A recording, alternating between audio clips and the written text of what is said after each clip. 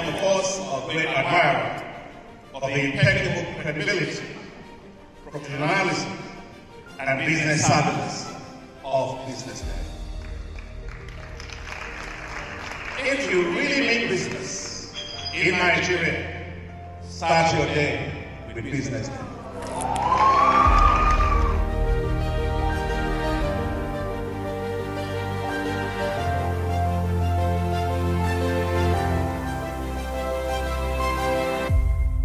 BusinessDay is West Africa's leading provider of business intelligence and information, delivering premium content across diversified media platforms, including online, mobile, and print. Since its inception in 2001 with a weekly newspaper production, BusinessDay has expanded its reach to provide exclusive content accessible through print, mobile, and online channels. Our premium offerings are further enriched with syndicated content from esteemed sources like the Financial Times, The Economist, and the Harvard Business Review. At BusinessDay, our mission is clear: to be the foremost provider of business and financial content, empowering readers to make informed decisions in Nigeria and Africa.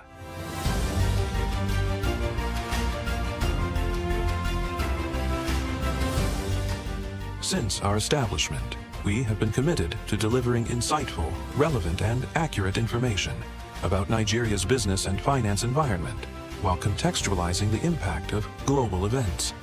We monitor the stock market, analyze the companies driving it, and report on government policies and their economic implications. For being consistent in organizing these CEO forums for almost the last 14 years, I think this was a commendation, and I think something that will encourage them to continue. From decoding market trends to dissecting economic shifts, we offer actionable investment ideas and serve as a compass for decision makers navigating complexity. Beyond headlines, BusinessDay fosters discussions on critical economic issues through impactful conferences and events. These platforms bring industry leaders together to share narratives that drive innovation and spark meaningful dialogues. Our events galvanize connections, bridging the gap between inspiration and achievement. For businesses seeking visibility, our strong digital presence offers unparalleled opportunities, with millions of followers across social media and a dynamic website attracting visitors from within and outside Nigeria. BusinessDay is the ideal platform to boost visibility for your products and services.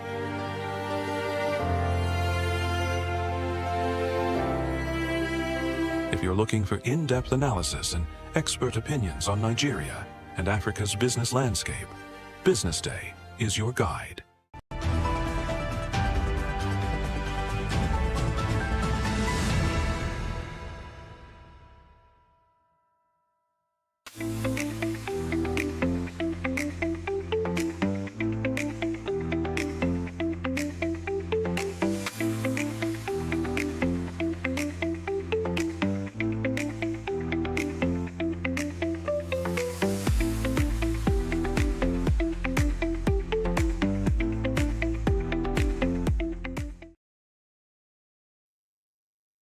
Good morning and welcome to the BDTV Breakfast Show. My name is Elizabeth Musa. Thank you for joining us on this beautiful Tuesday morning. Let's see what's making the headlines today. Naira surges to 1,530 Naira per dollar in black market as inflows rise by 74.7%. Nigeria's economy grew by 3.13% in Q1 2025, and this is according to NBS. NGX records 500 billion turnover in 1 week. Iran, China, Russia to hold trilateral talks on Tuesday on possible UN sanctions snapback. Real Madrid considering €350 million Saudi Arabia offer for Vinicius Jr. Well, let's begin the news in Nigeria, where the Naira moved closer to convergence on Monday, 21st of July 2025, appreciating further in the black market as foreign exchange inflows rose significantly to $1.31 billion week on week. According to reports, the appreciation is largely driven by foreign portfolio investor participation, narrowing the exchange rate disparity between the official and the unofficial to 2 naira per dollar. The report showed that traders exchanged $1 at 1,530 naira in the parallel market, marking a gain of 7 naira from 1,537 naira traded on Friday. At the Nigerian foreign exchange market, the naira also strengthened slightly, gaining 0.7 naira as the dollar was quoted at 1,532.34 kobo on Friday, up from 1,533.11 kobo recorded the previous day. Moving on now, Nigeria's gross domestic product grew by 3.13% year-on-year in real terms in the first quarter of 2025. According to National Bureau of Statistics, this growth rate is higher than the 2.27% recorded in the first quarter of 2024. The performance of the GDP in the quarter under review was driven mainly by the services sector, recording a growth of 4.33% and contributed 57.50% to the aggregate GDP. NBS also reported that in the first quarter of 2025, Nigeria's GDP at basic price stood at 94.05 trillion naira in nominal terms, marking a higher performance when compared to the first quarter of 2024, which recorded an aggregate GDP of 79.5 trillion naira. The Nigerian economic performance was driven by the non-oil sector contributing 96.03%, with the oil sector still contributing 3.97%. Still on, the NGX recorded a cumulative turnover of 500.76 billion naira in the week ending July 18, marking the highest ever turnover recorded on the NGX within a week. During the 4 trading days, the market recorded a cumulative trading volume of 17.498 billion shares, and according to the exchange, the bulk of the trading activity came from the 323.45 billion naira first holdco off-market deal. In the transaction, long-time shareholders Oba Otudeko and Tunde Hassan Odukale sold off their stake in First Bank. The exchange also recorded its third highest trading session of the year on the 18th of July, with a total of 3.3 billion shares traded in deals valued at approximately 62.4 billion naira. Following Wednesday's large off-market transaction, Asset Management Corporation of Nigeria also offloaded more than 1.14 billion shares of Fidelity Bank in 9 negotiated deals. To end the local news, retired police officers staged a protest on Monday in Abuja demanding justice over what they described as disgraceful pension payouts after 35 years of service. According to reports, demonstrations began at the Niger Police Force headquarters down to the National Assembly, drawing national attention as the retirees lament they received as little as 2 million naira in total retirement benefits, blaming the contributory pension scheme for their financial hardship. Led by activist Omoyele Sowore, the protesters called for the immediate removal of the Niger Police from the CPS, demanding the creation of an independent police pension board. The pensioners argue that the current structure is exploitative, revealing that only 25% of their pension was paid upfront, while the rest is controlled by pension fund administrators who pay out monthly small stipends.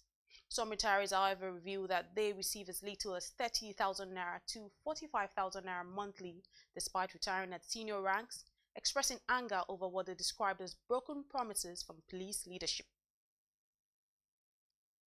And on the foreign scene, Iran, Russia, and China are scheduled to hold a high-level trilateral meeting today to address growing tensions surrounding Tehran's nuclear program and the potential reimposition of United Nations sanctions under the snapback mechanism. Iranian Foreign Ministry spokesperson Ismaili Bagay confirmed that the talks will focus on the UN snapback clause, allowing for the automatic reinstatement of international sanctions if Iran is found to be in significant breach of the 2015 nuclear agreement.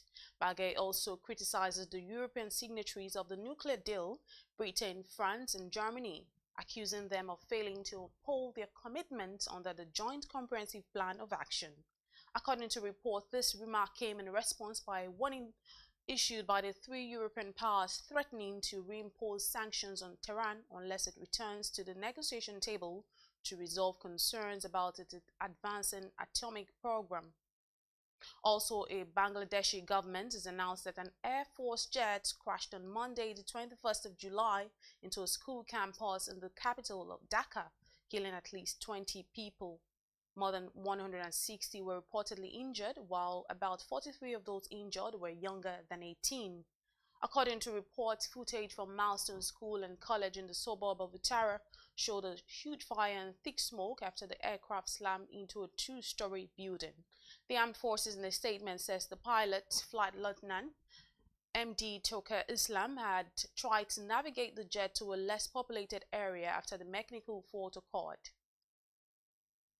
And also sport, Real Madrid are reportedly willing to consider a sensational £350 million offer from a Saudi Pro League star for forward Vinicius Jr. in what would become the biggest transfer deal in football history.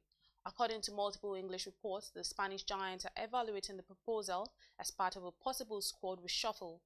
While no official bid has been submitted, discussions around Vinicius' future have intensified, especially amid growing uncertainty about his contract situation. This mega offer from Saudi Arabia is reportedly developing as both a financial windfall and a strategic opportunity to restructure the club's attacking options. To end the news, Manchester United forward Marcus Rashford has passed medicals at Barcelona for his loan move. Reports reveal that the 27-year-old arrived in Catalonia on Sunday after getting permission from United to complete the formalities of a move. Talks between Barcelona and United progressed swiftly in the last week, with a deal agreed in principle over the weekend. According to reports, Barcelona have agreed to cover Rashford's wages for the duration of his season-long loan after he accepted a 25% pay cut, saving United about £14 million. The deal, which is for an initial 12 months, reportedly includes an option to buy for £30.3 million. Well, that does it on the BDTV Breakfast News. My name is Elizabeth Musa. Up next is the newspaper review. Do stay with us.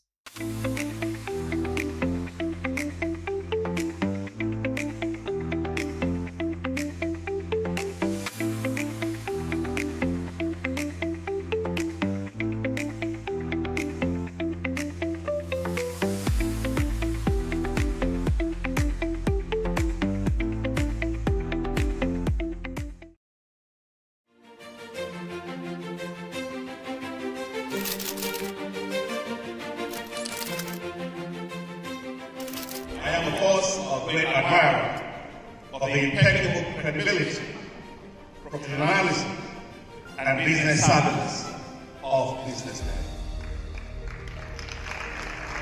If you really mean business in Nigeria, start your day with BusinessDay.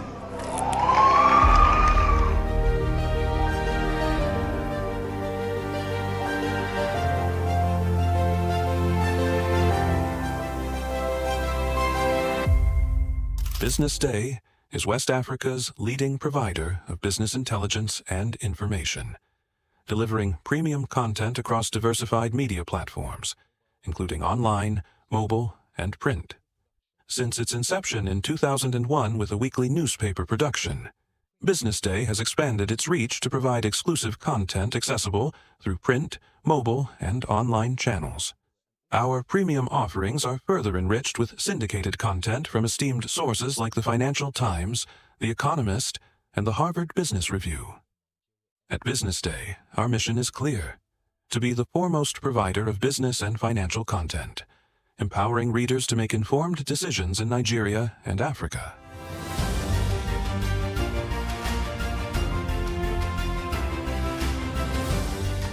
Since our establishment, we have been committed to delivering insightful, relevant, and accurate information about Nigeria's business and finance environment, while contextualizing the impact of global events. We monitor the stock market, analyze the companies driving it, and report on government policies and their economic implications. For being consistent in organizing these CEO forums for almost the last 14 years, I think this was a commendation, and I think something that will encourage them to continue. From decoding market trends to dissecting economic shifts, We offer actionable investment ideas and serve as a compass for decision-makers navigating complexity. Beyond headlines, Business Day fosters discussions on critical economic issues through impactful conferences and events. These platforms bring industry leaders together to share narratives that drive innovation and spark meaningful dialogues. Our events galvanize connections, bridging the gap between inspiration and achievement. For businesses seeking visibility, our strong digital presence offers unparalleled opportunities, with millions of followers across social media and a dynamic website attracting visitors from within and outside Nigeria. Business Day is the ideal platform to boost visibility for your products and services.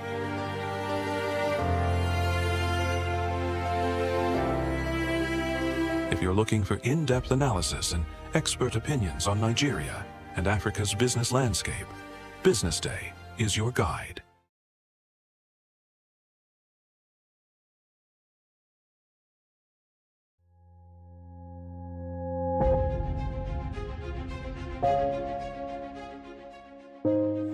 Good morning and welcome to the BDTV Breakfast Show. I am Bethel Obajabi. My name is Elizabeth Musa. And this is the social listening segment on the BDTV Breakfast Show. We're talking about the Fly Nigeria Act. Can you give us a background into what this is about?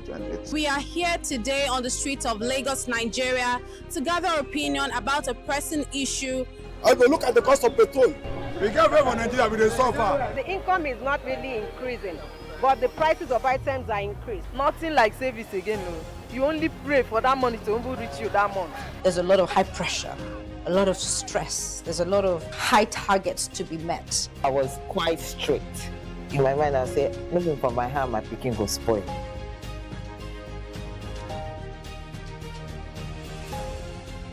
To allow all banks and all the players in the space 15% inflation target achievable in 2025.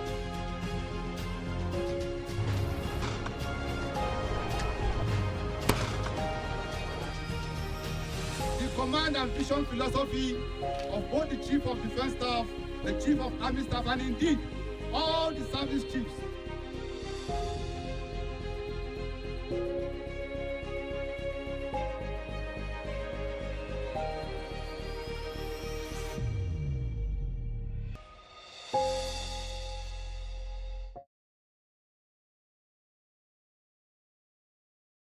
Attention business leaders. Want to make informed decisions? Join the ranks of the best with Premium Business Day. Access in-depth analysis and expert opinions to stay ahead. Subscribe now at premium.businessday.ng and unlock premium content. Plus, you get 50% off your first subscription. Don't miss out. Make smarter choices and seize new opportunities. Sign up now and elevate your business game. Visit premium.businessday.ng today.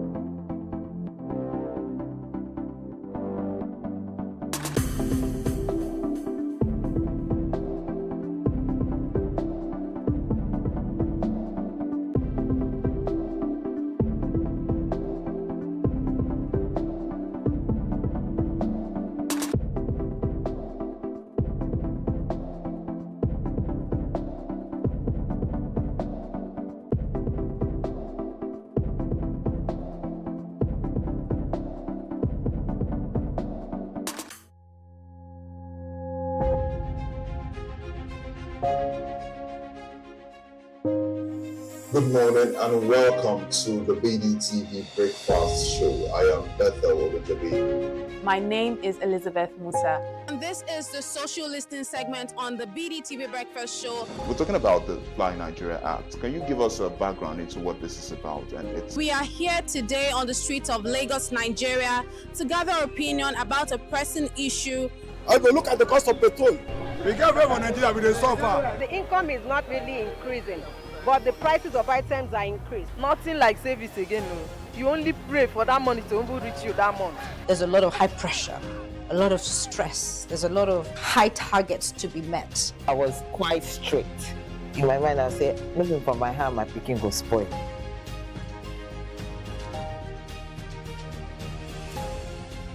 To allow all banks and all the players in the space 15% inflation target achievable in 2025.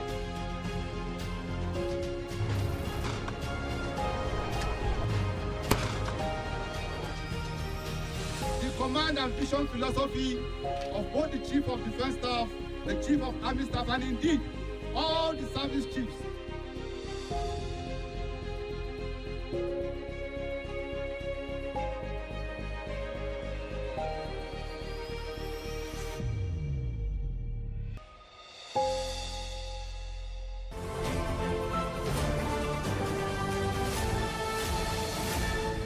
You are watching Business Day Television.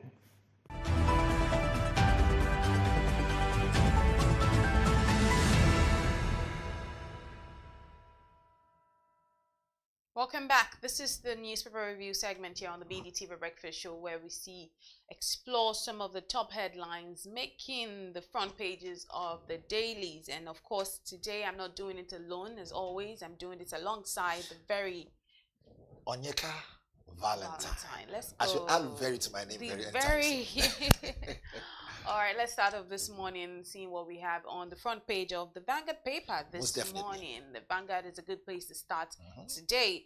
The big story is capturing the police protests that held yesterday, and we see the story that says retired policemen hold protest.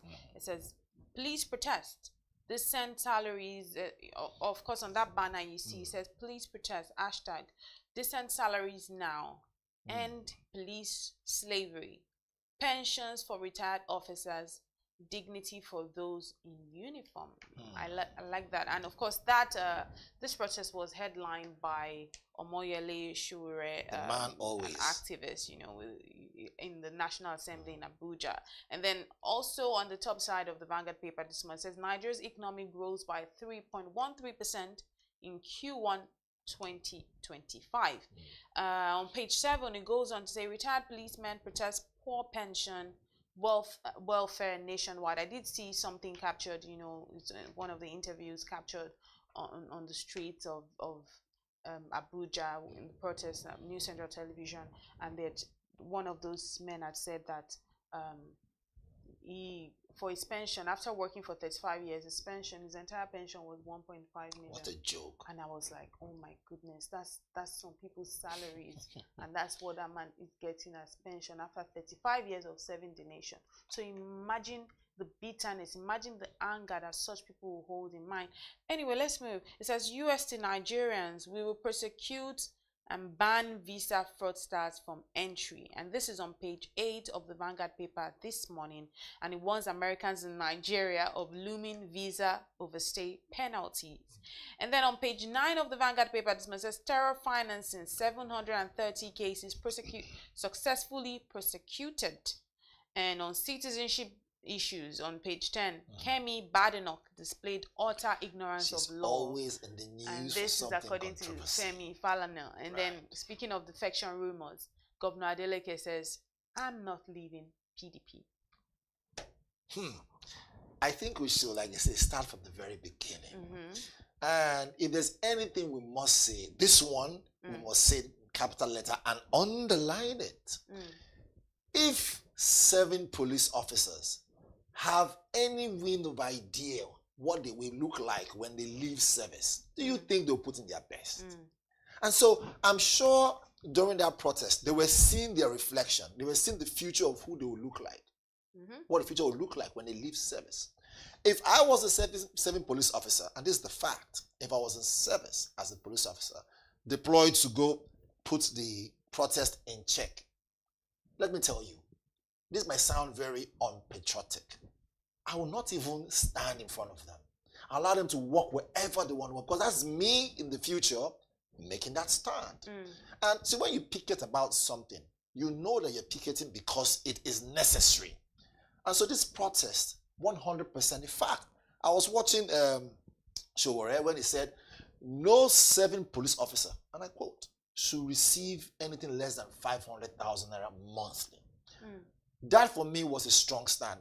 Now, again, there's a flip side to that. I wouldn't want to say Showore is using this to weigh in, to gain a lot of, I won't use the word sympathy, but gain a lot of attraction since he has, presidential ambition. But that aside, I think this is a just cause. This is in no way about politics. It's a just cause. If our police officers, in fact, across board, if our serving, personnel are not paid well, truth be told, they will have worry about the future of their families. They'll have worry about their own futures too, which is why the doors of corruption and, unnecessary gunning down of innocent people will come in, because a frustrated man, put this way, and a hungry man is an angry man. And someone who's already angry is now a frustrated man. Now, can you imagine a hungry, angry, frustrated man with a weapon that is fully loaded and the magazines on top? Can you imagine what that would be? That would be chaos. All it just needs to happen, what needs to happen is for his mindset to just be a little bit, digudallied. And that's it. That's it. Which is why we hear a lot of police officers, right? Not a lot, but we hear, seldomly hear numbers where you hear someone discharge the weapon. Most of the time they don't mean to shoot, but look, the bullet doesn't care who is holding the gun. As soon as the trigger is pulled, it moves. And so the mindset of police officers needs to be looked into 100%.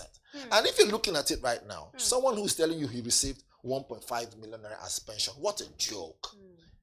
I'm trying to, I'm a man of humor, right? I like to throw in some sarcasm, but I'm not even finding the angles in which I can throw in the sarcasm that will make sense. These people, in fact, I think the IG, I should pull him into this. I saw another line up under that caption saying that he's going to look into those who were part of the protest. What? It's like you saying you want to look into yourself in the future. What if this protest is not taken seriously and the pension is not being sorted out, and of course paid on time? When he leaves office, he's not going to get old one day. He's not going to retire from that office. What if a young person who is coming up right now says they'll wait for him? When he retires and leaves there, they'll hold his own pension too and make him see exactly what it is that they are seeing at the moment. Right? So stories like this will make me want to lose my tenses and just lose my anger. But again, we're broadcasters. Let's be calm. Yeah, we need to just. Right. These stories like this can be really nauseating. It's very annoying when you think about it. You're thinking of somebody's father. Do you understand? Someone that's managed or is managing to raise his kids. How is he going to do that? And then I said for 35 years and meager wage. This is all they get. It's frustrating. But anyway, there's this other story here. It says obviously US to Nigerians says will prosecute and ban visa fraudsters from entry. Again, and it warns Americans in Nigeria of looming visa overstay penalties. So let's look at it in this essence from this angle here. If we have issues with Nigerians traveling abroad and refusing to come back when their visas have expired, does that mean that all Nigerians who want to travel abroad should pay the penalty, should pay the price? So again, this is one of the things that we always say. Every Nigerian is a marketer. If you do not market the nation that you are coming from, the nation that you represent, be rest assured that if you escape it and you keep a bad name there, your children's children will come and they will pay the price. This didn't just happen today. It has been happening, right? So now, I'm not making a case for the United States, right? Because they also have their own issues too. I'm not even talking about the fact that Donald Trump now is the one in the middle of everything. But again, we need to learn our lesson. We need to learn our lesson. It didn't just start today. It hasn't happening. What else are we going to see again? Very soon, okay, total ban. Nigerians have been known to survive one way or the other. But if you don't travel to the United States, my question is this: would your life be, put on hold? I'm just saying. Again, people travel for different reasons: health reasons, travel to go see family, tourism, whatever it is. I would like to travel to America again and go see what's going on and do some business. But with the stiff, visa rules, with the stiff traveling and all that stuff, it kind of discourages you. And let's assume I was a billionaire. Hopefully I'll be one day. Let's say I was a billionaire and I want to invest money. Do you think I'll see America as a place to go, as a go-to destination? I think the answer is no. Why? The quality of life there is dropping. In case you don't know, the other day, statistics showed in one of the American papers that I was reading online. It says, people don't know this, but there are more killings on the streets of the United States than there are in war-torn zones around Africa. The thing is, they don't report it. So you see, those in the media, they are actually taking control of the narrative. Yes, they throw out some one or two issues there, but they try to make sure innovation. They try to bring in, science and technology. They try to market the United States Army, military, so that you forget about those little ones that happen. You don't know this. There are a lot of homeless people on the streets of New York. Fentanyl is killing them. Drug abuse has taken over. Why? Because they can't deal with some certain emotions. Most of them didn't have kind of upbringing some Africans do have. So it is a pop culture kind of setting. If you've been there before, you know what I'm talking about. Pop culture kind of setting where at the end of the day, right, whatever comes up, and they deal with it. Good enough, yes, they have good institutions. They have, I wouldn't really say great leaders, but they have good institutions that works for them. So the country is working. If we replicate that here in Nigeria, and our institutions work very well, in another 5-10 years, we have no business traveling to the United States. Only when we need to do proper, and this is mutual respect now, traveling where okay, there is some diplomatic core and movement where you move and you're respected as a nation. You bring out your what's called your passport, right? You're respected. In the 60s, right, the Nigerian currency, right, was worth more than $1. You travel abroad, they respect Nigerians. Absolutely. So what now happened is the narrative now. We are quick, as Nigerians, you're quick to take your phone, record whatever, put on YouTube. I'm not saying you shouldn't put what you want to put on social media, but it's called social media for a reason. The world is watching. And what you give them out there is what they will see. And so if we keep celebrating scammers, in music videos, keep celebrating Yahoo boys and all that stuff, they will see that this is the norm of the day. So let us have more eyes being narrowed down to the activities. Don't have the microscope on these things. Every country has its own problems. In case you don't know, that fraud that you're talking about, or that corruption or whatever, you have more of it in the United States. But the institutions are working and they are getting those people and jailing them. More are still coming. So I wouldn't say because you have one, I'm not making a case for them, because you have one or two, bad eggs who are busy demarketing the nation. Right. So every other young person with great intention, level of innovation and something to add to the country of the United States should be now shoved aside. Nigerians are smart, intelligent, and hardworking people too. Right. We're not the best, right? But at least we're hardworking. Everyone has his own challenge, one way or the other. No one is perfect. I'm not perfect. As a broadcaster, I make mistakes too. I might use the wrong tenses, not because I want to, but because you're in the spur of the moment. No one is perfect. So the same thing, no nation is perfect. But to generalize will mean you simply want to stereotype, which I don't think is a good thing. Right. Okay. Let's move now to still on cases in diaspora. Right. Citizenship. This one says Kemi Badenoch displayed utter ignorance of law, and this is from Falana. I don't know if you've been following this story, but obviously this is also one story. Kemi has a way of just always being in the news for one thing or the other. Elizabeth, I think she's enjoying this kind of spotlight where if I cannot get in the news for things that will make the ears of people happy, let me get in the news for things that will irritate their ears. I know what they say about the media. Good news hardly sells. It's bad news that sells. Criticism sells. yes, we've been in the media, most of us, for 20-something years, and we've made mistakes. We've learned from it. But the question is, somebody like this, she's in the space where, okay, in leadership in the UK. Let us throw this thing and do a throwback. How did she even get to the UK? Right? Let's don't forget, you don't buy the hand that feeds you. I'm not making a case for the federal government, but let's be honest. She was first a Nigerian before she became a UK citizen, isn't it so? So that be the case. Are you just going to say, good and fine, because I am vying for position, or I stand with my current, position, which is not bad, or maybe she's trying to avoid what we call conflict of interest. But must we always narrow down? It's as if there's a script behind it saying, look, Kemi, go out there, say this, say that. You want to remain in office, right, and be respected? Say this, put them down. It's as if there's a deliberate attempt to demarket Nigeria, not just Africa, Nigeria as a whole. Because sometimes I watch her interviews, and I would really like to have her as a guest one day. I just ask her, what goes through your mind, and what are you thinking when you make such utterances on national TV, so that I will be proven wrong, or maybe I'll probably get my answers. Because if you look at it, you ask her a question about immigration, or ask a different question that has nothing to do with Nigeria, she finds a way and ties it to Nigeria. Have you noticed it? 80% of our interviews. So is she demarketing Nigeria? Again, how do we even see her? Let's don't forget, she has friends and families all over the world. Some of them are also in the country. So she should think about this and say, wait a minute, my motherland, right, is equally as important as the one that I'm in right now, especially when she's in a place of influence. What you say, what I might say, what both of us might say on TV, right, might be taken more seriously than what someone will say on the street. So in our own case, they will take it even far more seriously because she's in a place of influence, right? And she doesn't know this, but she's gradually gaining a lot of enemies in the country. Because Nigerians see it as, okay, wait a minute. When there's a move to make to better Nigeria, she comes in, put it this way. They send her as a wedge to say, no, stand in front of it, create a wall.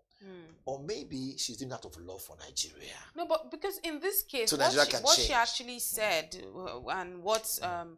Femi Falana was actually, correcting or condemning, was the fact that she said, and I quote, she says, I can't give it, and she was referring to Nigerian citizenship. She said, I can't give it to my children because I'm a woman.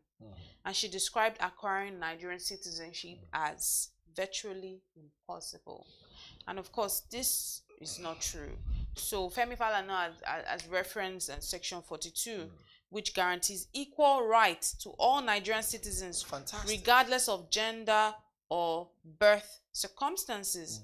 And according to him, it says, contrary to Kemi Badenoch's misleading claim, her children are Nigerians because she's a Nigerian. Our assertion that she cannot give Nigerian citizenship to her children because she's a woman does not align with Section 25B and C of the Nigerian That's Constitution. where I was talking about. That's what I was No heading to. citizen of Nigeria shall be subjected to any disability or deprivation merely because of the circumstances of his or her birth, gender, political opinion, or class. It's up to the children to renounce their Nigerian citizenship upon the attainment of full age by Section 29 of the Nigerian Constitution. Now, what this means is this. Kemi didn't do her homework well.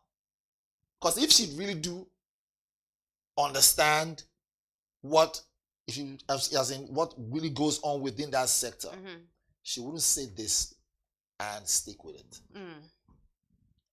Anyway, let's move to the next story. It says, defection rumor, Governor Adeleke says, I'm not leaving PDP. I think this, to me, is exciting news because we've moved from Atiku leaving PDP to ADC, someone else that left the PDP to AP, some of the big wigs leaving to ADC. But Governor Adeleke, who obviously Osun State Governor, is saying, I'm not leaving PDP. I think we need at least some still strong hands to still hold the reins at PDP, because if all of these big wigs leave PDP, which obviously right now I would say 80% of them have left, and it's left PDP looking like a shadow of itself. So for some reason, Governor Adeleke is saying, I'm not leaving PDP. I'm still here. We don't know if this is a political statement because we know how these things happen. In the next 1 month, we don't know what might change. We don't know what might change in the next 2 months. We don't know what might even change in the next 1 week. And but for now, he's saying it's not leaving PDP. Well, why do I think that all political parties in Nigeria almost have the same agenda, just different names? That's just me. But if he says he's not leaving the PDP, we've heard this thing over and over again before now, right? Don't be surprised one day. But Valentine, you never said you never say you didn't like politics. Why are you? Do you understand? Look, the weather has a way of changing things, and nobody wants to be in the losing, team. Okay. Now he has said this. Now Nigerians have, kept it somewhere in it. Just they have it somewhere noted. They will come back to it. No, you're a politician. you know you are a politician. We know that. They'll come back and say, wait a minute. You said something about this. You said you would never leave, but now you've left. I can assure you that if we go and dig deep into YouTube and type all those politicians that have moved to a different party and just find out what is their history, you will see videos. It's not making any promises anyway. It's just saying, it's just correcting the rumors, because some rumors are already spreading out. You know, when you see certain people leaving, like, oh, this man, Governor Adeleke, is planning. So it's just clearing out the rumors for now that it's not leaving. So it's not making any promises. Right. It's only Jesus that makes promises and says, I will not leave you and not forsake you. And he really does not leave or forsake. Human beings can move. He can, in his own case, he can dance away to another party. Exactly. But let's dance away to another topic now. This one says Nigeria's economy grows by 3.13% in Q1 of 2025. Sounds good, actually. Sounds good. Means there's something that we're doing right. Although it takes a while for us to really feel that change since the increases on the rise, little by little.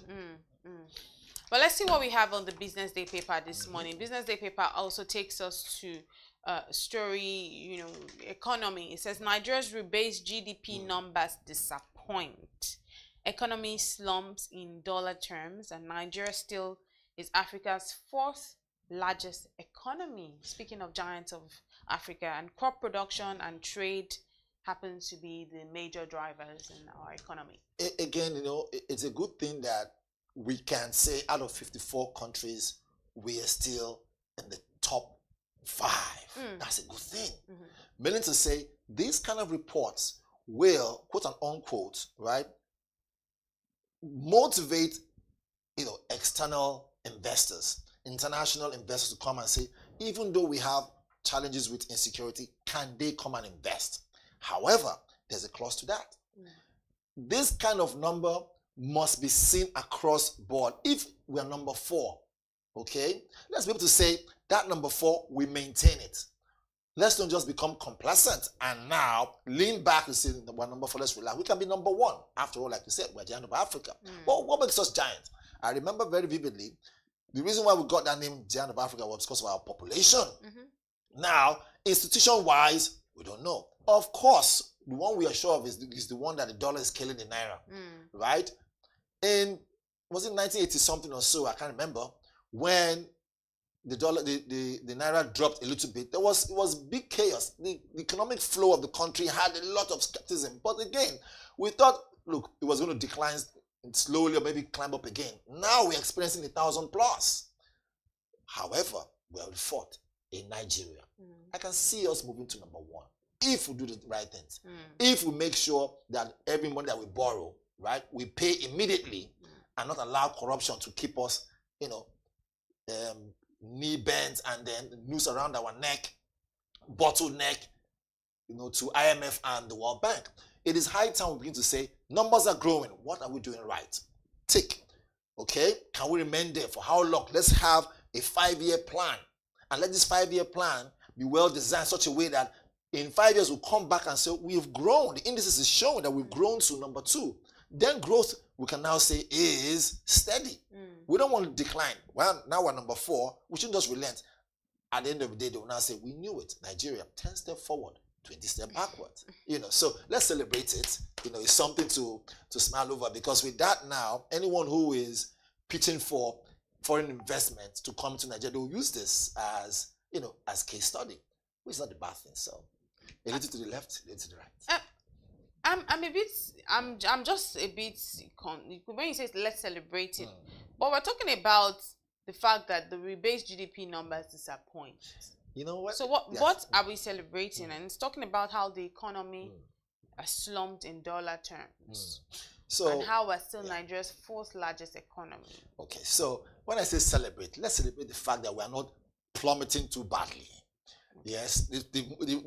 So you see, when the economy tanks totally, we already know that the economy is not doing very well. So let's celebrate the fact that it's not that bad. Okay. Because if we say, okay, throw the bathwater and the baby away, then we've lost hope. So there's hope. Let's celebrate the fact that we have hope. Okay. Because it's not easy. Like I said before, the removal of subsidy hit Nigerians very hard. Yeah. And there's another news in the caption there, or another caption somewhere within the paper that mentioned about electricity and the tariffs. So the city Nigerians back, front, left, and center. Obviously, absolutely. But let's talk about the new tax laws on the Business Day paper this morning. Just very quickly, it says free trade zones face 2028 deadline as Nigeria overhauls tax rules. This one is the Nigeria's tax research explained. Nigeria's free trade zones are on a 3-year countdown to adapt to new tax laws designed to level the manufacturing playing field. So what we're seeing here is that the government is shifting from blanket tax exemptions to taxing goods sold into Nigeria, and affected companies they have till 2028 to adjust. That's a long time. Is it a long time? 2028 is not a long time when you're talking about policy adjustment and all of that. It's not a lifetime, but when I say long time is, we see what's going on within the country. People have moved from 111, right? It's now almost 010. And for those of you at home who are Gen Z, you don't understand what that means is your eating pattern. No breakfast, little lunch, no dinner. So 2028, we will survive it. So when you see me, let's celebrate. I'm saying at least we're not doing 000. No, absolutely. I think if there's one thing that's working right now, it's really this new tax laws. I must really give it to the president of the Tax Reform Committee, Mr. Taiwo Oyedele. He's a very great man. And I mean, he said that the final version will give companies the operating on the zone some flexibility of up to 3 years before things change. So there's flexibility. He understands the assignment. He understands just how to get things done. The other day we also had the president of the National Nigerian Economic Group who also spoke about, explained what these tax laws mean. I think across board, if you're looking at 90% of the people, and this is me from my own point of view, I would say that about 80% of people that actually understand the tax laws have really commended Mr. Taiwo Oyedele for all that he's done, because we need we continue to need leaders like this, leaders that actually understand the technicalities, that understand the assignments, like we always say, not just people that you're just my heart is gladdened with these words. Do you know why? Until we move from the idea of leadership and putting round square pegs in round holes, or round move holes, from the idea of rulership to leadership. You see, Professor Kingsley Moghalu said the difference between leadership and rulership. Rulership will say, no, I'm the one that must be there. You must listen to me, you must do what I say you should do. But leadership is more compassionate. Leadership says, come, let us do it together. I win, you win. You must understand this thing. So I said it before, that those who say they are leaders in our community, leaders in the state, leaders in the country, they need to go and do leadership 101 to understand how to really, have this nation truly be the giant of Africa again. Until then, the flapping fans of peace is still, hopefully, in the air. Okay, let's move to the Punch paper this morning. Electricity Act fallout. That's the big story here on the front page of the Punch paper this morning. It says Genco's discos rage as states begin tariff cuts. I told you. This continues on page 35 of the Punch paper this morning. Also on page 38 says Nigeria now spends half its revenue on debt I mean, we speak about this debt issue every other day. And on page 7 says fresh LP crisis as Obi rejects Dati Abure peace deal. And this is on page 7 of the paper. And Nas showdown on page 7. It says Natasha faces police blockade today. Some people will be happy about this then. These people are just by my side. And then this one says pension revolt. IG vows action after ex-police officers nationwide protest. So well, it's looking like they're about to take action, which sounds good to me. And on page 30 it says services sector fuels 3.13% economic growth. And on page 4 and 5, gunmen shoot 2 Nigerians dead in South Africa. This was really sad news. And on page 9, Awujale Ogun government prepares for legal battle with Ifa Council. Let's talk very quickly on the Electricity Act fallout. Again, so, and I don't want to make case for people who have been, you know, getting themselves involved in electricity theft. This is no way making an excuse for them. But my question is this. When you see someone bypass his meter and you're wondering why they do it, why would they do such a thing? It's the fear of what we're seeing right now. Now, again, like I said, I'm not making an excuse for that. That is obviously wrong to do.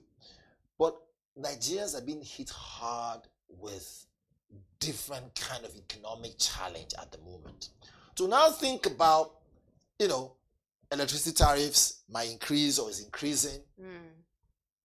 I don't even think this issue of Gencos and Discos, if they even actually have Nigerians at heart. Because if they do, I think it's about time to go to say, you know what, we can do it. Can we even have electricity supply 24 hours and subsidize in such a way that we are paying half of what we used to pay? Just so that Nigerians just let them be a little bit eased up from the stress that they're feeling. Now, whether Gencos and the Discos, you know, are raising, you know, eyebrow, I'm very sure it is in their favor, right? Like they say, when 2 elephants fight, who suffers? It's the grass. I think all these big names, Gencos or Discos or this or that, look, let us face the fact. Address the elephant in the room. Nigerians are going through a lot. Can we stop hearing these things? Even if they're going to say, it costs this amount of money now, tariffs have increased to this level, can we still have a 24-hour supply? How can we in Nigeria, right, that obviously give some neighboring countries electricity, we don't even have it, enough of it. So if we can give that to them, which means we actually have enough, we're not actually giving ourselves. What does that tell you?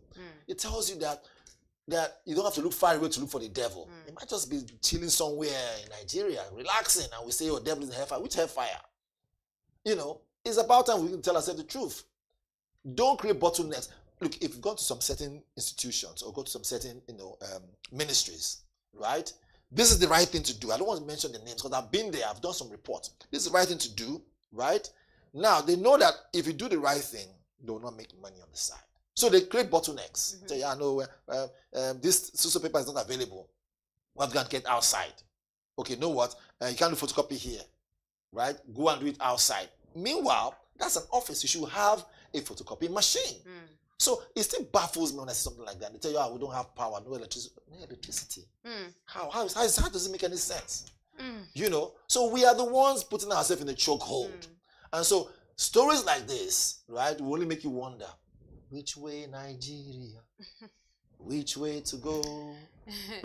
Speaking of which way Nigeria, which way to go, the 2027, ahead of the 2027 elections, obviously, fresh LP crises are emerging, Labour Party, and that's not something I like to see because I mean we don't want to be seeing party wars here and there. Obi rejects Dati Abure peace deal, and this is on the back of the reconciliation meeting between his former running mate, which is Peter Obi's running mate, Dr. Dati Baba Ahmed, and the Julius Abure-led leadership. Now, the Labour Party obviously has been engulfed in leadership crisis, which intensified in April after 3 members insisted that they were the rightful leaders of the party. This is speaking about Julius Abure, and then we know how there's been confusion back and forth who actually is the leader of this party. So now the fresh news is that there's fresh crisis as Obi has now rejected Dati Abure peace deal. Can we for once labor properly and not in vain? I mean, I'm not part of Labour Party, but it looks as if Labour Party was a breath of fresh air at the last general election, right? Everybody felt, okay, something new.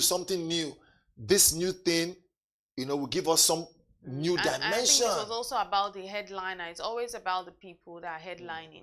Some people just make things look good, and I think it was the fact that we had someone like Peter Obi, a good sell from the party. So it wasn't really about the party. So now, this is where I'm heading to. Now that he is one way or the other unofficially, distancing himself from what's going on in the party, the true essence of the party is now showing. Meaning to say that, you see, you can take, oh my goodness, you can take the monkey out of the zoo, you can't take the zoo out of the monkey. That's what's happening right now. So you see, if he now moves to ADC might now begin to act well. If he leaves ADC, what happens again? Same and all same. So I mean, and this is not me saying that he's a saint, but so far his track records, one way or the other, right, has pointed towards the direction of proper leadership. Let's point to our next story, please. Next story, obviously, and last story that we could take today will definitely be about the Nash showdown as Natasha faces police blocking today. I know you don't want to talk about it, but that's really the story. But again, they should give us some slack now. I mean, she has been bashed, enough. At least the one thing that gives her livelihood. Point has been made. I'm sure hopefully if they allow her to resume her work so that she can fend for her family and other things, she'll probably, be more, I don't want to use the word more behaved, but I'll just leave it at that. Okay. So. Alrighty, that's where we will close the curtain and draw a line on the newspaper review today on the BDTV Breakfast Show. We can't take the curtain of the day today, but my best part, obviously. But tomorrow we'll definitely take it. But true. That's where we wrap it up this morning on the newspaper review here on the BDTV Breakfast Show. Up next is Business Morning. Do stay with us.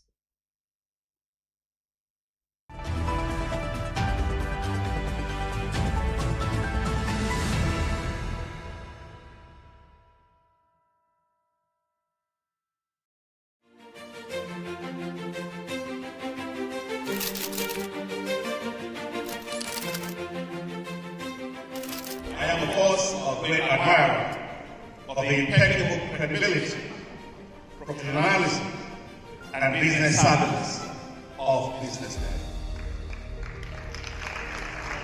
If you really mean business in Nigeria, start your day with BusinessDay.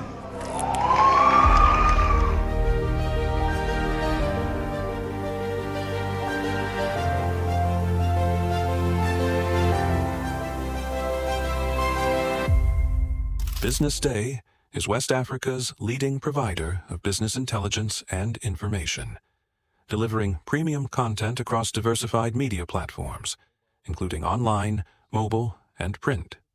Since its inception in 2001 with a weekly newspaper production, BusinessDay has expanded its reach to provide exclusive content accessible through print, mobile, and online channels. Our premium offerings are further enriched with syndicated content from esteemed sources like the Financial Times, The Economist, and the Harvard Business Review. At BusinessDay, our mission is clear: to be the foremost provider of business and financial content, empowering readers to make informed decisions in Nigeria and Africa.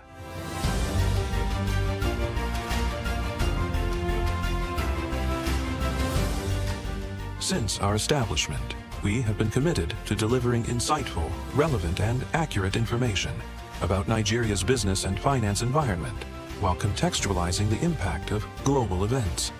We monitor the stock market, analyze the companies driving it, and report on government policies and their economic implications. For being consistent in organizing these CEO forums for almost the last 14 years, I think this was a commendation, and I think something that will encourage them to continue. From decoding market trends to dissecting economic shifts, we offer actionable investment ideas and serve as a compass for decision makers navigating complexity. Beyond headlines, Business Day fosters discussions on critical economic issues through impactful conferences and events. These platforms bring industry leaders together to share narratives that drive innovation and spark meaningful dialogues. Our events galvanize connections, bridging the gap between inspiration and achievement. For businesses seeking visibility, our strong digital presence offers unparalleled opportunities, with millions of followers across social media and a dynamic website attracting visitors from within and outside Nigeria. Business Day is the ideal platform to boost visibility for your products and services.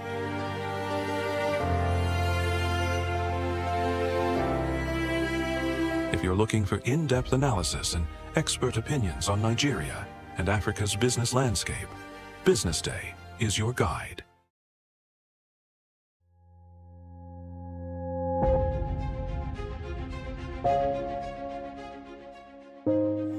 Good morning and welcome to the BDTV Breakfast Show. I am Bethel Obajabi. My name is Elizabeth Musa. And this is the social listening segment on the BDTV Breakfast Show. We're talking about the Fly Nigeria Act. Can you give us a background into what this is about? We are here today on the streets of Lagos, Nigeria, to gather opinion about a pressing issue. I go look at the cost of petrol. We get very in Nigeria with the suffer. The income is not really increasing, but the prices of items are increased. Nothing like service again, no. You only pray for that money to reach you that month. There's a lot of high pressure, a lot of stress. There's a lot of high targets to be met. I was quite strict. In my mind, I said, looking for my hand, my picking go spoil.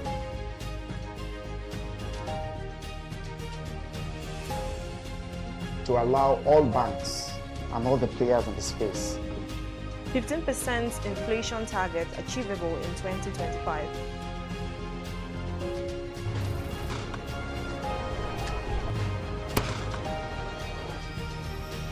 The command and vision philosophy of both the Chief of Defense Staff, the Chief of Army Staff, and indeed all the service chiefs.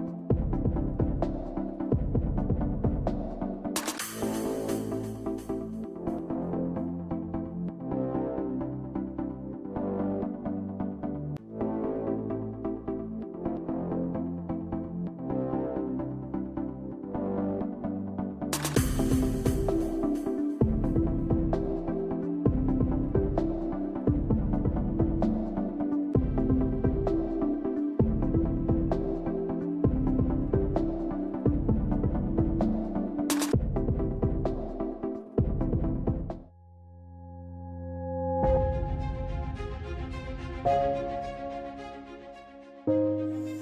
morning and welcome to the BDTV Breakfast Show. I am Bethel Ogundebi. My name is Elizabeth Musa. And this is the social listening segment on the BDTV Breakfast Show. We're talking about the Fly Nigeria Act. Can you give us a background into what this is about?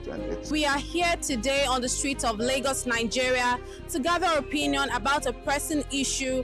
I go look at the cost of petrol. We get away from Nigeria with the suffer. The income is not really increasing, but the prices of items are increased. Nothing like service again. No. You only pray for that money to reach you that month. There's a lot of high pressure, a lot of stress. There's a lot of high targets to be met. I was quite strict. In my mind, I said, looking for my hand, my picking go spoil.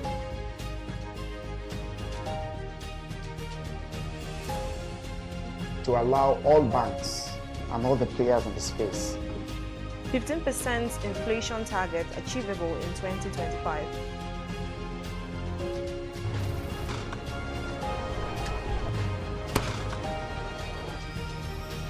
The command and vision philosophy of both the Chief of Defense Staff, the Chief of Army Staff, and indeed all the service chiefs.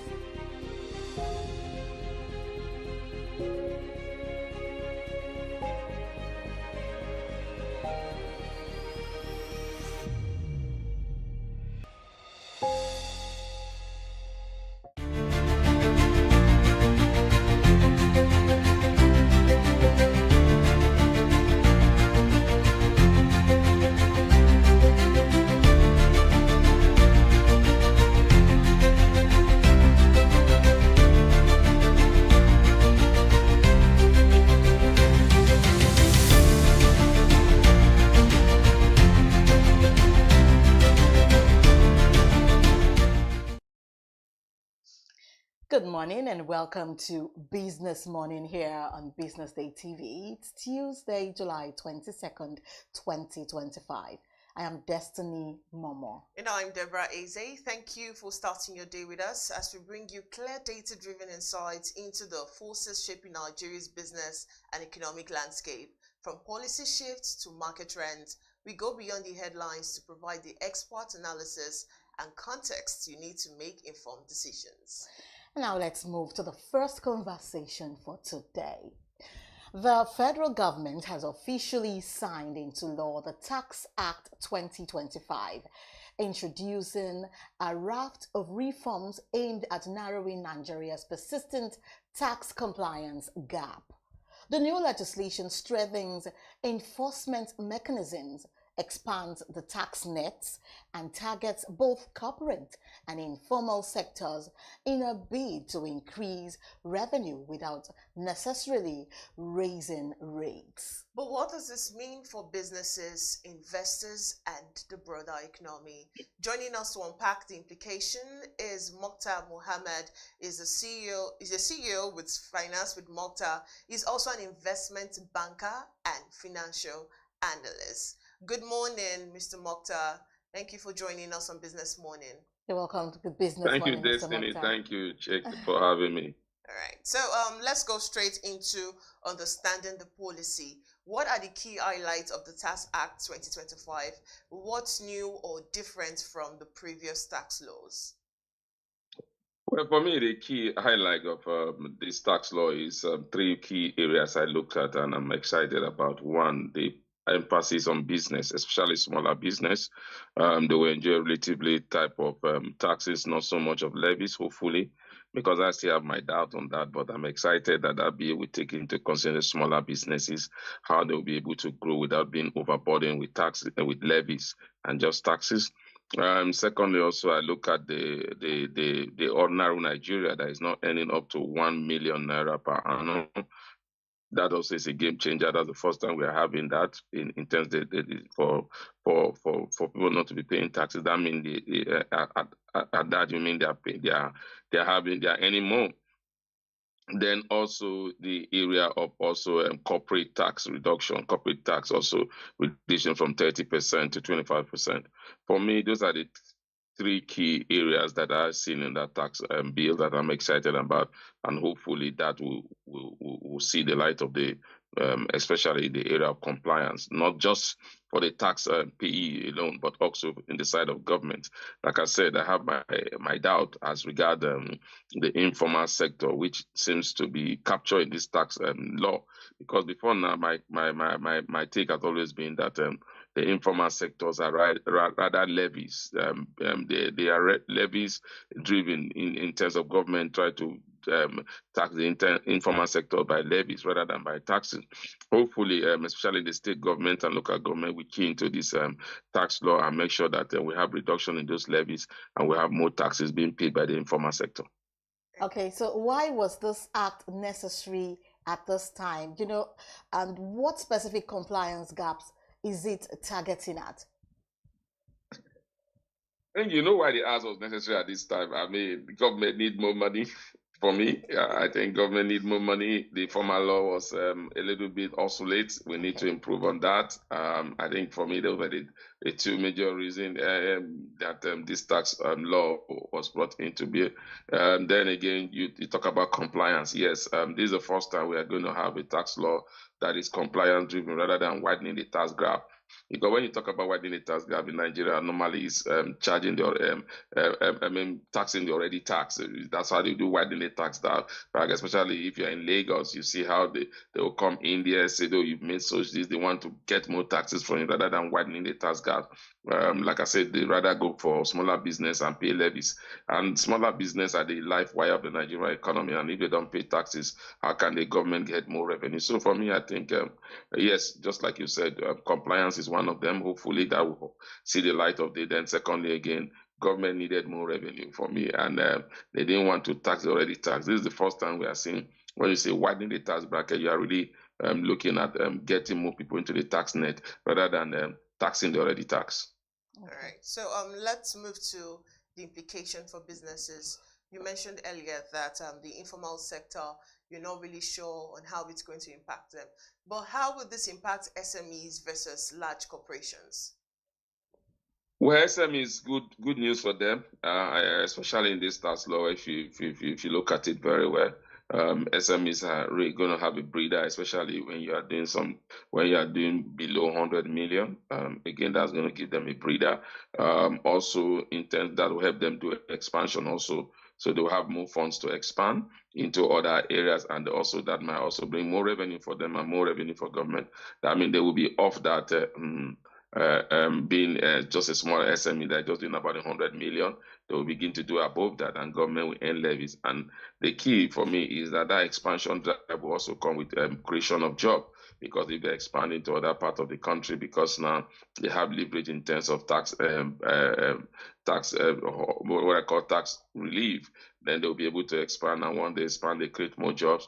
And when they create this job, hopefully also they'll be able to improve in their profitability and also begin to pay taxes to government. For the bigger business, I think, again, like I said, the reduction in company income tax from 30% to 5%, that is huge for a company that are making trillions or billions.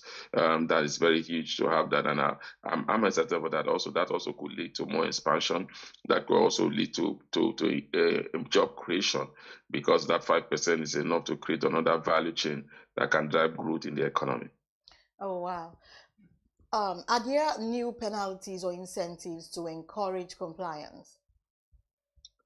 Well, in terms of penalties, I think they've always been penalties. You heard the Attorney General having that meeting, talking about compliance, and then the tax office talking about compliance. I think they've always been penalty. But what you should be thinking is, asking is, will this penalty be easily implemented because of the corrupt nature in Nigeria? Because when I talk about tax law, sometimes I said it helped the tax officers begin to have more money through the back door if implementation is not truly thought of. And then, like you said, in terms of punishment if you break those laws. Because in every society, there's always a law to govern every process. Everybody is looking for a way to dodge the process. But when you know if you are caught, then you face the law. Then sometimes it makes you don't want to do it. So for me, I personally think it's good. But again, like you said, in terms of compliance, in terms of making sure that those laws, those that break it, are punished, I have my doubt, because again, You begin to look at who is going to break the law, who doesn't know, how can he pay his way around it. For me, that's a major issue. To say they've never been a law in Nigeria in terms of compliance, they have always been law, but also it's implementation of this law and making sure that anybody that breaks the law is punished. Okay, we understand that the reason for tax is for revenue generation and also to impact the economy. So can we realistically expect this act to significantly boost government revenue? See, Momo, we have to also look at it like this. Taxes globally has gone different, and that's why I said I was excited about this bill. Taxes globally has gone different because, again, before now, like you said, it's always all about government revenue, government revenue, government revenue. Tax has gone beyond government revenue. We are looking at how you can use tax to grow your economy by inviting big players, giving them tax holidays, by also using tax to get more people to pay tax by giving them incentives. And that's why I say this bill is different. Yes, it will build government revenue. Also, it gives incentive for smaller business and bigger business also, and also for the poor of the poor. So that's why I think, yes, it's all about revenue for government. But I think for the first time, Nigeria is doing the global best practice, which is just about revenue alone. It's about growing the economy, like you rightly say. But again, it will bring more revenue to government, definitely, because I believe and I know that a lot of Nigerians that are not in the tax net will find themselves in the tax net. But again, my challenge has always been in the area of implementation.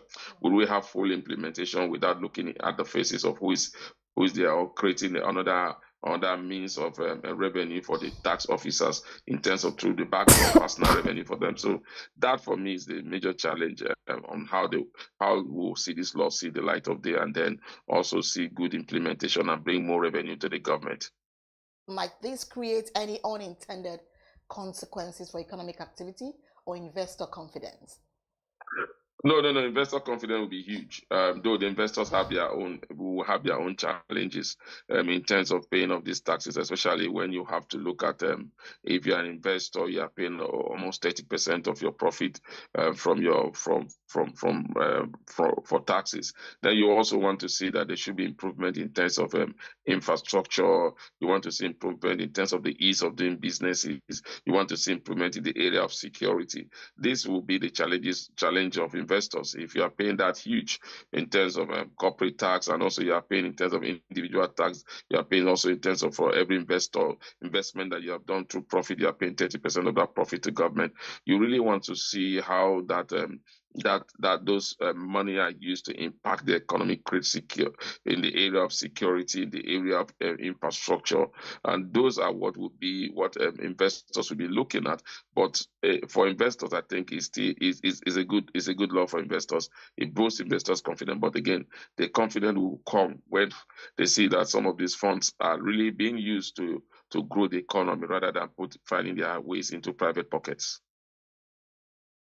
Enforcement and also the technology to back the enforcement is actually a problem in Nigeria. So do you think the Federal Inland Revenue Service, that's the FIRS, and other agencies are equipped to enforce these provisions? Maybe that's why they said it will be implemented in 6 months' time. So they want to get their act together, get enforcement together, build more robust technology to do that. Destiny is not that there's no technology in Nigeria to build this. Like I keep saying, you have a BBM linked to various accounts. You don't just see funds, the banks are there. So there must be a collaboration between the FIRS and the banks in terms of technology building, and also not about harassing citizens to pay tax because some money goes into their accounts. So I think enforcement in the area of technology, that would be good. But you and I know that technology reduces the kind of money that comes into private pockets. Right. So you might not see those strict employment in the area of technology. But I think maybe they try to keep put their acts together or get their house in order. That's why they say the bill will not start. We'll see implementation from next year, 2026. So hopefully that will be it. But I think they will definitely be able to. The technology is already there. Like I said, BVM, NIN. Those are technology that are there, but it's just how do you build that into the tax system? All right. Then how is the private sector reacting to these reforms so far? Well, you won't see reactions so far. The reaction have been positive, symposiums, seminars, here and there, trying to get to know what is going to be expected of you. Unfortunately, up to this moment, we have not seen the gazetted copy of this law. So they are not really reacting the way we would think they will react. But again, like I said, sometimes in Nigeria, we do things before we do the right thing, because what is happening now in the area of enlightenment was things that should have happened before the passing of the bill. But after the passing of the bill, now we are not doing the enlightenment. And so you can see a lot of enlightenment going on in the private sector at the moment. But I think the challenge will be when this fully implemented, and then the private sector will begin to look at how much does this impact on their profitability.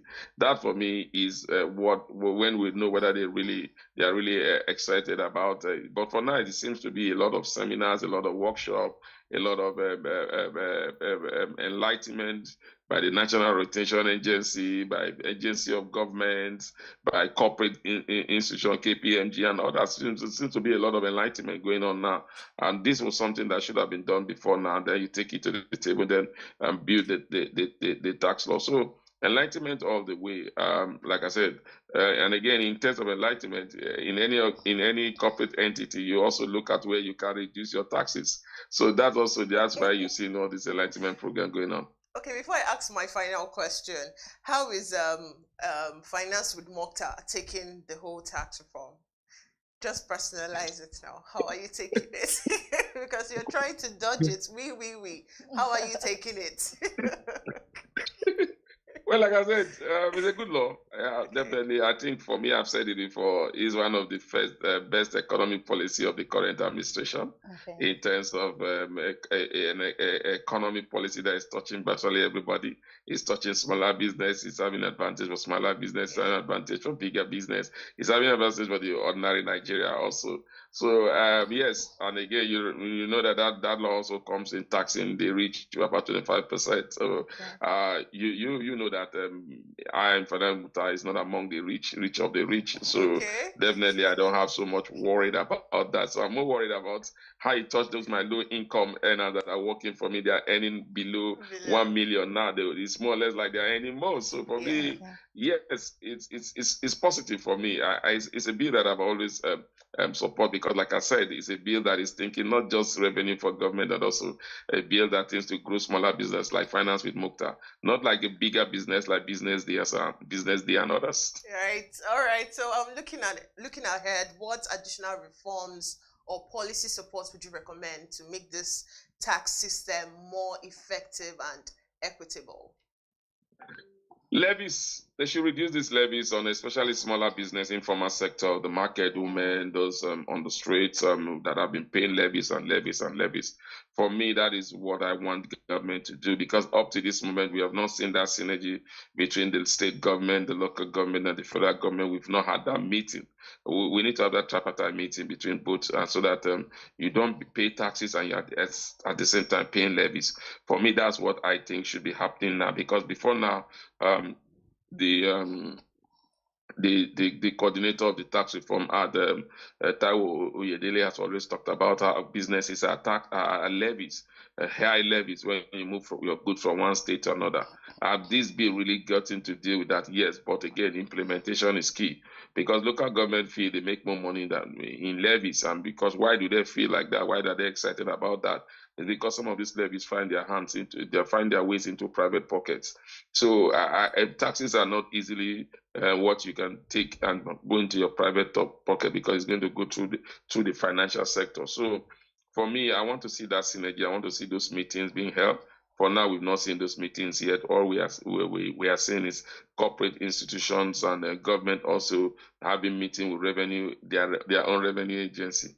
I think they should take it further and have those meetings with the state and federal government, state government, and also local governments.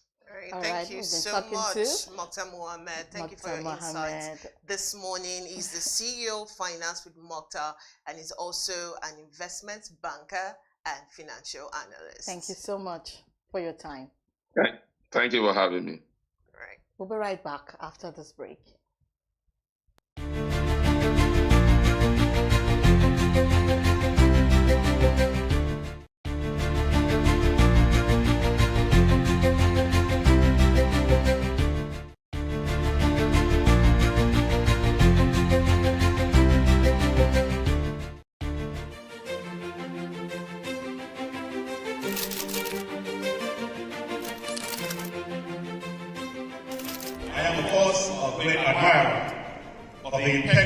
credibility, professionalism, and business savviness of BusinessDay.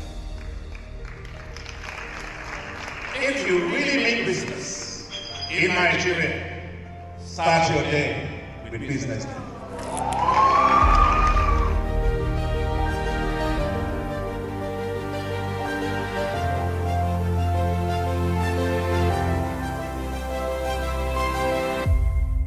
BusinessDay is West Africa's leading provider of business intelligence and information, delivering premium content across diversified media platforms, including online, mobile, and print. Since its inception in 2001 with a weekly newspaper production, BusinessDay has expanded its reach to provide exclusive content accessible through print, mobile, and online channels. Our premium offerings are further enriched with syndicated content from esteemed sources like the Financial Times, The Economist, and the Harvard Business Review. At BusinessDay, our mission is clear: to be the foremost provider of business and financial content, empowering readers to make informed decisions in Nigeria and Africa.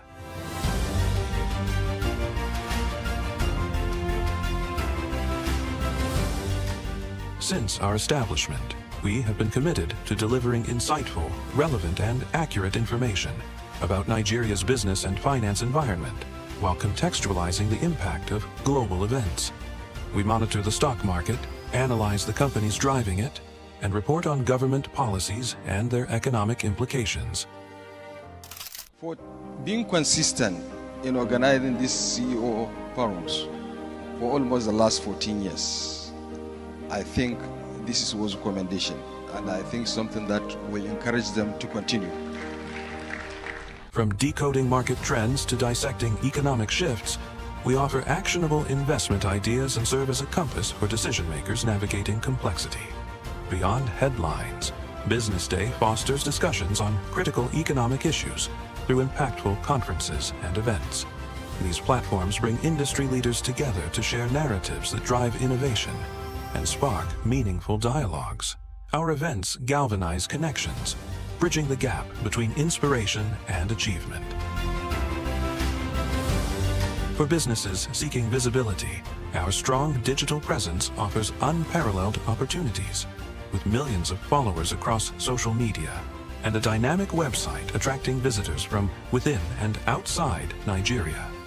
BusinessDay is the ideal platform to boost visibility for your products and services.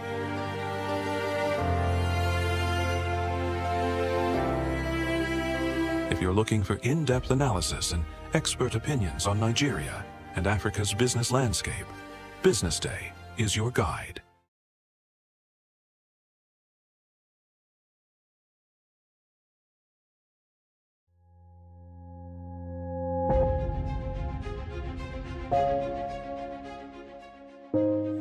Good morning and welcome to the BDTV Breakfast Show. I am Bethel Ogunjobi. My name is Elizabeth Musa. And this is the social listening segment on the BDTV Breakfast Show. We're talking about the Fly Nigeria Act. Can you give us a background into what this is about? We are here today on the streets of Lagos, Nigeria, to gather opinion about a pressing issue. I go look at the cost of petrol. We get very Nigeria with the suffer. The income is not really increasing, but the prices of items are increased. Nothing like service again, no. You only pray for that money to reach you that month.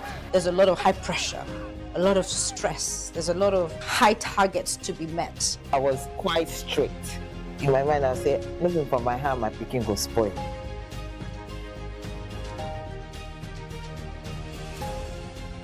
To allow all banks and all the players in the space 15% inflation target achievable in 2025.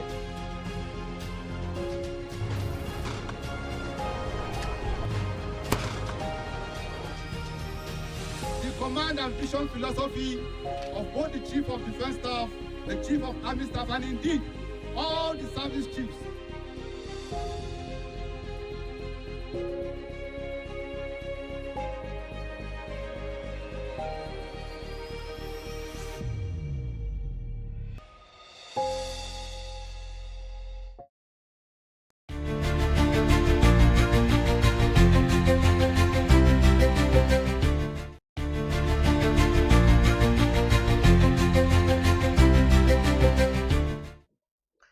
right, welcome back to Business Morning. Now let's move on to our second conversation for today. And now, in a significant development for Nigeria's insurance sector, the first quarter 2025 report shows that claims response rates have improved to 89%, largely driven by regulatory pressure from the National Insurance Commission, NICOM. And this marks a critical shift in an industry long plagued by customer distrust and delayed settlements. But is this improvement sustainable, and what does it mean for policyholders, insurers, and the broader financial services ecosystem? Joining us for insights is Adetola Freeman Ogunkunle, is the CEO EZFX Technologies. Good morning, and thank you for joining us this morning. Good morning, and thank you so much for having me. We're so glad to have you. Now, what factors contributed to these 89% claims response rate in the first quarter? Was it purely regulatory pressure? Well, the regulatory pressure is a major factor, but I think that there are also other internal factors. For example, we're talking about advancement in the technological implementations in that sector. We're talking about interagency competition. All right, because at this point, everyone is battling for customer retention, because if I see that the big guys are doing it, of course, if I want to stay in business, I also have to adopt the same approach. So because of that, it's boosting, or let me say, it's speeding up the rate of growth. All right. Although we do have to say that it's largely due to the pressure from NICOM as a regulatory body.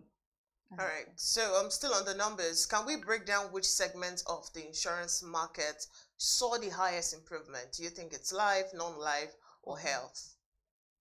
Well, since as far back as almost 6 years now, non-life has always been the most prominent in all of the sectors. And of course, it's still the same scenario as we have it right now. Non-life is about 60% plus.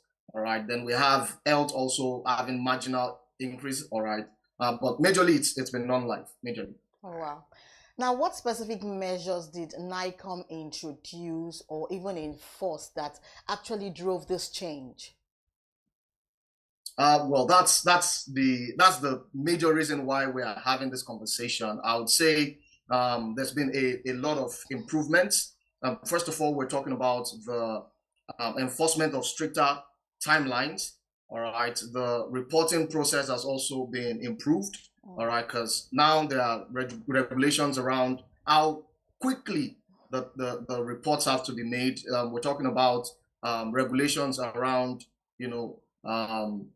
how do I put it now? We're talking about regulations that define auditing, all right, the audit reports of the insurance providers, all of these things, and then also the enforcement of digitalization and the process of both the application and then the claims itself, all right. Back in the days, we had to, queue and keep visiting again and again to, enforce or to actualize our claims. But I think now the majority of the process or the bulk of the process have been digitalized. So it makes the process a lot easier and better. Oh, okay, so but do you think this level of regulatory involvement is sustainable, or might it create a challenge for insurance in the long run? Because Nigeria has an issue of sustainability. So do you think this is very sustainable?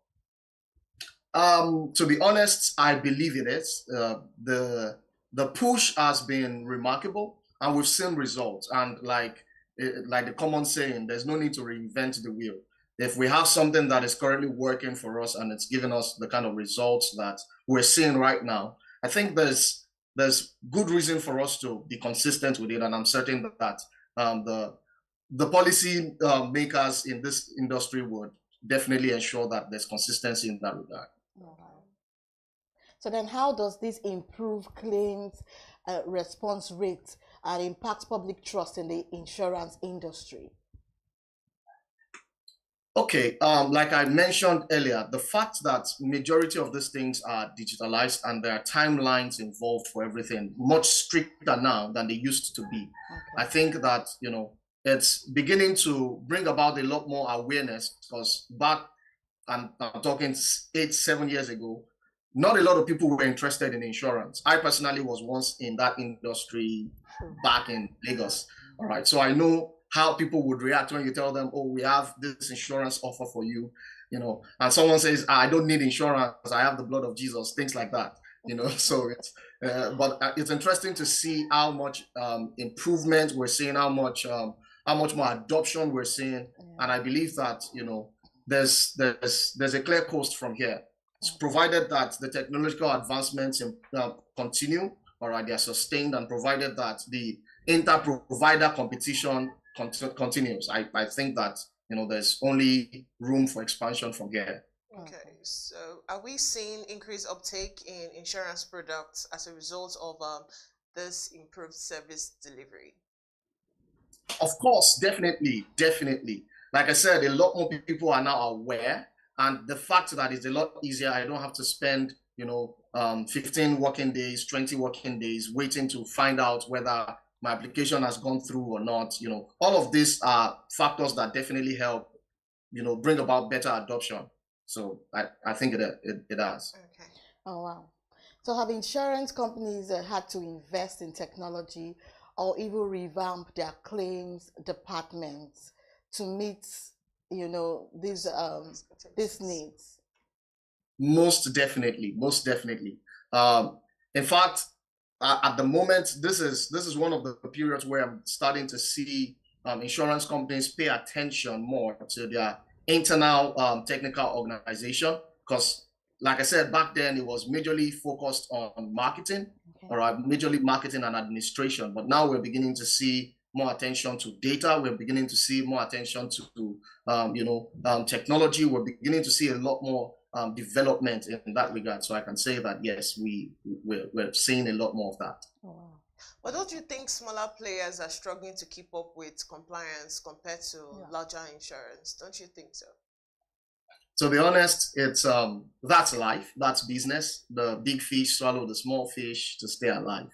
Okay, and this is why LD competition is important, because when the playing field is leveled, it helps us see and identify the particular strengths of the major players, so that if a small player, is perhaps interested in becoming big, they have a blueprint that they can follow. They literally have steps that are already laid out that they can follow. So it's only a challenge. It doesn't mean the end of the small scale providers. It's only a signal that they also need to do something right to be able to get into the big leagues. And I think it's just fair. Oh, wow.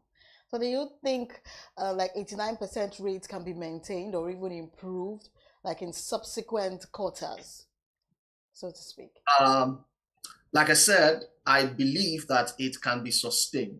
Oh, wow. Improving it is going to take a lot more, but I believe it can be sustained, at least for the time being.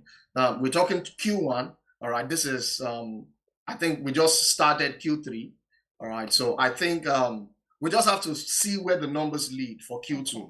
So based on the numbers for Q2, we are going to be able to have more objective perspective of how the industry is evolving. And then if there needs to tweak any of the policies or any of the existing guidelines or rules, then I'm sure that the stakeholders will definitely make moves in that direction. Oh, wow. Okay, so let's take it to the fintech platforms now. We understand that insurance penetration in Africa is really low. So do you think fintech platform, I'm very sure you're very versed in this, do you think it will serve as a gateway to microinsurance or investment protection for undeserved population?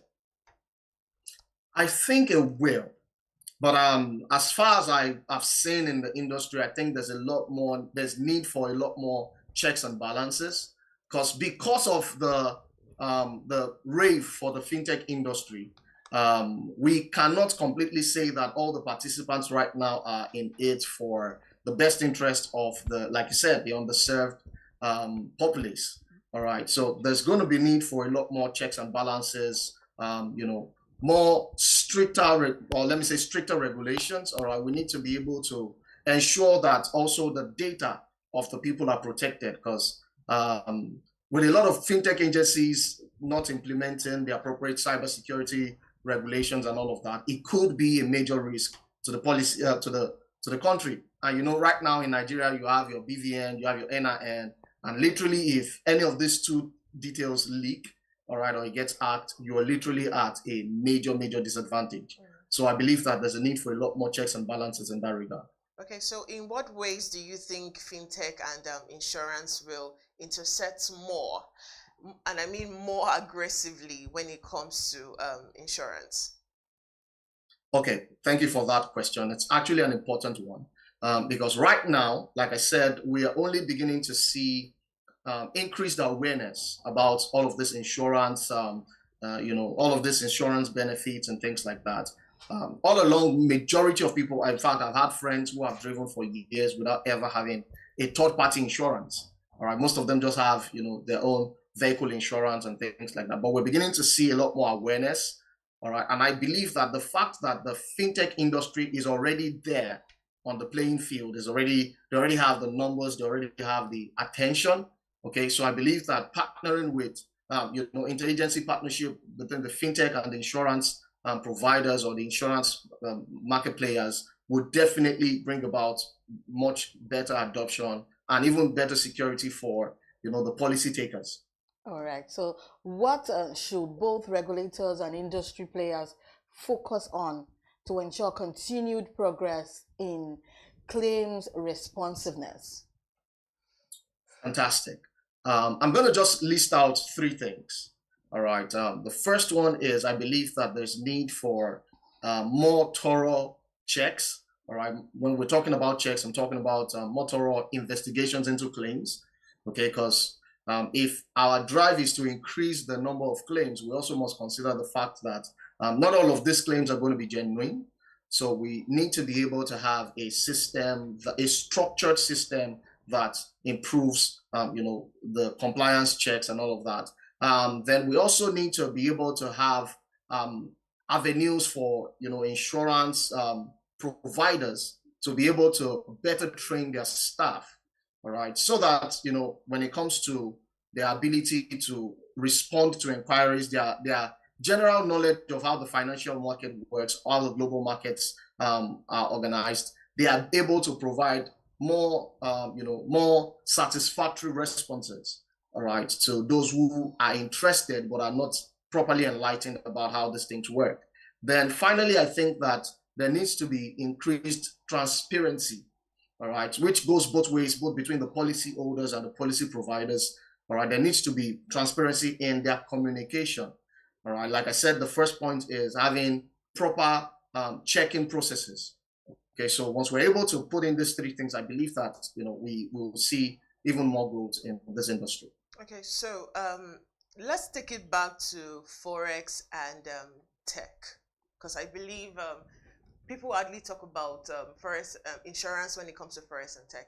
So do you think the tech industry actually exploring tools that this insurance sector can model in? Do you think they're doing enough? To be honest, I want to say that the tech industry in Africa generally, not just Nigeria, I want to say the tech industry in Nigeria and Africa as a whole is remarkable. All right, to have come this far, you know, given the, you know, the terrain, given the topography of where they have to work or where they have to, you know, be based, I think they've come so far. And I believe that they are, like I said, paving the way for some of the things that we can then begin to adopt in the insurance industry and other industries across Africa, basically. I've seen how tech has revolutionized a lot of our international trade, all right, international trade systems. And I believe that it can do even the same or even much more in, you know, the insurance industry. So there's need for, basically there's need for, you know, growth and intercommunication amongst all of these industries to be able to sustain what we currently have and then have hopes for, you know, building further in the future. Well, yeah, is Forex bridging the gap? Do you think that Forex is actually bridging the gap? Well, I would say yes. But the truth is, Forex right now, especially in a country like Nigeria, we have some bit of challenge with it. All right, because it's one thing to have the demand, it's another thing to have available supply. Okay, so we have, there's increasing demand, of course, for Forex from a country like Nigeria, but the capacity, I'm sure you're familiar with the data when it comes to the, what we call our foreign reserves and all of that. So, there's challenge with, availability. That's why you see banks are also having difficulties in supplying some very large customers or very large traders. Okay, so majority of large market players are having to deal with international loans and international vehicles for their Forex needs. But I believe that it can be surmounted. It just takes time, and with patience, I'm sure that we'll get where we need to be.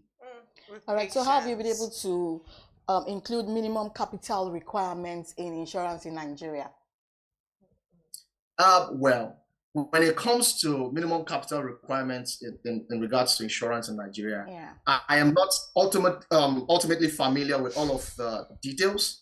But what I can tell you is, as of now, all right, there's a lot more, how do I put it, diligence. Yes, there's a lot more diligence in adherence to all of these guidelines, as against, many years ago where, you have a claim and then you're put on hold for a couple of years before you're able to actually, probably a relative passed away and then they're asking you to wait 2-3 years because of course there's no capital on ground to meet the amount that, that is in the claim. But I believe that right now there's a lot more adherence, all right? And that's why, like you said earlier, small players are having difficulties keeping up, all right? Because there's a lot more evolution in the industry and they're finding it difficult to keep up. But I'm sure that, we're making headway. All right then.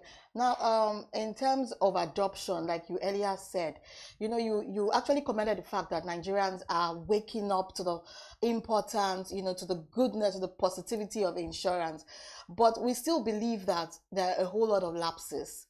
A lot of people still do not key into this goodness that insurance brings. How do you think that insurance company will be able to, educate and do a whole lot of should I say, make it known to a lot of people?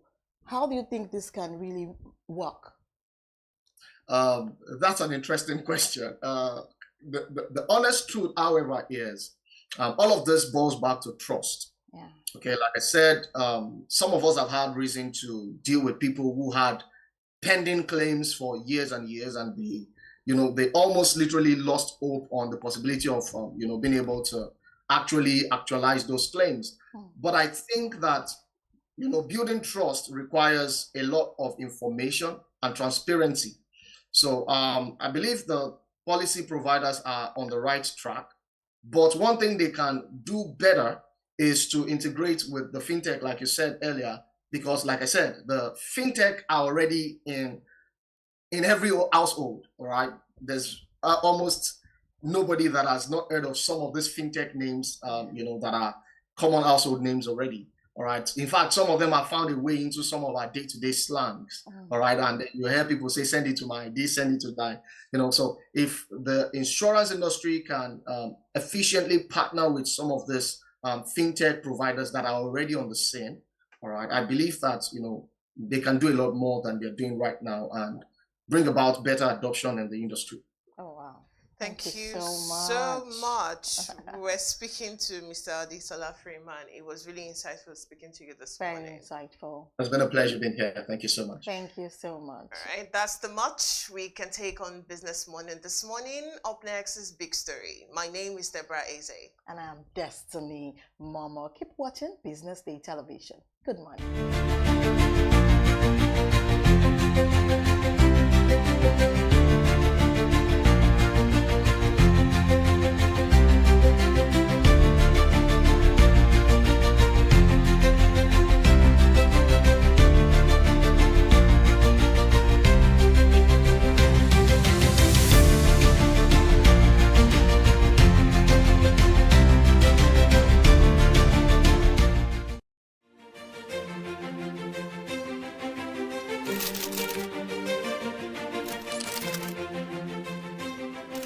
I am, of course, a great admirer of the impeccable credibility, professionalism, and business savviness of BusinessDay. If you really mean business in Nigeria, start your day with BusinessDay.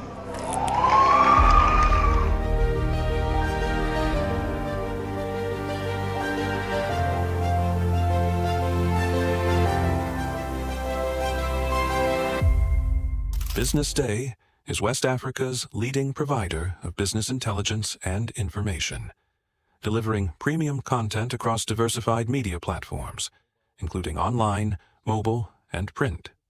Since its inception in 2001 with a weekly newspaper production, BusinessDay has expanded its reach to provide exclusive content accessible through print, mobile, and online channels. Our premium offerings are further enriched with syndicated content from esteemed sources like the Financial Times, The Economist, and the Harvard Business Review. At BusinessDay, our mission is clear: to be the foremost provider of business and financial content, empowering readers to make informed decisions in Nigeria and Africa.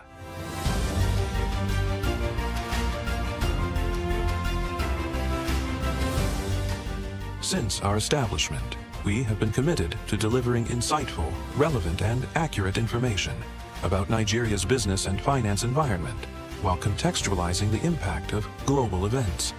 We monitor the stock market, analyze the companies driving it, and report on government policies and their economic implications.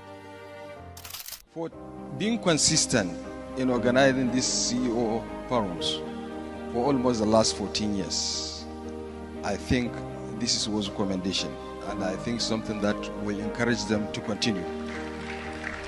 From decoding market trends to dissecting economic shifts, we offer actionable investment ideas and serve as a compass for decision makers navigating complexity. Beyond headlines, BusinessDay fosters discussions on critical economic issues through impactful conferences and events. These platforms bring industry leaders together to share narratives that drive innovation and spark meaningful dialogues. Our events galvanize connections, bridging the gap between inspiration and achievement. For businesses seeking visibility, our strong digital presence offers unparalleled opportunities, with millions of followers across social media and a dynamic website attracting visitors from within and outside Nigeria. BusinessDay is the ideal platform to boost visibility for your products and services.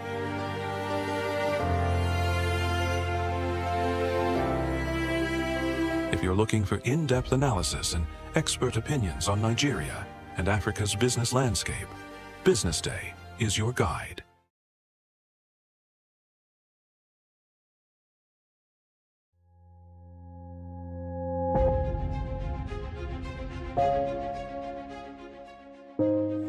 Good morning and welcome to the BDTV Breakfast Show. I am Bethel Ogunjobi. My name is Elizabeth Musa. And this is the social listening segment on the BDTV Breakfast Show. We're talking about the Fly Nigeria Act. Can you give us a background into what this is about?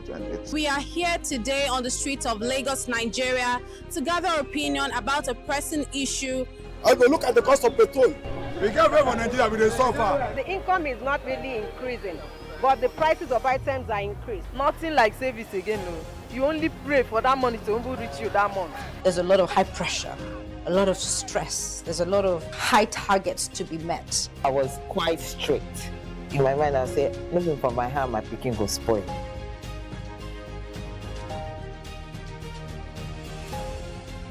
To allow all banks and all the players in the space 15% inflation target achievable in 2025.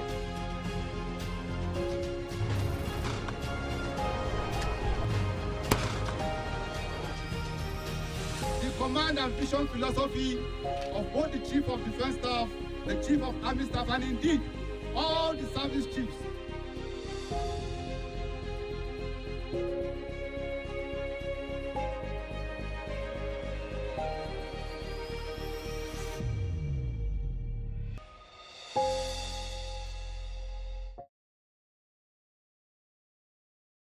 Attention business leaders. Want to make informed decisions?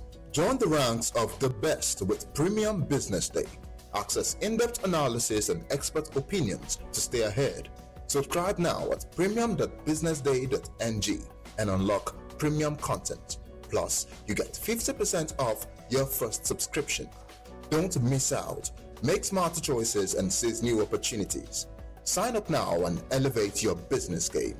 Visit premium.businessday.ng today.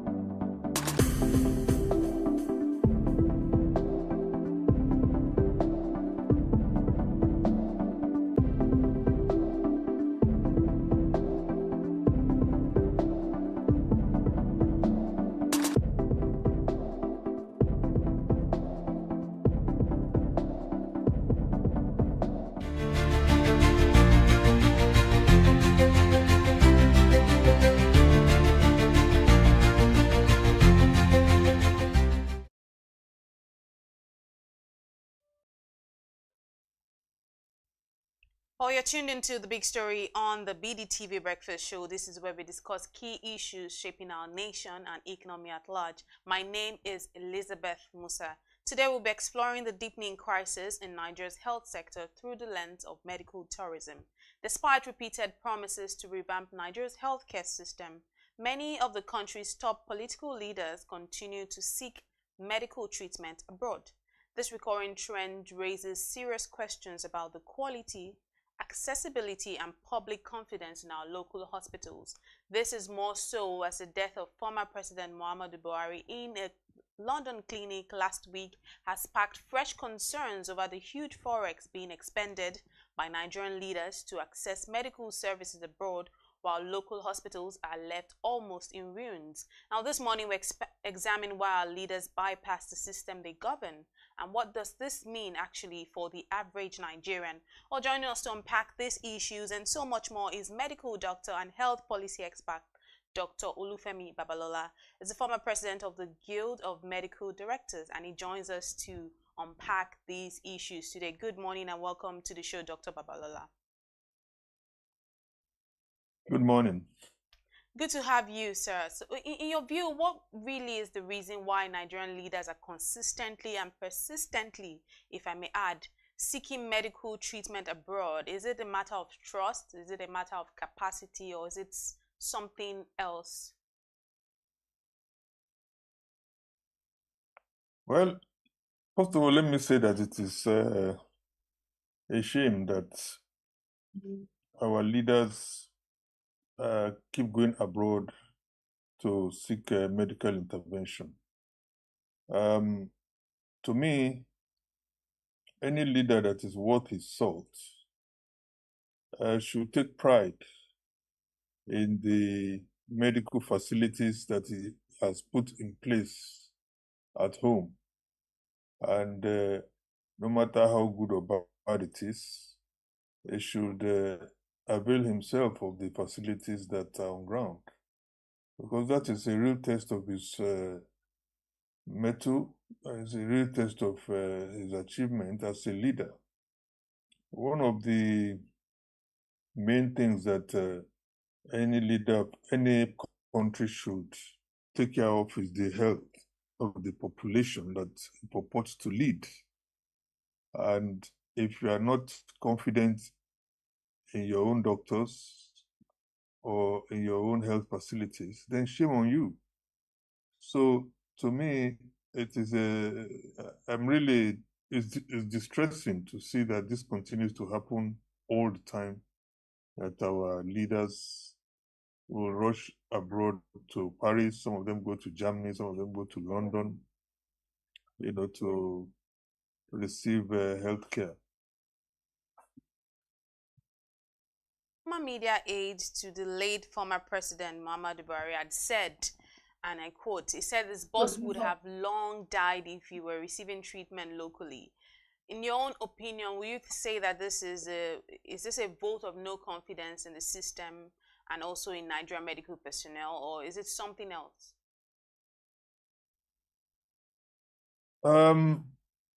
Yes, it is a vote of no confidence in the Nigerian medical system by the head of state.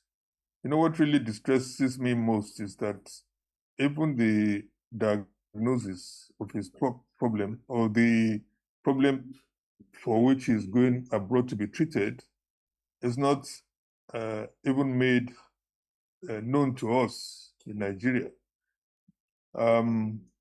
Whatever the problem, so there's a lot of speculation as to what the problem is. Some people say it's an ear infection, some people say it's a GIT infection, some people say it's this or that. We don't even know exactly what the problem he's been treated for is. The first issue is that we need to know exactly what his problem is as a nation. Then we'll begin to see, okay, if he has this problem, why is it that we cannot treat him locally? Why is it that we cannot treat him in our own country? Is it that we do not have the equipment that we need to treat him? Or is it that we do not have the training to treat him? Or is it that we do not have the personnel or the setup, then we now begin to tackle these problems one at a time and ensure that whatever is needed to treat the head of state is available in country, and that other compatriots who may have a similar problem will also be able to utilize the facilities to avail treatment for whatever condition it is that he has. I remember a couple of years ago, the former head of state in Russia, Boris Yeltsin, he had to do a quadruple bypass on his heart. Normally, the Americans were the best at doing that quadruple bypass. But what he told his people was that, look, if we cannot do this surgery in Russia, then let me die in Russia. So what they did was that they got the best Russian cardiovascular surgeon, who incidentally had trained in America, and they told him that he was going to have to perform the surgery in Russia. That would have been the first time they would perform that surgery in Russia. So what this Russian did was to send for his teacher, who was an American, a professor in America, to come over to Moscow. And they went over the case together, and they decided this is what they were going to do. But at the end of the day, the American surgeon was not even allowed into the theater, although he was around. He was not allowed into the theater. And the surgery was successfully performed, and Yeltsin was okay. Now, this is the kind of attitude we want our leaders to have, so that they take pride in their own country, and they take pride in what the country can do. And they show the citizens that they're really concerned about, making things work within their country. All right, Dr. Babalola, I'll come back to ask you how much you think this impacts public morale and faith in the local system, because obviously the Nigerians, they're people that just because of the fact that they see their leaders, leaving the shores of the country to access healthcare, it gives them there's really no hope, in the healthcare system, because you're seeing the people that should be leading you, the people that should be making you believe in the system, moving out for healthcare. But, coming from a medical perspective, are there conditions that will truly require treatment abroad? Or do you think that most could actually be handled here with the right investment, perhaps? Yes, to be honest, there's no condition that we should not be able to handle locally in Nigeria. Because I know for a fact that most of the facilities that are needed for advanced surgery are already present in the country, whether it is facilities to do open heart surgery, or facilities to do heart transplants, or facilities to do kidney transplants, or, name it. And as the former president of the Guild of Medical Directors, I actually take pride in our members who have invested heavily in some of these items that are needed to carry out advanced interventions. And even though some of this equipment may not be available in government hospitals, there are many private establishments, particularly in Lagos and in Abuja, that have facilities to handle most. I won't say all, because obviously there will still be one or two things that we have not been trained to do. But I would say probably over 95% of interventions and procedures can be handled in country with the kind of investment that have been made, particularly in the private sector. So most of these things can be handled. Nowadays, for instance, kidney transplants are routinely done in Abuja. and in some hospitals in Lagos. Most in vitro fertilization procedures are done in Lagos. Most interventional cardiology procedures are done in Abuja here and in Lagos and in some centers in Port Harcourt as well. Sometimes the limitation has to do with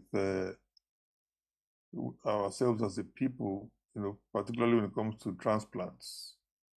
People, we still need to develop that culture of being our brother's keeper and donating, organs for people to transplant. For instance, as an ophthalmologist, I know that we could be doing corneal transplants freely in Nigeria, but unfortunately, people don't donate their corneas even after they die. They say they want to carry their eyes to heaven with them or whatever. So, but these are just some of the limitations that we have. Otherwise, the expertise is there and the equipment is there to do, I'm sure, up to 95% of what is done abroad. But sir, some might argue actually, you talk about we're still dealing with problems of electricity, we're still dealing with, the non-payment of salaries or underpayment, so to speak. So you find out that most of the best hands are, we are facing what we will call a brain drain, because most of our best hands are leaving the shores of the country to access, better. Perhaps they will actually leave the country. So let's talk about what can be done, because if you could just give us a sense of just how much damage the medical tourism by public officials has done to, done to Nigeria's efforts to build a functional healthcare system, because perhaps you are trying, maybe the healthcare, maybe the doctors are trying, but because of the fact that the people that should actually be pulling all their weight, they're actually leaving. So they are leaving the country to, medical tourism, like we call it. And that now brings us back to the situation that we're facing, where if knowing that there needs to be work done here, they know that they have no choice than, like that woman I'm speaking about, that is trying to give birth to a child, and is going to the worst place that no one should even find themselves in that place in the first place, trying to give birth. Perhaps if they know that they have no options, then they will do well for the healthcare sector here. So let's talk about, the damage that has been done to actually build a functional healthcare system.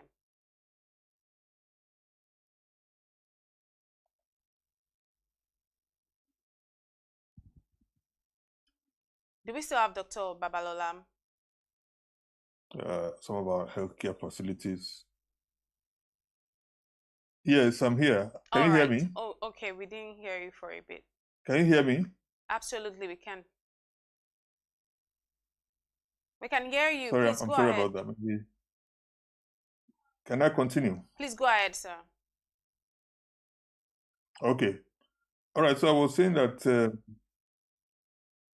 the quality of our healthcare system leaves much to be desired in many aspects, particularly, I have to say, in the public sector.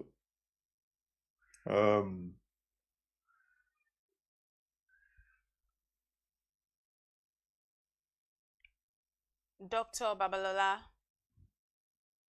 All right, just before the slight technical challenge, Dr. Babalola was speaking about, the fact that the quality of the healthcare sector leaves much to be desired in the country.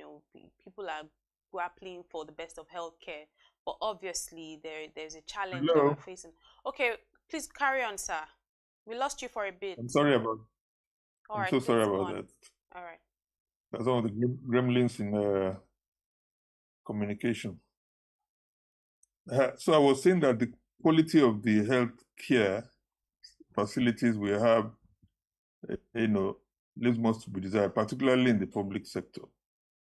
And many hospitals are challenged in terms of, the cleanliness of the wards, in terms of the motivation of the doctors, in terms of the quality of the facilities. and equipment that they have to deploy to take care of patients.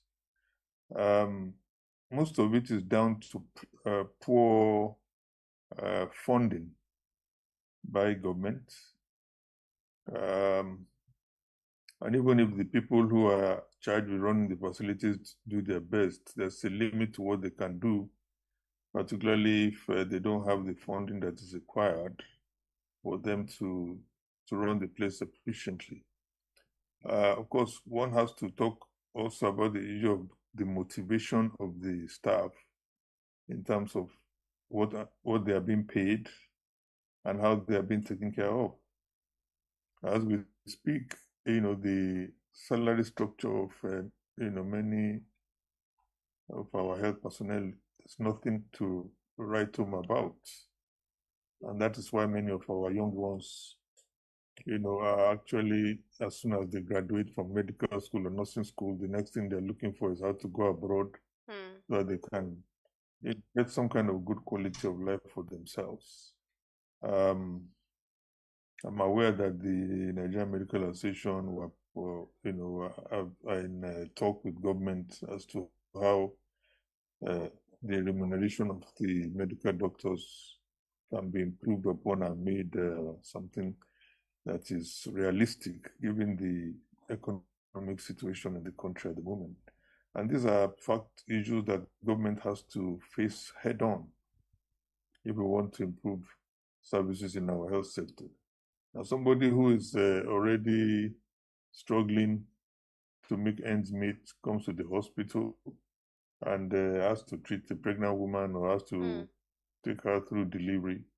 The frustration that he's already coming to work with, it's not unlikely that he will bear,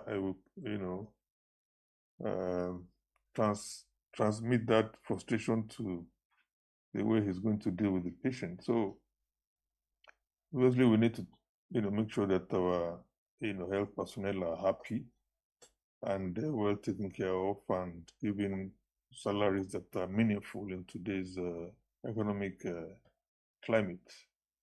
Having said that, I have to also say that on the other end of the scale, we do have facilities that are world-class, particularly in the private sector. Even in Abuja here, for instance, some brand new hospitals have been built by, multilateral corporations, which are, world-class. And if it is a matter of our leaders wanting world-class facilities to get themselves treated in, they are actually available here.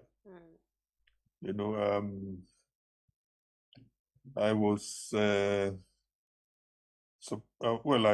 what I heard, the hospital where our former head of state was treated was the London hospital. I don't know whether it's accurate or not, but I have been to that facility before.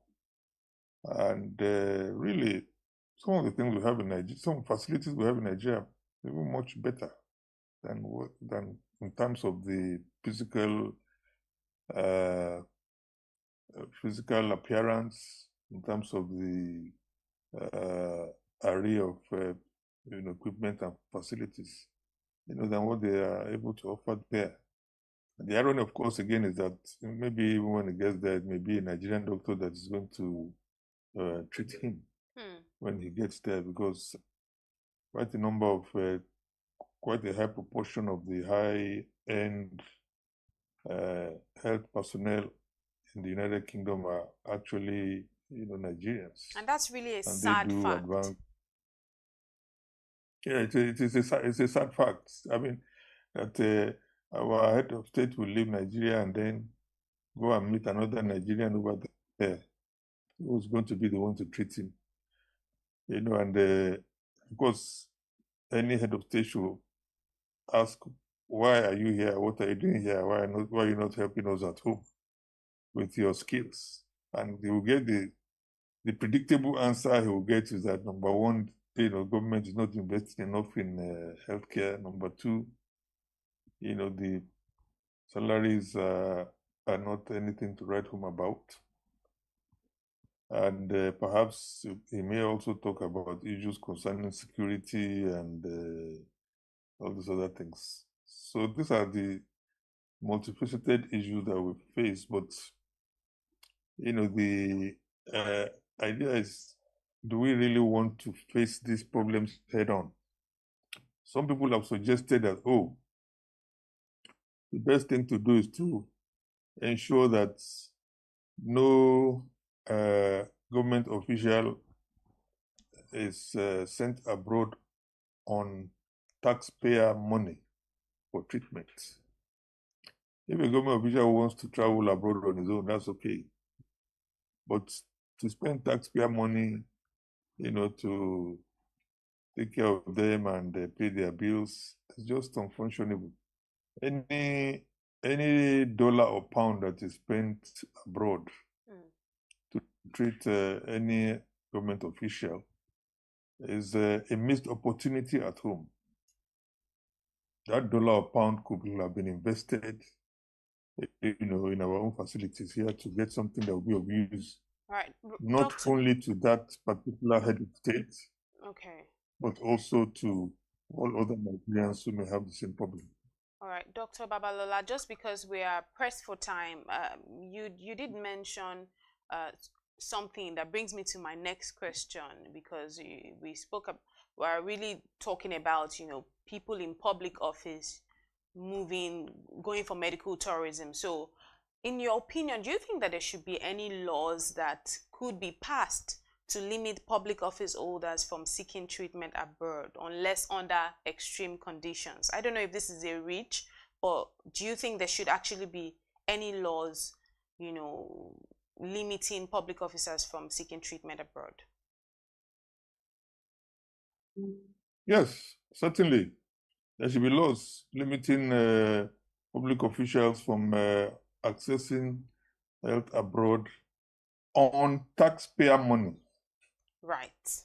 Obviously, if they have a public official who has money by himself or herself and wants to avail treatment abroad, we can't force him to stay, and avail treatment in Nigeria. But if the person wants to go on taxpayer money, that's when the law should hold that. Look, okay, Mr. So and so, you have this problem, and you want treatment abroad. Good luck to you. It has been estimated that every year we spent about $1.5 billion from Nigeria to access healthcare abroad. And that will include diverse places like India, United Kingdom, United States, Germany, and so on and so forth. I can imagine if that $1.5 billion was invested locally in our hospitals, it will be extremely transformative, and we will have such an impactful, it will have such an impact on our healthcare facilities.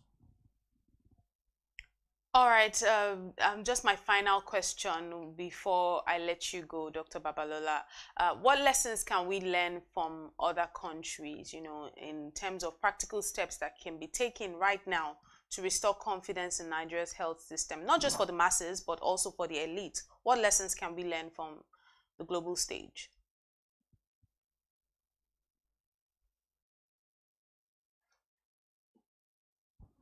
Well, like I said, I know for a fact that countries where they have a modicum of pride in their nation, they do not. I mean, their leaders don't just travel abroad, to access healthcare abroad.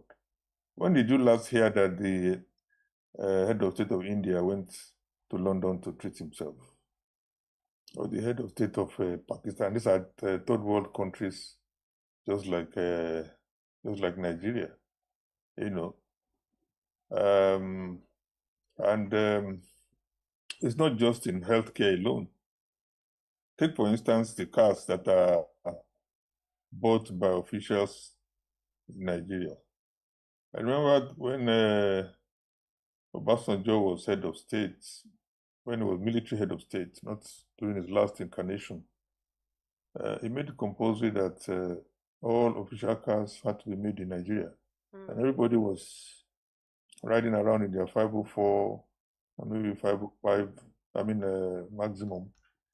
And we were doing it with pride, even down to the clothes that they were wearing officially. They said everybody should be using the low profile, and everybody was going to work in their Ankara proudly. It's the same thing they do in India. You know, the cars that they use for government must be made in India. And the clothes they wear usually are Indian products. That is the only way to develop a country. If we say that our leaders can just run abroad when they have a slight cough, a slight headache, then we're not going to develop. We're going to remain just the same way we are. So I want to urge our legislators and leaders to pass that law to make it impossible for people to travel abroad on taxpayer money to access treatment, so that's the only way we can know that, okay, we have to be serious about our health care, and then we concentrate on doing the needful to raise the level of care we bring to our people. All right, thank you very much, Dr. Babalola, for your submissions this morning on The Big Story. It was truly insightful. Thank you very much. Well, this has been The Big Story here on the BDTV Breakfast Show. My name is Elizabeth Musa. Up next is the social listening segment. Do stay with us. Well, you're tuned into The Big Story on the BDTV Breakfast Show. This is where we discuss key issues shaping our nation and economy at large. My name is Elizabeth Musa. Today we'll be exploring the deepening crisis in Nigeria's health sector through the lens of medical tourism. Despite repeated...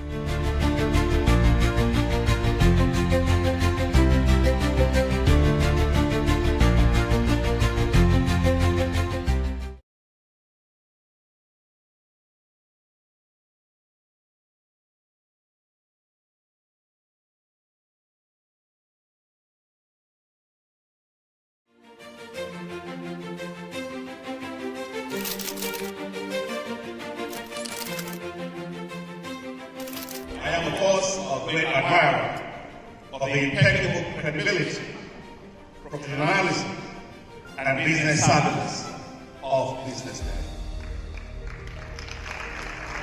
If you really mean business in Nigeria, start your day with BusinessDay.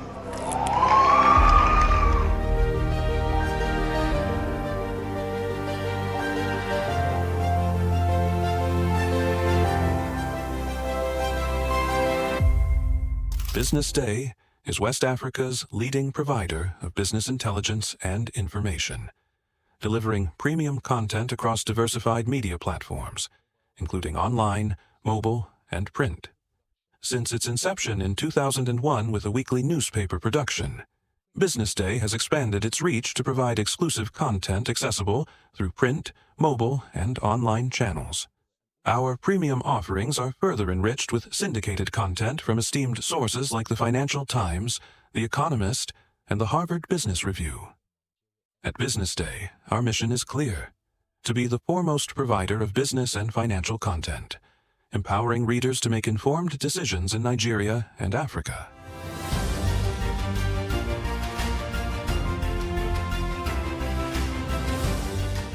Since our establishment, we have been committed to delivering insightful, relevant, and accurate information about Nigeria's business and finance environment, while contextualizing the impact of global events. We monitor the stock market, analyze the companies driving it, and report on government policies and their economic implications. For being consistent in organizing these CEO forums for almost the last 14 years, I think this was a commendation, and I think something that will encourage them to continue. From decoding market trends to dissecting economic shifts, we offer actionable investment ideas and serve as a compass for decision makers navigating complexity. Beyond headlines, Business Day fosters discussions on critical economic issues through impactful conferences and events. These platforms bring industry leaders together to share narratives that drive innovation and spark meaningful dialogues. Our events galvanize connections, bridging the gap between inspiration and achievement. For businesses seeking visibility, our strong digital presence offers unparalleled opportunities, with millions of followers across social media and a dynamic website attracting visitors from within and outside Nigeria. Business Day is the ideal platform to boost visibility for your products and services.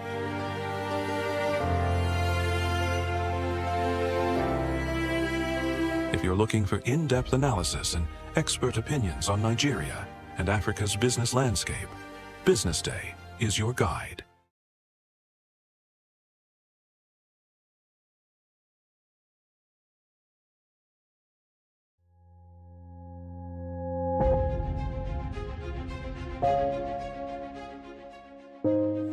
Good morning and welcome to the BDTV Breakfast Show. I am Bethel Obajabi. My name is Elizabeth Musa. And this is the social listening segment on the BDTV Breakfast Show. We're talking about the Fly Nigeria Act. Can you give us a background into what this is about? We are here today on the streets of Lagos, Nigeria, to gather opinion about a pressing issue. I go look at the cost of petrol. We get very Nigeria with the suffer. The income is not really increasing, but the prices of items are increased. Nothing like service again, no. You only pray for that money to reach you that month. There's a lot of high pressure, a lot of stress. There's a lot of high targets to be met. I was quite strict. In my mind, I said, looking for my hand, my picking go spoil.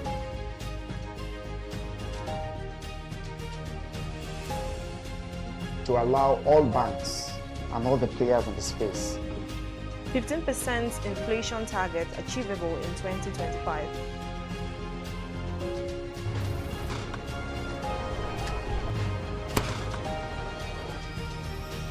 The command and vision philosophy of both the Chief of Defense Staff, the Chief of Army Staff, and indeed all the service chiefs.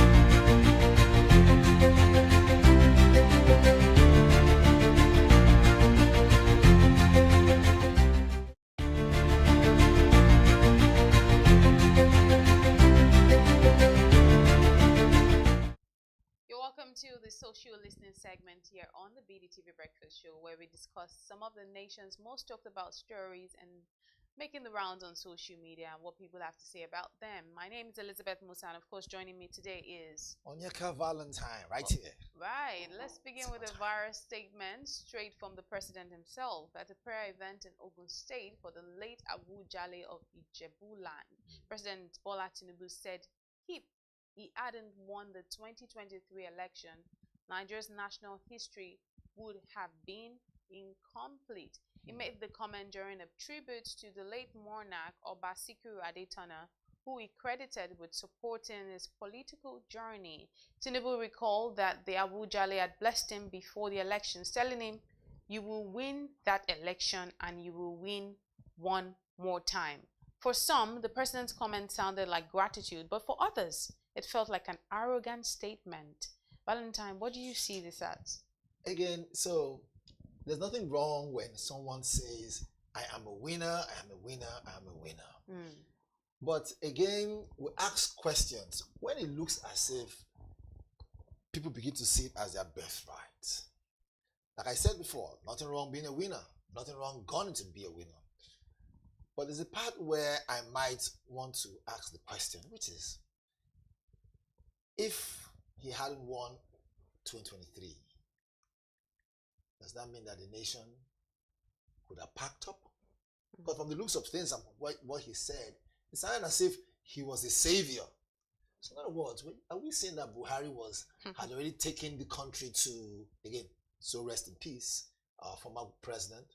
But are you saying that the previous administration was already, leading the country totally astray? So if he hadn't come in, we probably wouldn't have had a saving grace. But whichever it is, I'm sure those on social media will have their own words to say. But more importantly, what troubles me the most is if such words will come out, which, like I said, it's not bad to be a winner or to aspire to be a winner. Can we at least back it up with action? Can we be able to say, okay, if you hadn't won the election, okay, you said this wouldn't have happened.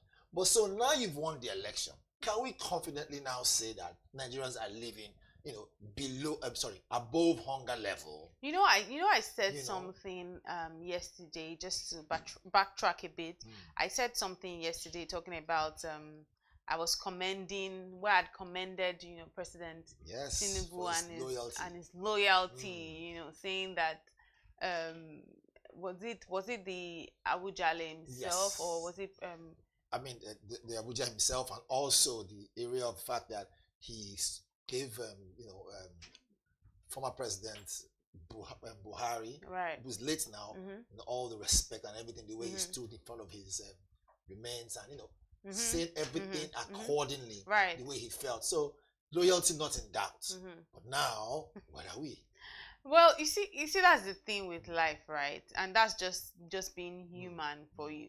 Because just yesterday I was commending, but now we're seeing this comment now, and obviously as a human being, you are left asking questions like, okay, so what then is he saying? But I think he just knows what he's saying. I mean, man know that itself. Well, man know thyself is not a bad thing. But when you are the presiding chief of a nation like this, you are the commander-in-chief. I don't see it as an arrogant statement. No, not even arrogant. But I see it as, isn't it too soon to have said what he said? If he's going for another 4 years, isn't it too soon to already say that if he hadn't won the elections at that time, Nigeria wouldn't, be where we are?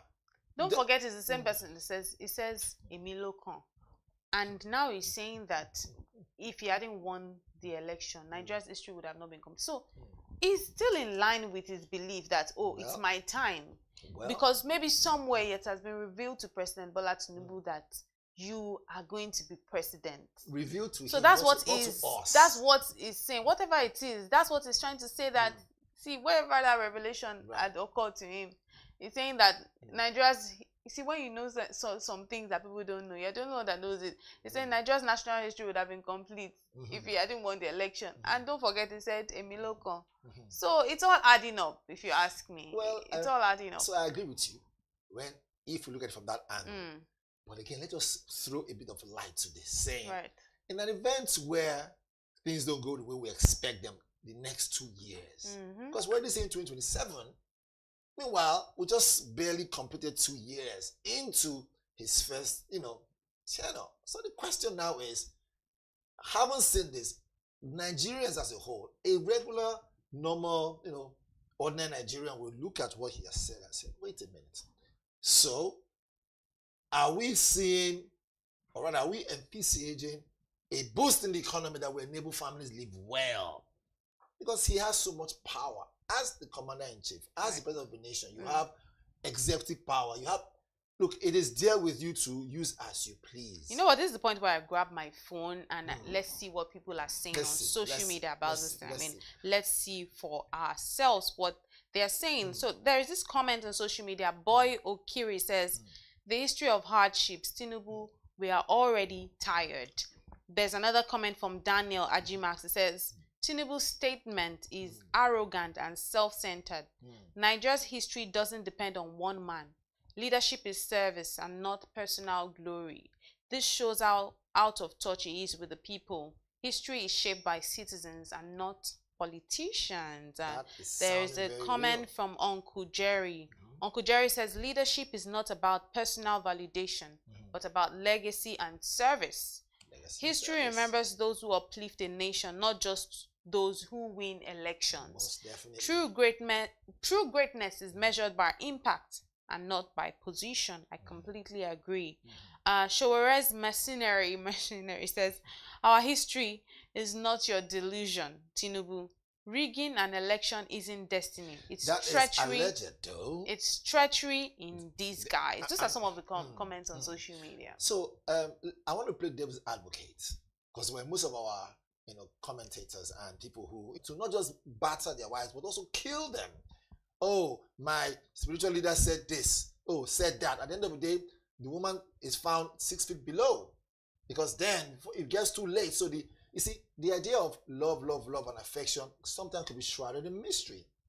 And so because of all that, some people are going through a lot, even as we speak. But the ability to come out and talk about it is being mushroomed by religion.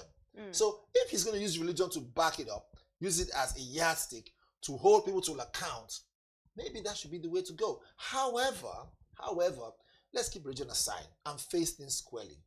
There is a law, right, that says, look, laying hand on somebody is not allowed. It's assault, and that's what it is. Now, some people don't have what we call emotional intelligence. I keep telling people to know, not every man is built to be a husband. Just the way not every woman is built to be a wife. When you want to move from being a man to a husband, there's some certain things about you that you must keep aside. I'm not an expert in relationship issues or marriage issues, but it's only but glaring in the face that most people who assume the status of being a husband believe that their wives are there to serve them. There's certain cultures that will tell you, look, but this is what they say in Yoruba again, or read me something. How do you say it again? When a woman wants to address her husband, he says, the owner of my head. Olowo Orimi. Olowo Orimi. So for me, now, leaving the area of culture aside, I think there should be some partnership in marriages where you know that what you don't want someone else to do to your sister who is married to a different man, don't do to someone else's sister. Absolutely. So I think I want to agree with him that no matter what, don't lay your hand on a woman. Because I don't mean to say that the weaker vessels, but biologically, men are stronger. Okay? But I said biologically, men are stronger. Now, if the way a woman might shove you and you shove back, the impact might be different. So to avoid that shoving in the first place, dialogue must come in. If possible, get someone who you know she's loyal to, maybe from a family or friends, and get them in the conversation. Most of the time, the reason why it breaks down so badly is because of ego. Most men are so egotistic. They can't even say sorry. Me, I'm going to say sorry. If I hurt you, I'll tell you, look, did I hurt you? You feel this way? Sorry. It quells things down. It doesn't make you less of a man. It really makes you a better man.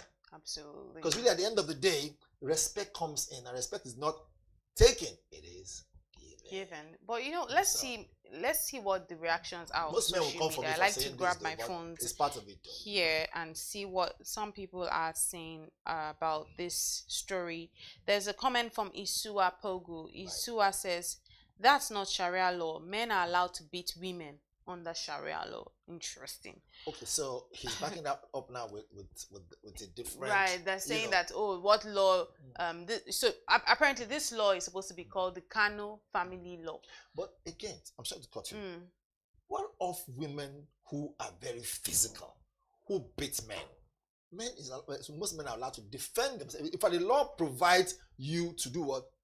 Provides a section of the law for you to defend yourself. Beat men. Some women exactly. And then when if you have an object with you, because you as a woman can't control yourself, and you launch at a man, he has the right to defend himself. I think this law is. I think this law that and the Emir is trying to push is because of the dominance of the more prevailing one. Obviously, there's some women that are physical. They get physical. I was still having a conversation with a friend over the weekend, but I think it's the more prevailing one, which is obviously the men, right? Women. Which is why there was probably a need for him to flag it. There's another comment from Planet Raw Fact. Planet Raw Fact says that at what time will their Sharia law handle such domestic matters? That is, if such wife is informed enough to report such domestic violence. Religion has altered their rights against such violence. The Stories of Man says, that's another interesting handle. It says, calls stiffer punishment for men marrying underage women. That's how I feel too. Then civilization will take you serious. Oburu James says, supported if you are no longer ready for the union. It's better for you to seek divorce rather than beating her. I'm in full support of this. The comments are quite interesting, and just like you said, you talked about what about the women also beating. I think I'm in support of that commenter that says let's start also with the men that are marrying underage women. Because if you look at it, so psychologically, I think more of these will get a psychologist to come on set and ask them what do abusive men what's going through their brain. Now, when a man lays his hand on a woman, two things has happened. One, either his communication skills has broken down, or his level of being patient, right, is not mature enough. So why even going to the marriage in the first place? I said before that it's all about control, and most men don't know how to act and put this way now, bring forward their leadership and gain respect. They think, now when I say most men, I don't mean all men, some. They think the only way you can respect them is to put you in check, with the hand. But there are many ways to put a woman in check, and she'll respect you in return. And you also, right, she put herself in check too, because remember, it's a partnership. But when you marry an underage woman, well, you marry a girl, right? Two things. One, she's still growing. And so the reason why they go for such girls is because they believe control. So it's that control, that dominance to say, look, she's a young girl. I want to mold her the way I want her to be. And I also think it's also pedophilic. Again, if you look at it, there is a provision of the Sharia law that allows you to marry, isn't it so? But when you think about the health, the threat it poses to the health, it leaves much to be asked. And that's why education is really important. Because the people that are educated understand that, maybe the Sharia law, whatever, has all of this thing. But you understand that because of XYZ thing, then this can't happen. Cannot go on. This can't happen. So I think there are many ways, because I don't think they will ever want to abolish it. But there are many ways to go around this. If you must marry an underage, you marry her because you want her to be with you. Then there shouldn't be any sexual attachment. Right. Wait until she becomes fully developed as an adult, so that her body can handle those things. How's that going to even happen? That's the thing. Most men so it's better not to even start, because why then? But some people, that's also like one of the reasons why they're getting married. So I mean, you might as well just leave it be. There are 1,001 people. What am I saying? There are millions of people on the earth. I also want to make case for some men. The other day, a friend of mine, Barrister Olumide, he does a show on a particular radio station. Right. And he was telling me about how most women have sent some men to their early graves. And I asked him how. He told me. He said, what did he say?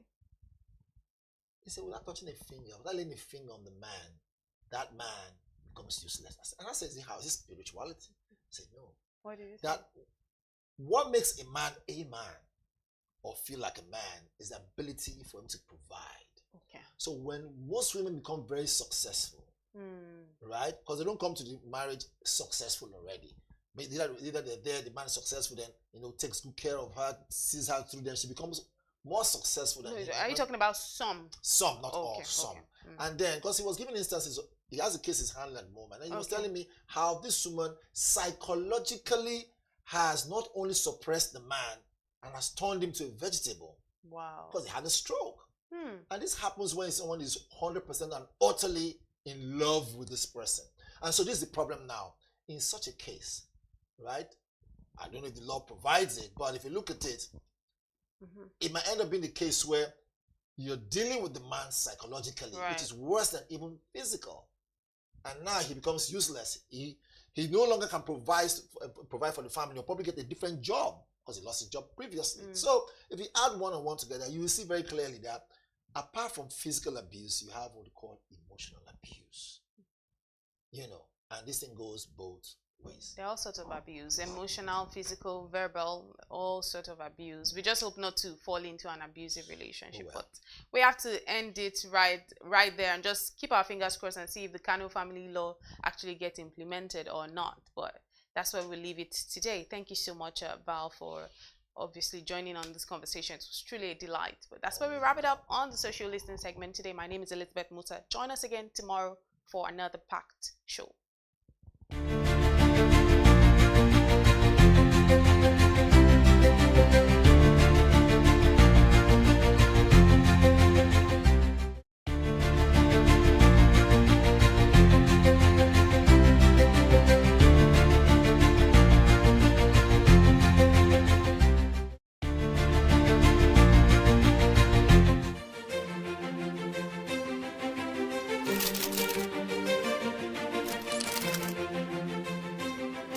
I am, of course, a great admirer of the impeccable credibility, professionalism, and business savviness of BusinessDay.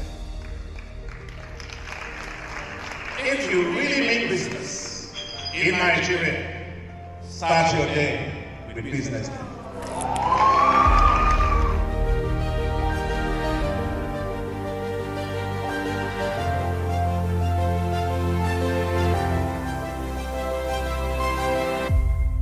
BusinessDay is West Africa's leading provider of business intelligence and information, delivering premium content across diversified media platforms, including online, mobile, and print.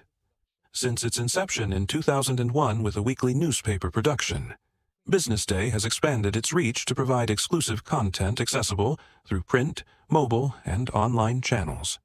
Our premium offerings are further enriched with syndicated content from esteemed sources like the Financial Times, The Economist, and the Harvard Business Review. At BusinessDay, our mission is clear: to be the foremost provider of business and financial content, empowering readers to make informed decisions in Nigeria and Africa.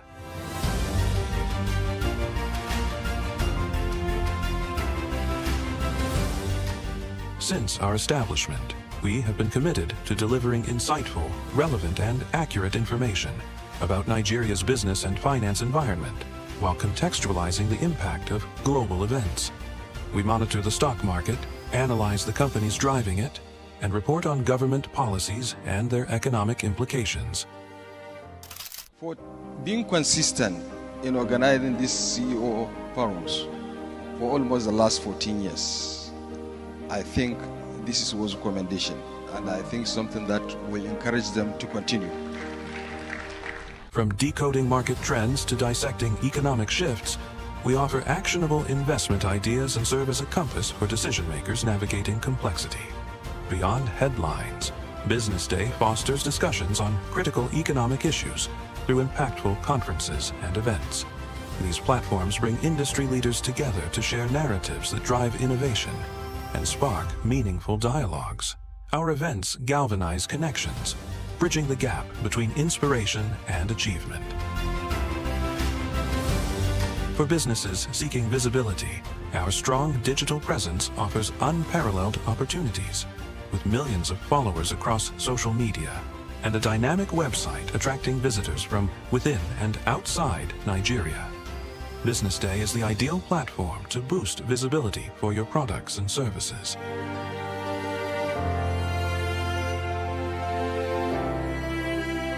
If you're looking for in-depth analysis and expert opinions on Nigeria and Africa's business landscape, Business Day is your guide.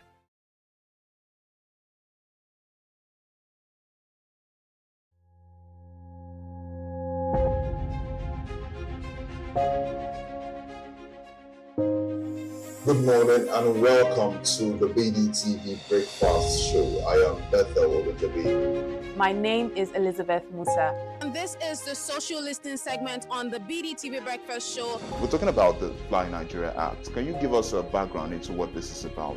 We are here today on the streets of Lagos, Nigeria, to gather opinion about a pressing issue. I go look at the cost of petrol. We get very in Nigeria with the suffer. The income is not really increasing, but the prices of items are increased. Nothing like service again, no.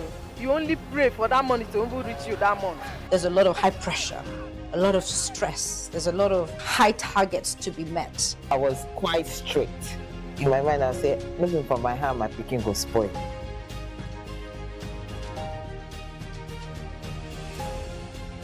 To allow all banks and all the players in the space 15% inflation target achievable in 2025.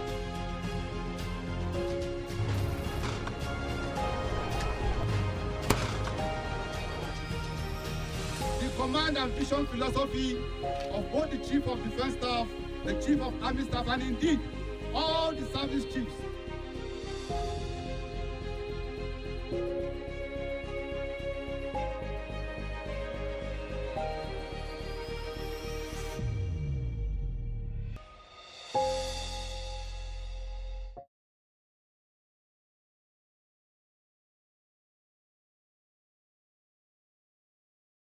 Attention business leaders. Want to make informed decisions? Join the ranks of the best with Premium Business Day. Access in-depth analysis and expert opinions to stay ahead. Subscribe now at premium.businessday.ng and unlock premium content. Plus, you get 50% off your first subscription. Don't miss out. Make smarter choices and seize new opportunities. Sign up now and elevate your business game. Visit premium.businessday.ng today.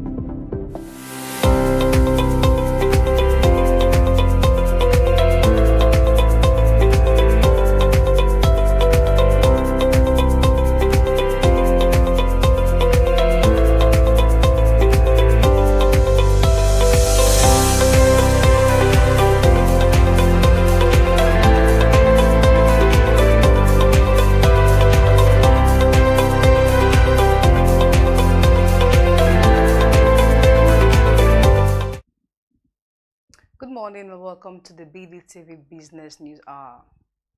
I am Glory Brown. Thanks for joining us. Let's see what's making the headlines. NNPC oil revenue drops 3-month low on volatile global crude prices. NGS record 500 billion naira turnover in 1 week. Nigeria remained fourth largest economy in Africa despite rebasing. Owando planned 10 billion naira new share sales for 500 billion naira fresh capital. AstraZeneca to invest $50 billion in the US as pharma tariffs weighs. Let's begin with a report where Nigerian National Petroleum Company Limited has reported a significant drop in oil revenues for June, marking the lowest figure in 3 months amid continued instability in global crude markets. In its latest monthly report released on Monday, NNPC stated that revenues declined to 4.57 trillion naira in June, representing a 23.9% decrease from the 6 trillion naira recorded in May. The downturn is attributed to heightened market volatile, geographical political tensions, uncertain OPEC plus production cuts, and fluctuating demand from Asian markets. Despite the revenue drop, crude oil and condensate production increased slightly to 1.68 million barrels per day in June, up from 1.63 million barrels per day in May, with a monthly peak of 1.73 million barrels per day. Crude oil output rose to 1.42 million barrels per day, while condensate production fell to 0.26 million barrels per day. NNPC highlighting ongoing efforts to enhance operations, including the completion of the AKK River Niger crossing and technical reviews on the OB3 projects. Moving on, the Nigerian Exchange recorded its highest ever weekly turnover of 500.76 billion naira for the week, driven largely by a series of high-value off-market transactions. A total of 17.49 billion shares were traded over 4 sections, with the bulk of activities stemming from the 323.45 billion naira first Holdco deal, in which long-standing shareholders Oba Otedoko and Tude Hassan Okudoke cited their positions. The market recorded its third highest daily trading value of the year in July, with 3.3 billion shares traded, valued at 62.4 billion naira. Additional block trades follow, including Amcon's divestment of 1.14 billion shares in Fidelity Bank and an unconfirmed 1.31 billion shares FCMB transaction, further lifting market momentum. Those trades contributed to a 4.31% gain in the NGS All Share Index, which closed at 131,585.66 points, led by financial services stock and standout performer like Unicel, BUS Cement, and ABC PLC. The NGS Industrial Goods Index rose 19.17%, supported by BUS Cement rally. In contrast, the insurance and oil and gas sector closed lower. As of midday, July 21st, the NGS continues its bullish trend, though trading volumes have moderated. In other news, Nigeria has retained its position as Africa's fourth largest economy, following a GDP rebasing exercise that expanded the economic size to 372.8 trillion naira in 2024, up from 31.02 trillion naira the previous year. The National Bureau of Statistics updated its base year from 2010 to 2019, incorporating more informal sector and reflecting structural changes from 2019 to 2023. Despite the increase, Nigeria did not regain its top spot as South Africa remains Africa's largest economy with a GDP of $410.34 billion, followed by Egypt and Algeria. The rebasing, however, pushed Nigerian GDP 30% above the IMF earlier projection of $188 billion. In the first quarter 2025, Nigeria's economy grew 3.30%, driven largely by the services sector, which accounted for 57.5% of total GDP. This marks an improvement from 2.27% growth in the first quarter of 2024. Nominal GDP rose to 94 trillion naira, reflecting an 18.3 year-on-year increase compared to 79 trillion naira in the first quarter of 2024. Still on, Owando PLC and its upcoming 46th annual general meeting on August 11th will seek shareholders' approval to raise up to 500 billion naira or its foreign currency equivalent through the naira and international capital markets. This may include public offerings, private placement, right issues, or the instrument subject to regulatory approvals. The company also plans to issue up to 10 billion ordinary shares of 50 kobo each, either as a standalone offering or under a capital raising program. As of July 18th, Owando had over 12.43 billion shares, outstanding prices at 50.5 naira. Owando reported strong 2024 results, with revenue rising to 4.86 trillion naira from 2.845 trillion naira and profit jumping to 224.86 billion from 61.99 billion naira in 2023. Additionally, the board will seek approval to convert $300 million of existing debt to equity, established a $1.5 billion multi-instrument program, and accept over-subscriptions pending regulatory clearance. To end the business news hour, AstraZeneca has announced plans to invest $50 billion in expanding its U.S. manufacturing and research capabilities by 2030. Central to this investment is a new multi-billion-dollar facility in Virginia focused on weight manufacturing management and metabolic drugs, including its oral GLP-1 obesity pill. The plant will be AstraZeneca's largest global manufacturing site, integrating AI, automation, and data analytics to enhance production. The investment will also strengthen R&D and cell therapy operations across Maryland, California, Indiana, and Texas, potentially creating tens of thousands of jobs. CEO Pascal Soriot said this supports the company's goal of reaching $80 billion in annual revenue by 2030, with half expected from the U.S. This move comes amid increasing pressure from the Trump administration to reshore pharma manufacturing. Industry players await the outcome of a Section 232 investigation with potential tariff of up to 200% looming. And this is where we wrap it up this morning on the Business News Hour for today. Thank you for staying with us. I am Glory Brown Odibo, wishing you a productive day ahead, and keep watching BDTV.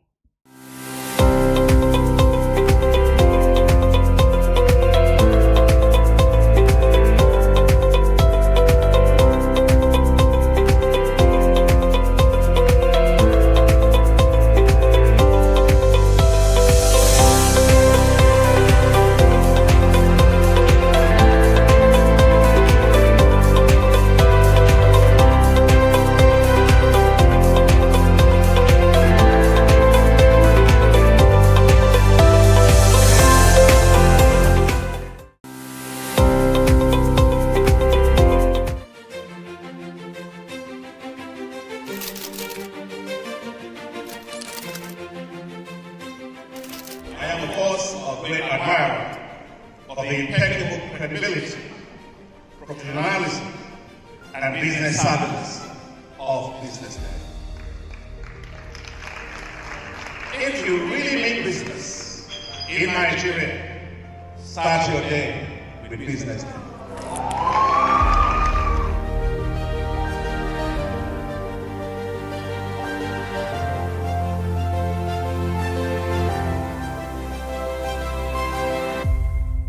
BusinessDay is West Africa's leading provider of business intelligence and information, delivering premium content across diversified media platforms, including online, mobile, and print. Since its inception in 2001 with a weekly newspaper production, BusinessDay has expanded its reach to provide exclusive content accessible through print, mobile, and online channels. Our premium offerings are further enriched with syndicated content from esteemed sources like the Financial Times, The Economist, and the Harvard Business Review. At BusinessDay, our mission is clear: to be the foremost provider of business and financial content, empowering readers to make informed decisions in Nigeria and Africa.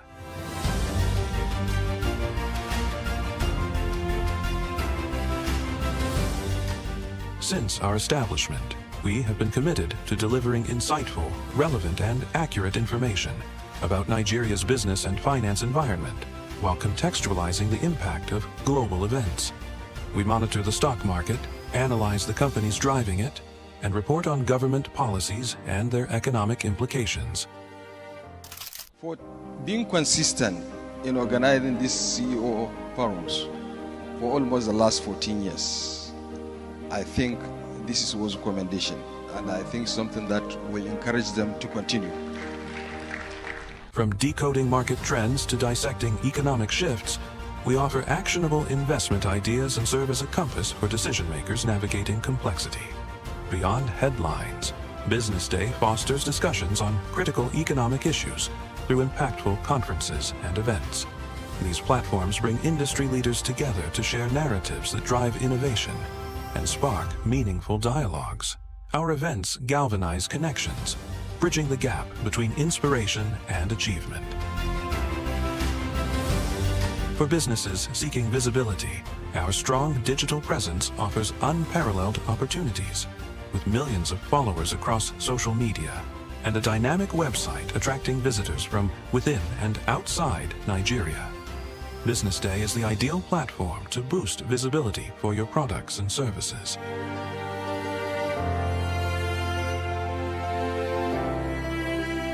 If you're looking for in-depth analysis and expert opinions on Nigeria and Africa's business landscape, BusinessDay is your guide.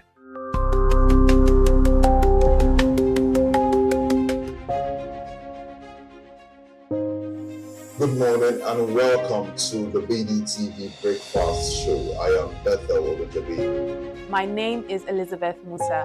And this is the social listening segment on the BDTV Breakfast Show. We're talking about the Fly Nigeria Act. Can you give us a background into what this is about? We are here today on the streets of Lagos, Nigeria, to gather opinion about a pressing issue. I go look at the cost of petrol. We get very much Nigeria with the suffer. The income is not really increasing, but the prices of items are increased. Nothing like service again, no. You only pray for that money to reach you that month. There's a lot of high pressure, a lot of stress. There's a lot of high targets to be met. I was quite strict. In my mind, I said, looking for my hand, my picking go spoil.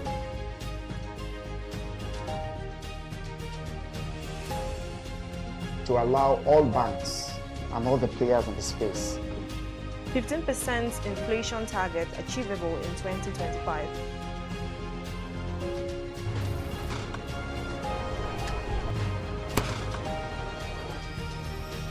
The command and vision philosophy of both the Chief of Defense Staff, the Chief of Army Staff, and indeed all the service chiefs.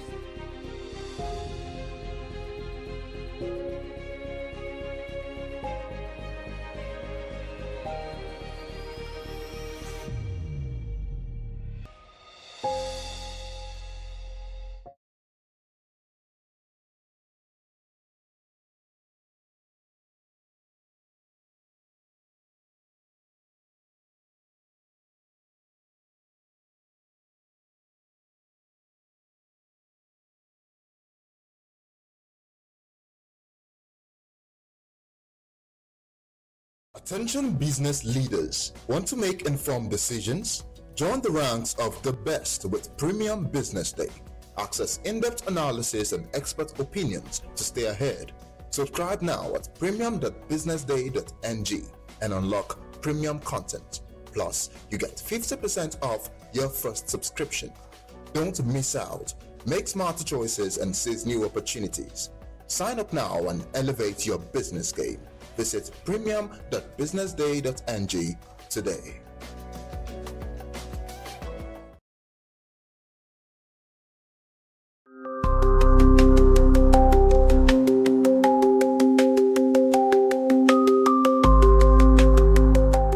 Welcome to Today in History here on BDTV, where we look back at some of the events that have shaped economies and the business world. I am Norma Obodna, and today I'll be taking you down memory lane to some of the events that happened on this day, July 22nd. On this day in 1975, Bill Gates and Paul Allen signed their first software licensing agreement with MITS.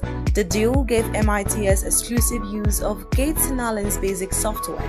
In the deal, Microsoft would get $30 for each 4K version of BASIC licensed under MITS hardware, $35 for each 8K version, and $60 for each extended version. MITS also had the ability to license BASIC without hardware, in which case Microsoft would get 50% of the sale. The original BASIC software would be delivered on Altai's 8800 computer. The deal would maximize Microsoft's revenue from the agreement at $180,000. Although the deal was a small start, it would get Microsoft software out into the world and introduce computer users to the faces that will come to dominate computer software. As of July 17th, Microsoft is worth over $3.76 trillion. And on this day in 1992, Colombian drug trafficker Pablo Escobar and leader of the Medellin cartel escaped from police custody as he faced transfer from La Cathedral, a luxurious prison he had built, to a more secure facility. He remained a fugitive until December 1993 when he was killed during a shootout with law enforcement. Escobar was arguably the world's most powerful drug trafficker in the 1980s and early 90s. According to some reports, he was worth approximately $25 billion, which supported a lavish lifestyle that included a 7,000-acre estate called Hacienda Napoles in Colombia. It reportedly cost $63 million and featured a soccer field, dinosaur statues, artificial lakes, and a bullfighting arena with an airstrip and a tennis court. And that is how far we can take you today in history here on BDTV. I am Norma Obodna. Keep watching Business Day Television.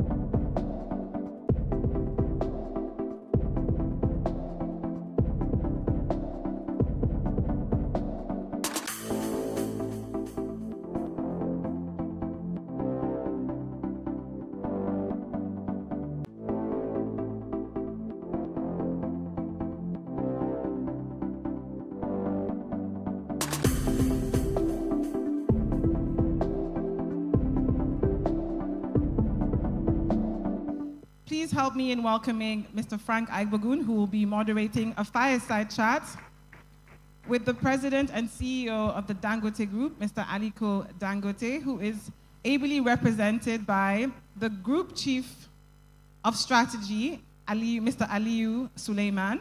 Let's put our hands together for Mr. Aliyu Suleiman. He's the Group Chief Strategy Officer at Dangote Industries Limited, leading high-level strategic planning across the group, including refinery and petrochemicals operations, Dangote Industries. He's an INSEAD graduate, as well as many, many other wonderful accomplishments. So we welcome Mr. Aliyu Suleiman and look forward to a wonderful fireside chat.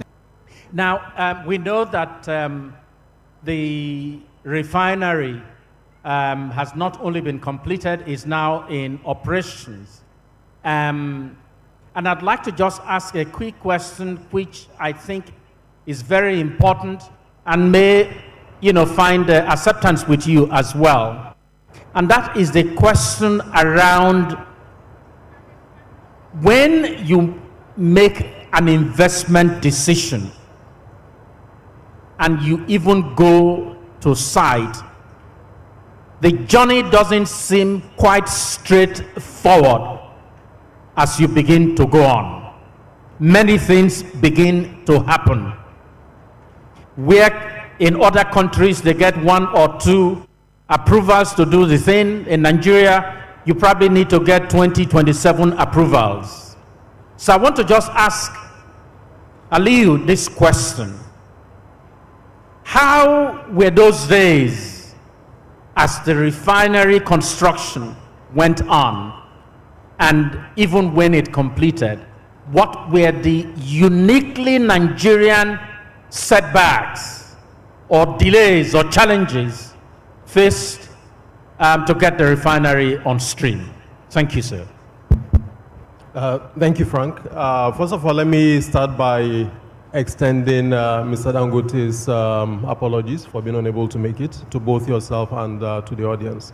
So for the next couple of minutes, I think I will temporarily be Mr. Dangote, and how I wish my bank account will also temporarily reflect that.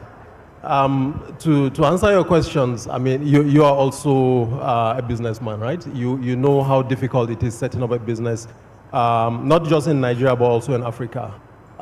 It has always been challenging. Starting from the cement business, for example, across Africa, when we were rolling out, we faced various challenges.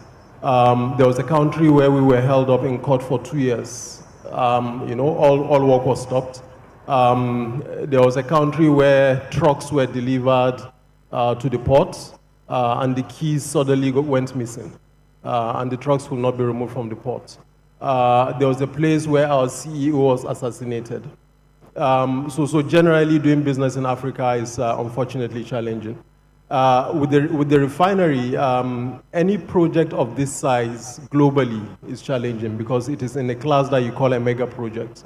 And if you look at all mega projects across the world, one thing that is 100% certain is that they will not come in on time and they will not come in on budget. I think on our own side, to be honest, we were lucky that largely it sort of came in on budget, but of course not within time. So inherently the project is challenging, and then you put that project in Nigeria where the infrastructure is not there, the skills were not there, and that multiplies the challenge. We've all heard stories about the complexity and the size. For example, having to pump 65 million cubic meters of sand, having to build and install 250,000 piles to stabilize the land. Typically, when you have any process that is clear, any business that is clear, you know what to do. You document, you say these are the processes, this is what we follow. But when you have things that are uncertain of this nature, what you need is the right team, because you don't know what will hit you. So you need to have a team that will be able to handle solutions as they come. And then you also need to have leadership, and that's what Mr. Dangote demonstrated. I remember One Salah, I called him to wish him happy Salah, and he told me he was already at the refinery. He did his Eid prayer on the way to the refinery. He stopped at one mosque, did his Eid, and continued.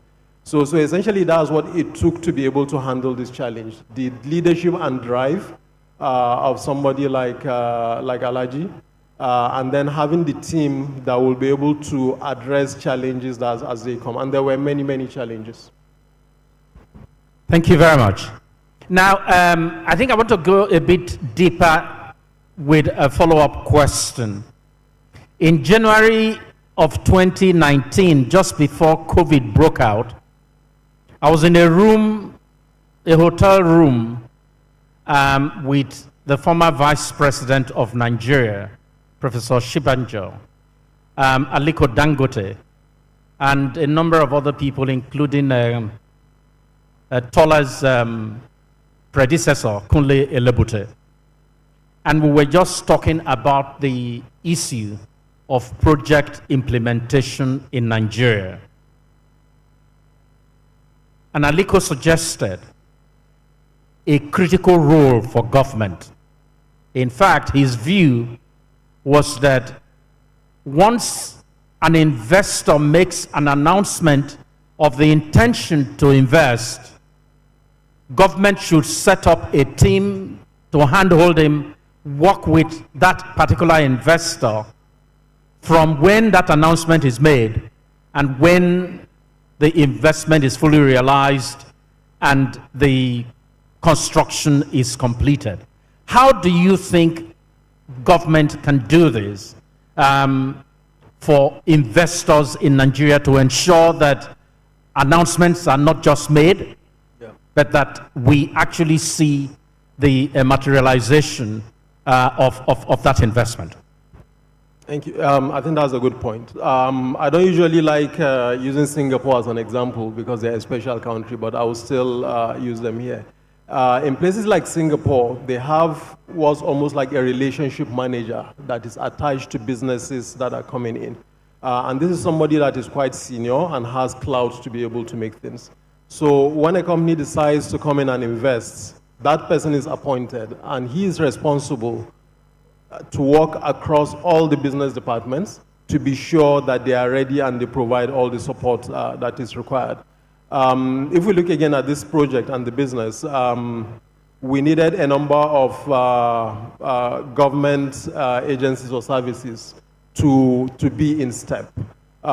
We had to bring in a large amount of equipment, some of size and weight that have not been handled before in our ports, right? So if you have something like this, then it will be possible to sit down with the likes of MPA and say, this is what is coming. How do we build and be ready for it? Even during operation, I think that as we scale, we've seen sometimes a lag between our demand on port handling facilities like tugboats and the rest, and their ability. But of course, they always try to catch up, but there is sometimes some lag. And this kind of interface will have helped to streamline planning and to make it happen.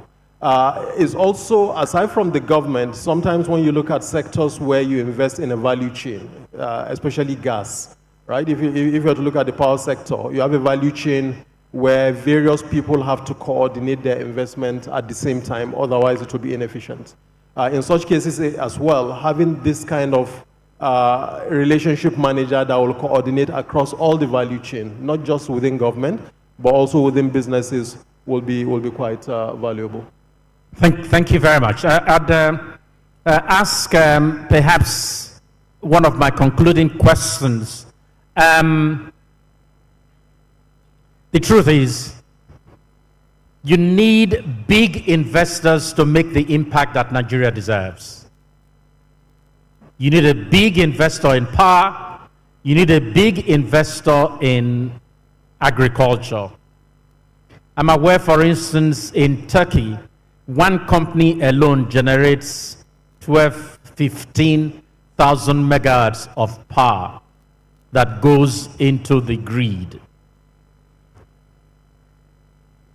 We have investors in Nigeria, and we need to get them to be as big as the Dangote Group is. But let me ask this question. He's conquered cement.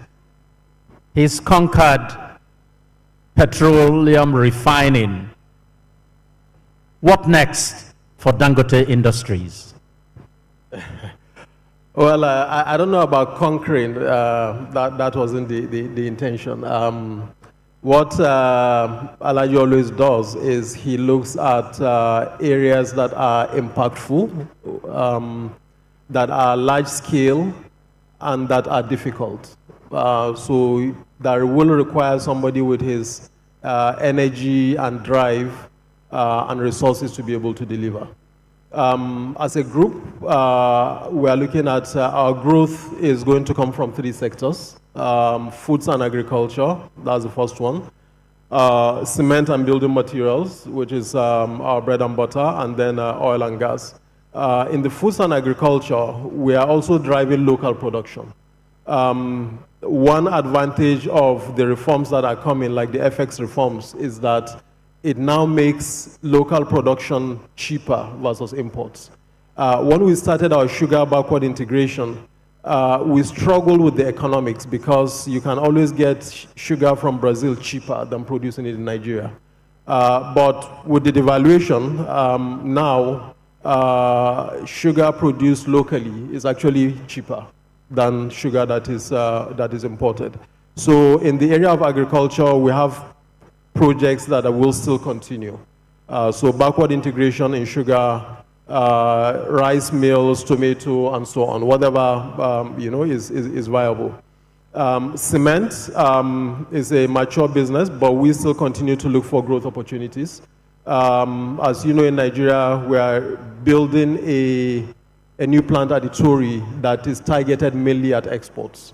A couple of years ago, our plant in Cameroon used to import 3 to 4 ships of clinker. But today, we supply all the clinker Cameroon needs, either from Nigeria or from Congo, within the group. We are supplying our plants in Ghana, in Côte d'Ivoire with clinker from Nigeria. And we now want to go beyond and begin to supply third parties that import clinker from other parts of the world to get that supply from Nigeria. In the area of oil and gas, which of course will be the largest and is an area of focus, we will expand the refinery as the economics dictates, and also continue to invest in petrochemicals. And then largely there's a plan to double or more than double the fertilizer production capacity. And to also invest in other areas of fertilizer so that all the fertilizer needs of Nigeria and other African countries can be met by the group. Thank you very much, Ali.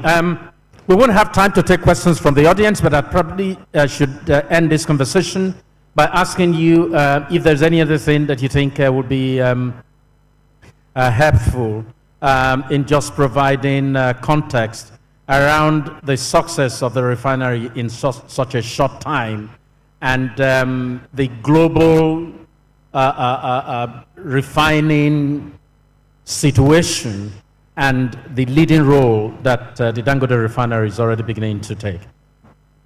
So the Dangote refinery is changing the global flow of petroleum products. If you just consider the fact that, for example, we take about 15 cargoes, which by next year will become 20 of petroleum, of crude oil every month. Historically, those cargoes will have left Nigeria, right? And then they will go somewhere else, they will be processed, and then they will come back. But now those cargoes go from terminals in Nigeria to a refinery in Nigeria. So that is changing the flows of both crude oil and petroleum products and is disrupting the market. The competition of having this alternative supply also means that suppliers from abroad have to lower their margins. Margins or prices of petroleum products have come down by at least $50 per ton since the refinery started, and all that benefit has gone to consumers.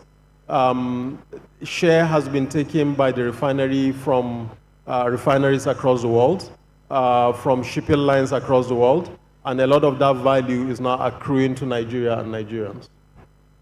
Thank you very much. I am sure that Aliyu has been able to stand in the place of Alhaji Aliko Dangote, except that I'm not sure about his wish of swapping bank account with him. But please, a round of applause for my guest. And thank you very much. Please help me in welcoming Mr. Frank Aigbogun, who will be moderating a fireside chat with the President and CEO of...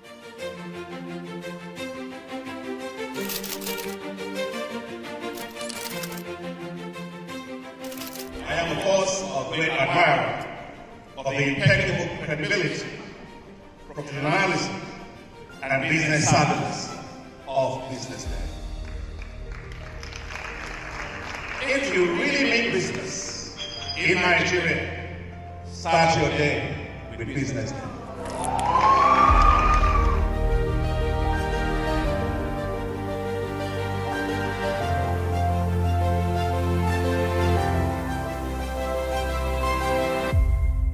BusinessDay is West Africa's leading provider of business intelligence and information, delivering premium content across diversified media platforms, including online, mobile, and print.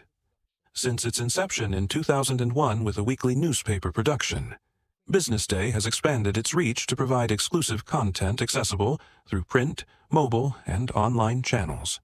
Our premium offerings are further enriched with syndicated content from esteemed sources like the Financial Times, The Economist, and the Harvard Business Review. At BusinessDay, our mission is clear: to be the foremost provider of business and financial content, empowering readers to make informed decisions in Nigeria and Africa.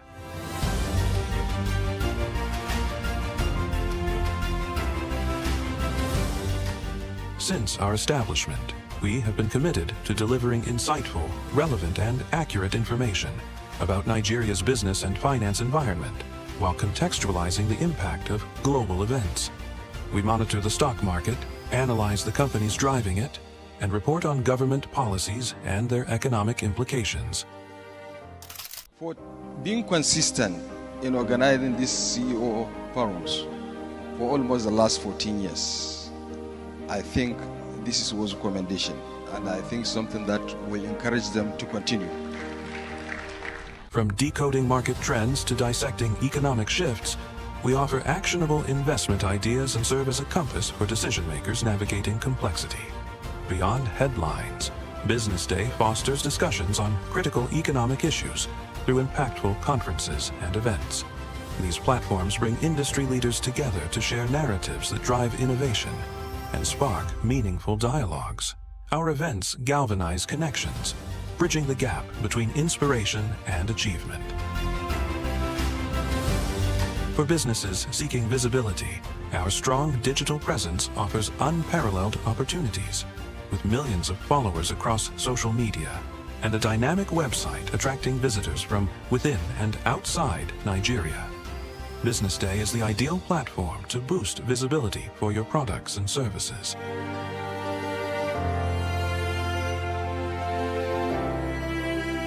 If you're looking for in-depth analysis and expert opinions on Nigeria and Africa's business landscape, BusinessDay is your guide.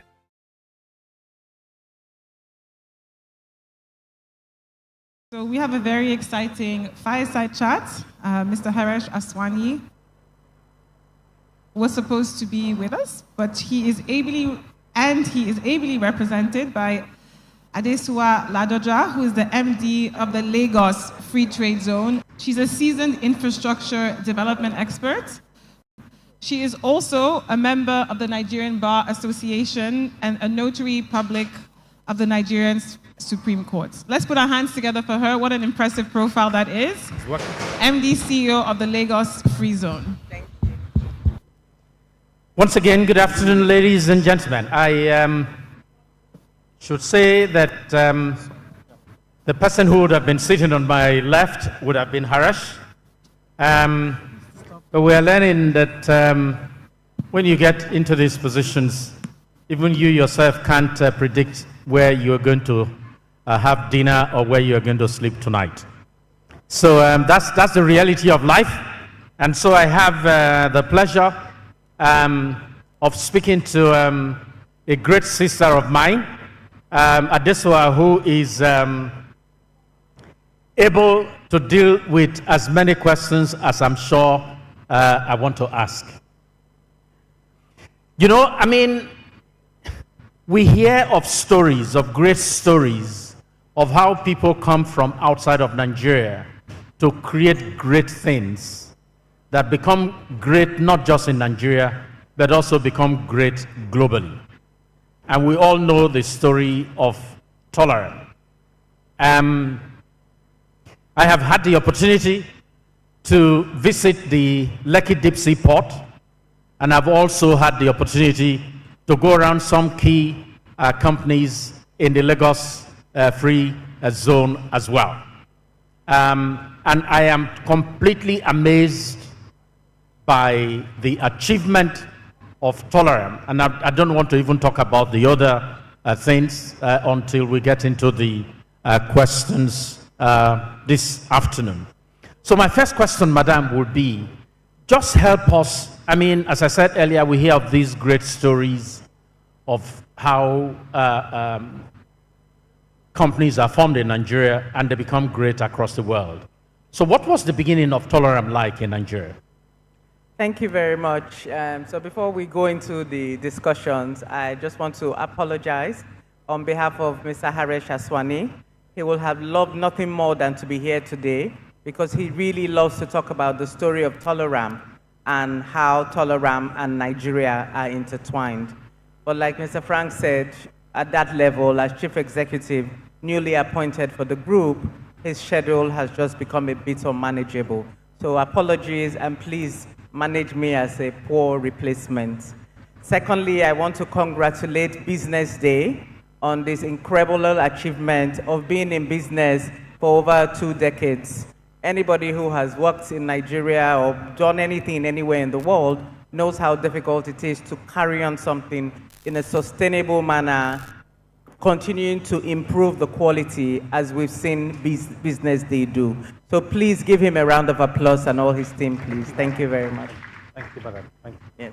So going to Tolerant, Tolerant is a family-owned, it started as a family-owned business, and is the 3rd generation of the family that is running the business now.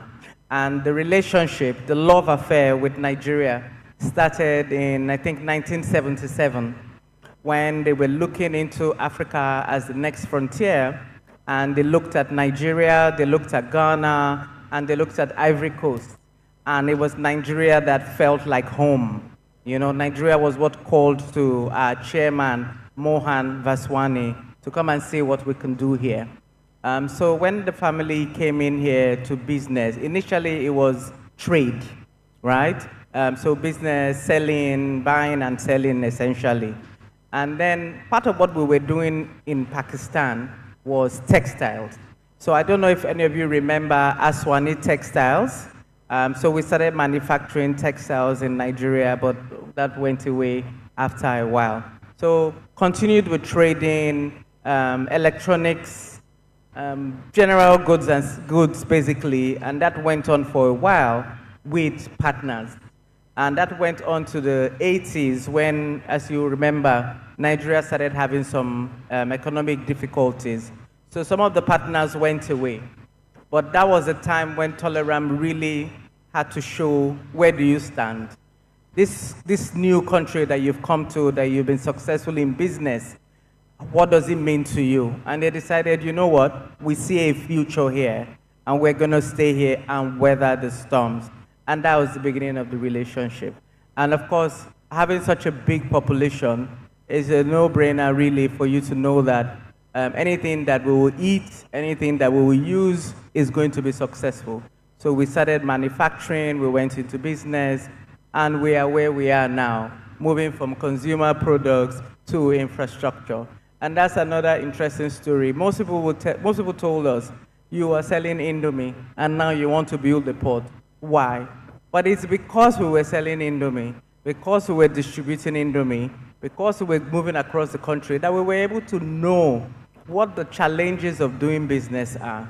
And it's one thing to identify a problem. The most important thing is to put your feet in the game and find a solution to it, which is how come we found ourselves in the infrastructure space. We have Lagos Free Zone, which is an industrial park that essentially is like the culmination of all our experience in Nigeria. We've put together what we know that businesses need when they come to Nigeria to make a success of their businesses.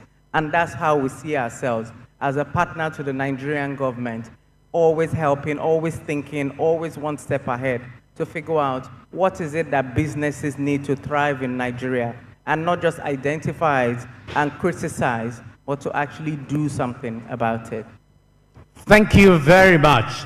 It does appear as if for some people, especially for those who are friends who come from outside of Nigeria, they're just sitting down there and waiting for the next crisis to happen, because that catalyzes significant growth for them when the Nigerians are running to take cover. Maybe there is one or two things that we can learn from here. When there is a crisis, you need to open the window and look properly. Maybe there is an opportunity waiting for you to take an advantage of. From selling Indomie to building a deep sea port. What a wonderful journey. But I want to ask you, Nigeria has been through dislocations. You had indigenization, you had foreign exchange volatility, you have military coups. You just stayed there. Where is this strength from, and what can we learn that in all of this, Toleram just remains steadfast, displaying significant resilience? So tell us, what is the source of that strength for Toleram? First of all, yes, Nigeria has gone through a lot, but I think practically every country has gone through a lot in the last decades or so. The world is changing, everything is shifting, and it's either you are part of how we shape the future or you are shaped. And we see ourselves as being one of those who shape the future. We have to be in that space. And how have we been resilient? In the words of Pastor Jerry Easy, what God cannot do does not exist. That is the Toleram mindset. Each and every one of us who works in Toleram has an owner's mindset, which essentially enables us to look at a situation, look at a problem, and say, this is what we see as our purpose, this is what we see as our vision, this is what will be best for the people around us, and for our profitability, and for the country. So it's about shared values and about shared visions, and about ensuring that anything that we do, we put our values front and center, our values of commitment, our values of respect, our values of integrity, right? So anything you do, you should be proud to tell your grandchild when you get home that this is what I did today, and not be ashamed of yourself. When you go to your maker, you should not be ashamed of how you've represented him in the world. So essentially, it's just having honorable values, time-tested and honored values.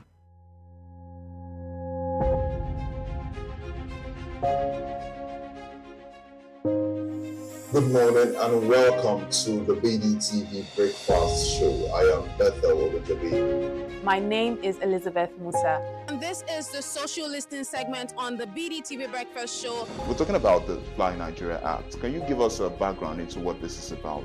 We are here today on the streets of Lagos, Nigeria, to gather opinion about a pressing issue. I go look at the cost of petrol. We get very Nigeria with the suffer. The income is not really increasing, but the prices of items are increased. Nothing like service again.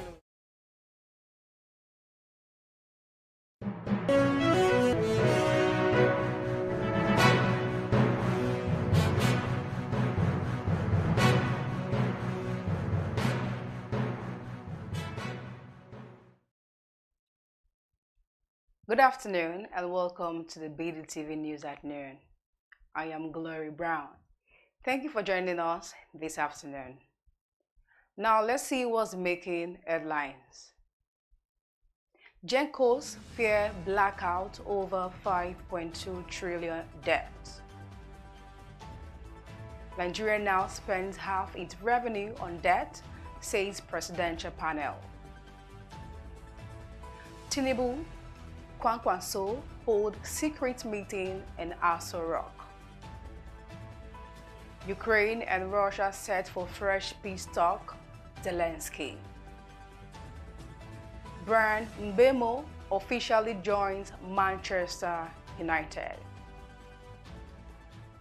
Let's begin the news in Nigeria, where power generation companies have revealed that their long-time patriotism to the nation can no longer keep the power plant running in the face of a fresh 1.2 trillion naira debt incurred in the first half of 2025, increasing the total debt to 5.2 trillion naira. The Minister of Power, Adebayo Adelabu, through his media aide Bolaji Tunji, revealed on Monday, 21st of April, that efforts were being made to defray part of the debt. The Gencos, in an official statement signed by the Chief Executive Officer of the association, Joy Ogaji, warned that the power sector is heading towards collapse unless the federal government urgently addresses its deepening liquidity crisis.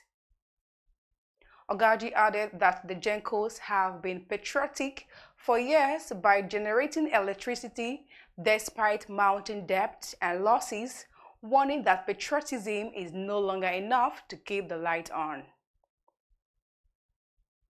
Moving on, the chairman of the Presidential Fiscal Policy and Tax Reforms Committee, Taiwo Oyedele, has revealed that the country currently spends less than 50% of its revenue on debt servicing. Oyedele says that the government was spending almost 97% of its revenue on debt servicing before the economic reforms.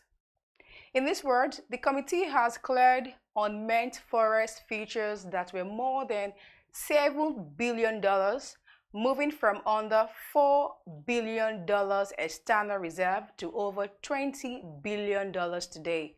According to the committee chairman, the country's currency could have become worthless if the federal government had not embarked on the current economic reforms, adding Nigeria was heading in the direction of Zimbabwe and Venezuela, whose economic have collapsed.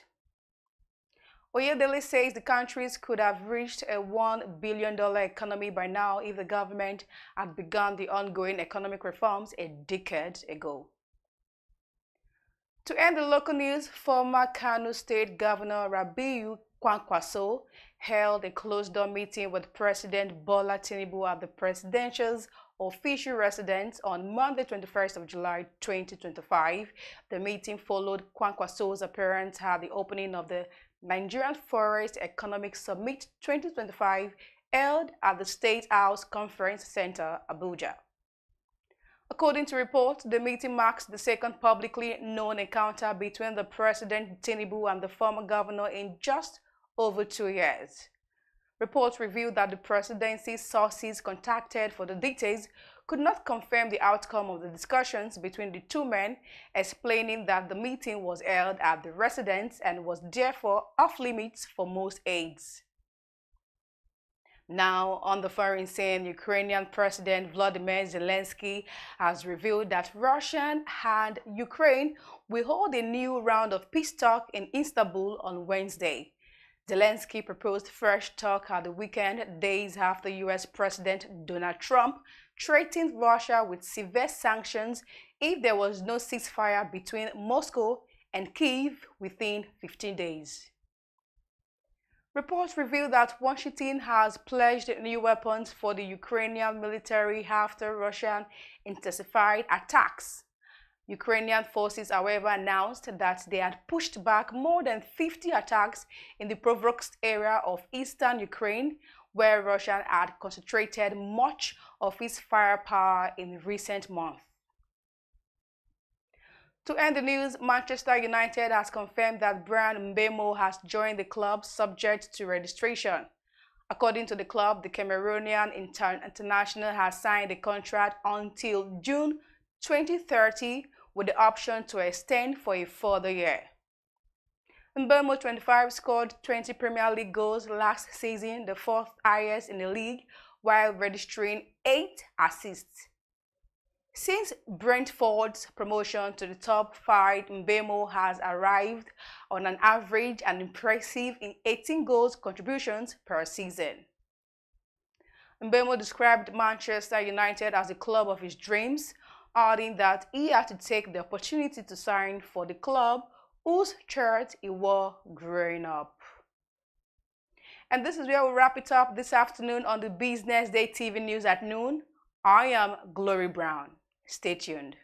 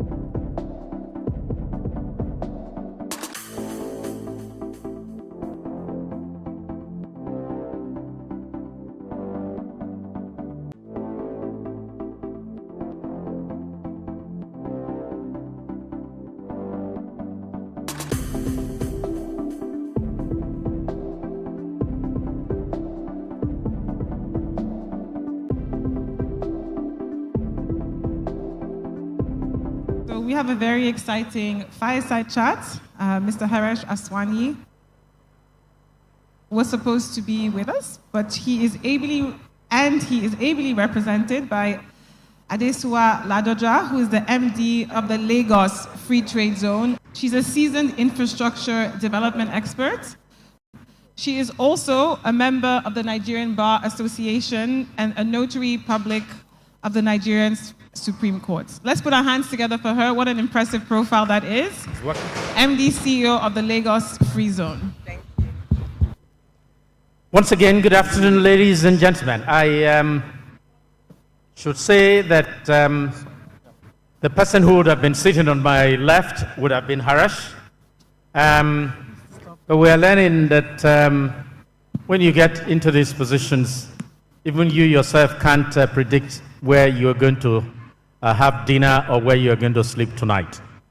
So that's the reality of life. And so I have the pleasure of speaking to a great sister of mine, Adesua, who is able to deal with as many questions as I'm sure I want to ask. You know, I mean, we hear of stories, of great stories, of how people come from outside of Nigeria to create great things that become great not just in Nigeria, but also become great globally. And we all know the story of Tolerance. I have had the opportunity to visit the Lekki Deep Sea Port, and I've also had the opportunity to go around some key companies in the Lagos Free Zone as well. And I am completely amazed by the achievement of Tolerance. And I don't want to even talk about the other things until we get into the questions this afternoon. So my first question, Madam, would be, just help us. I mean, as I said earlier, we hear of these great stories of how companies are formed in Nigeria and they become great across the world. So what was the beginning of Tolerance like in Nigeria? Thank you very much. So before we go into the discussions, I just want to apologize on behalf of Mr. Haresh Aswani. He will have loved nothing more than to be here today because he really loves to talk about the story of Tolerance and how Tolerance and Nigeria are intertwined. But like Mr. Frank said, at that level, as chief executive, newly appointed for the group, his schedule has just become a bit unmanageable. So apologies, and please manage me as a poor replacement. Secondly, I want to congratulate BusinessDay on this incredible achievement of being in business for over 2 decades. Anybody who has worked in Nigeria or done anything anywhere in the world knows how difficult it is to carry on something in a sustainable manner, continuing to improve the quality as we've seen BusinessDay do. So please give him a round of applause and all his team, please. Thank you very much. Thank you, Madam. Thank you. Yes. So going to Tolerance, Tolerance is a family-owned, it started as a family-owned business and is the 3rd generation of the family that is running the business now. And the relationship, the love affair with Nigeria started in, I think, 1977, when they were looking into Africa as the next frontier, and they looked at Nigeria, they looked at Ghana, and they looked at Ivory Coast. And it was Nigeria that felt like home. You know, Nigeria was what called to our chairman, Mohan Vaswani, to come and see what we can do here. So when the family came in here to business, initially it was trade, right? So business, selling, buying and selling essentially. And then part of what we were doing in Pakistan was textiles. So I don't know if any of you remember Aswani Textiles. So we started manufacturing textiles in Nigeria, but that went away after a while. So continued with trading, electronics, general goods basically, and that went on for a while with partners. And that went on to the 80s when, as you remember, Nigeria started having some economic difficulties. So some of the partners went away. But that was a time when Tolerance really had to show, where do you stand? This new country that you've come to, that you've been successful in business, what does it mean to you? And they decided, you know what, we see a future here. and we're going to stay here and weather the storms. And that was the beginning of the relationship.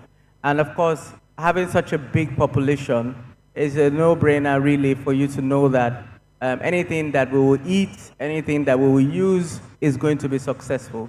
So we started manufacturing, we went into business, and we are where we are now, moving from consumer products to infrastructure. And that's another interesting story. Most people told us, you are selling Indomie, and now you want to build a port. Why? But it's because we were selling Indomie, because we were distributing Indomie, because we were moving across the country, that we were able to know what the challenges of doing business are. And it's one thing to identify a problem. The most important thing is to put your feet in the game and find a solution to it, which is how come we found ourselves in the infrastructure space. We have Lagos Free Zone, which is an industrial park that essentially is like the culmination of all our experience in Nigeria. We've put together what we know that businesses need when they come to Nigeria to make a success of their businesses. And that's how we see ourselves, as a partner to the Nigerian government, always helping, always thinking, always one step ahead to figure out what is it that businesses need to thrive in Nigeria, and not just identify it and criticize, but to actually do something about it. Thank you very much. It does appear as if for some people, especially for those who are friends who come from outside of Nigeria, they're just sitting down there and waiting for the next crisis to happen, because that catalyzes significant growth for them when the Nigerians are running to take cover. Maybe there is one or two things that we can learn from here. When there is a crisis, you need to open the window and look properly. Maybe there is an opportunity waiting for you to take an advantage of. From selling Indomie to building a deep sea port. What a wonderful journey. But I want to ask you, Nigeria has been through dislocations. You had indigenization, you had foreign exchange volatility, you have military coups. You just stayed there. Where is this strength from, and what can we learn? That in all of this, Tolaram just remained steadfast, displaying significant resilience. So tell us, what is the source of that strength for Tolaram? First of all, yes, Nigeria has gone through a lot, but I think practically every country has gone through a lot in the last decades or so. The world is changing, everything is shifting. And it's either you are part of how we shape the future, or you are shaped. And we see ourselves as being one of those who shape the future. We have to be in that space. And how have we been resilient? In the words of Pastor Jerry Easy, what God cannot do does not exist. That is the Tolaram mindset.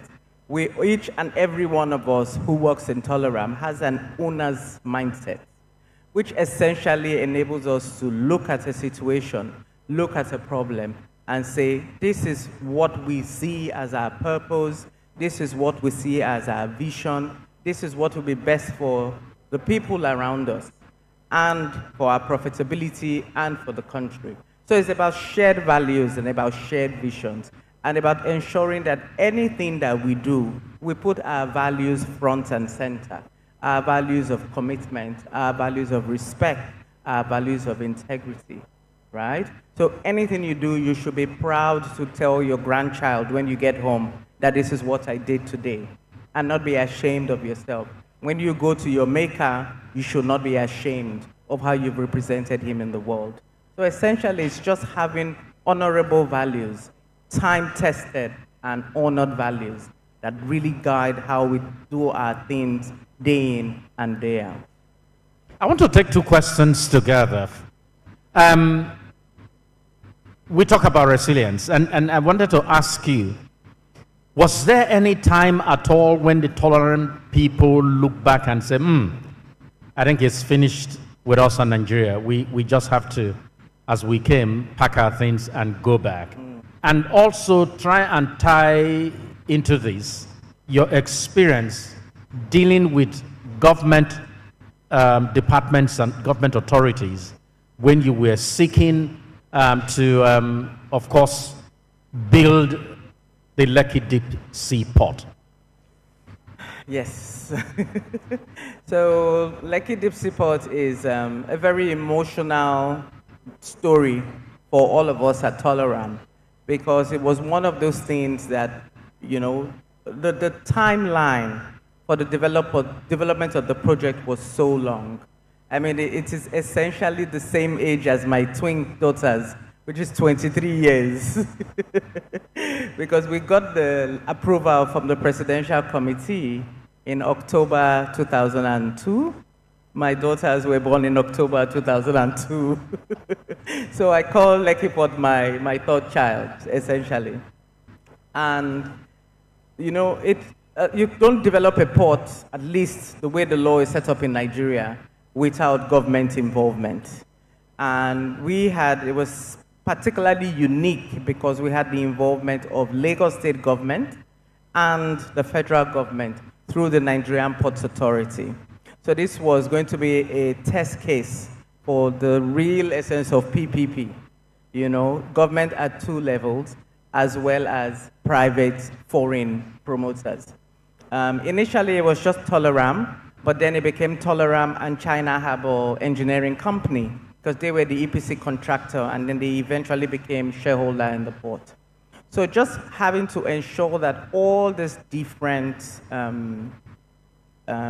strengths are enhanced in how we develop the project, and minimizing as much as possible any difficulties or challenges that could come from these large partners working together was really what the whole thing was about.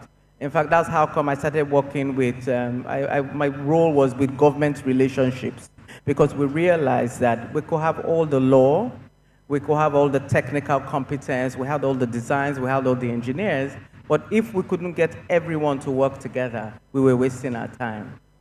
You know, so we had to work together with integrity in a transparent manner, and we had to ensure that it was a win-win for everyone. And this was particularly important for the Tolaram shareholders who see themselves as Nigerians. It wasn't going to be a project where only the foreign investor benefits. Nigeria had to also benefit from the project as well. So it was very important to have all these on the table. Of course, because of the length of time that we ensued, we now had a lot of changes in government regimes. We had changes in party, we had changes in ministers, MDs, DGs, you name it.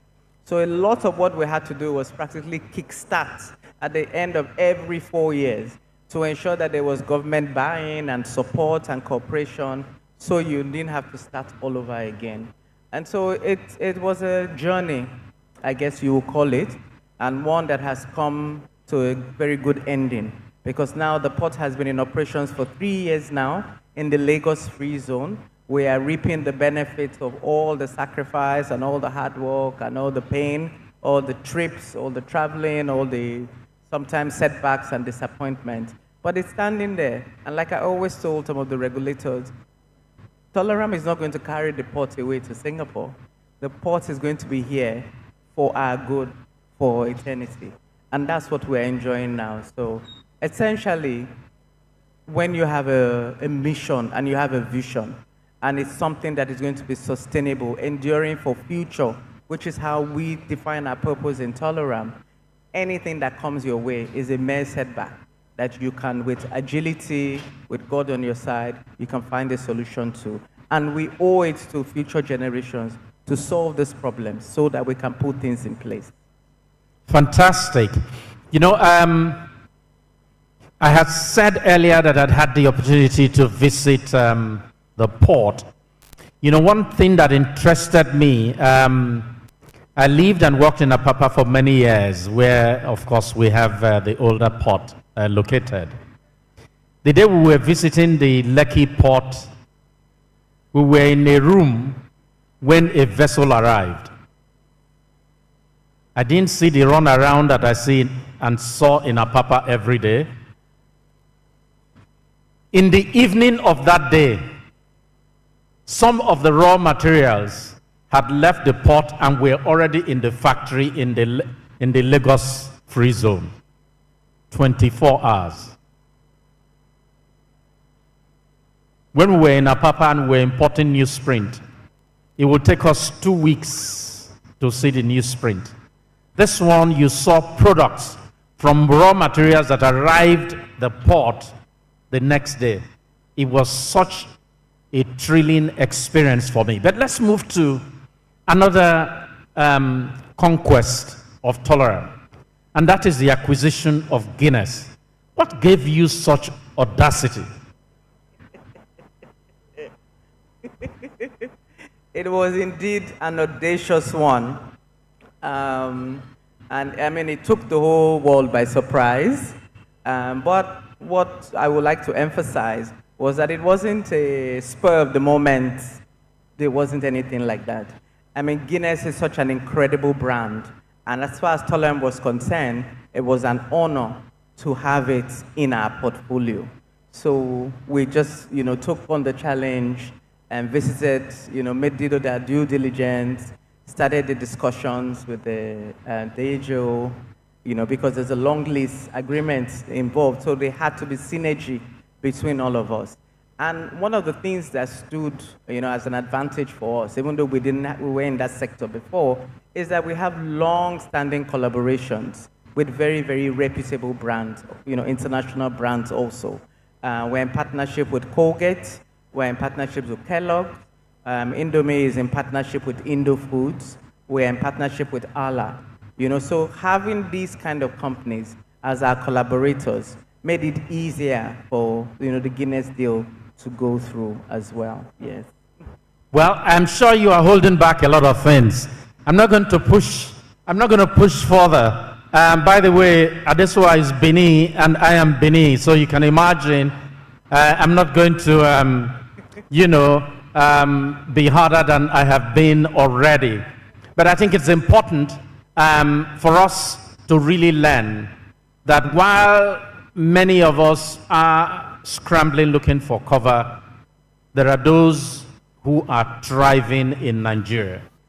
I mean, the Guinness acquisition, the building of the Lekki ports for me are two things that stand out. Not to talk about Indomie, without which even children who school abroad will not leave after holidays until they get their suitcases filled with Indomie. So, great stories. As a Nigerian journalist, one painful experience that I have is when I am writing about Nigeria, usually very painful. You write about it and its story is just going until you remember that you are a Nigerian and it becomes painful. But when you hear about companies like Tolerance, I think it's all good. And I believe that government needs to do its best to bring more tolerance into Nigeria. You must agree with me that Adesuwa has stood her own, stood herself, with the responsibilities that Haresh has, thrown upon her or trusted upon her, and she has discharged and acquitted herself. Please, a round of applause for Adesuwa Ladoja. Thank you. Thank you very much. Thank you for listening as well.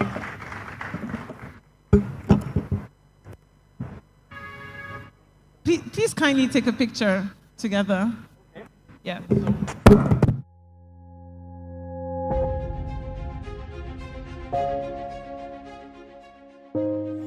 Good morning and welcome to the BDTV Breakfast Show. I am Bethel Olajabi. My name is Elizabeth Musa. And this is the social listening segment on the BDTV Breakfast Show. We're talking about the Fly Nigeria Act. Can you give us a background into what this is about? We are here today on the streets of Lagos, Nigeria, to gather opinion about a pressing issue. I go look at the cost of petrol. We get away from Nigeria with the suffer. The income is not really increasing, but the prices of items are increased. Nothing like service again, no. You only pray for that money to reach you that month. There's a lot of high pressure, a lot of stress. There's a lot of high targets to be met. I was quite strict. In my mind, I said, looking for my hand, my picking go spoil.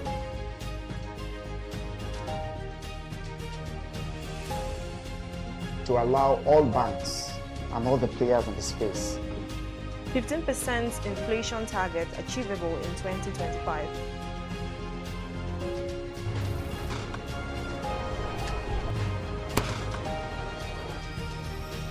The command and vision philosophy of both the Chief of Defense Staff, the Chief of Army Staff, and indeed all the service chiefs.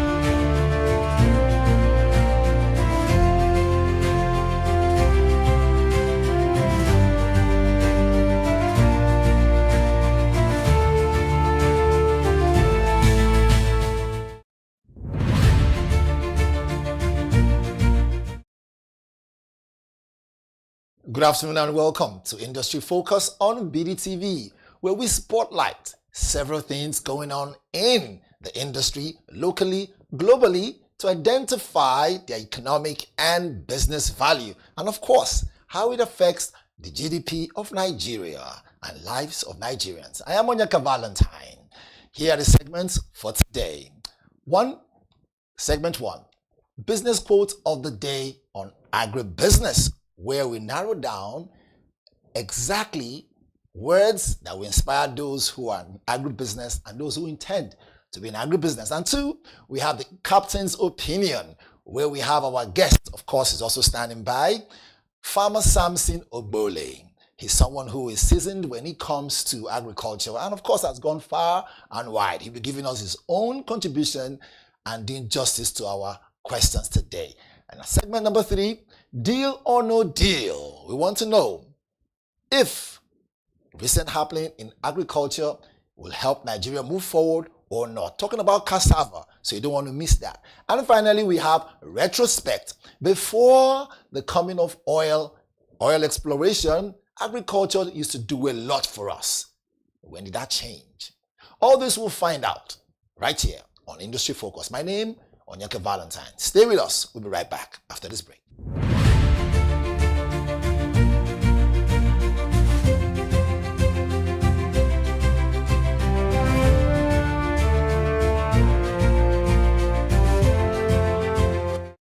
Welcome back, welcome back. It is still Industry Focus, where we talk about different industries and the value that they add.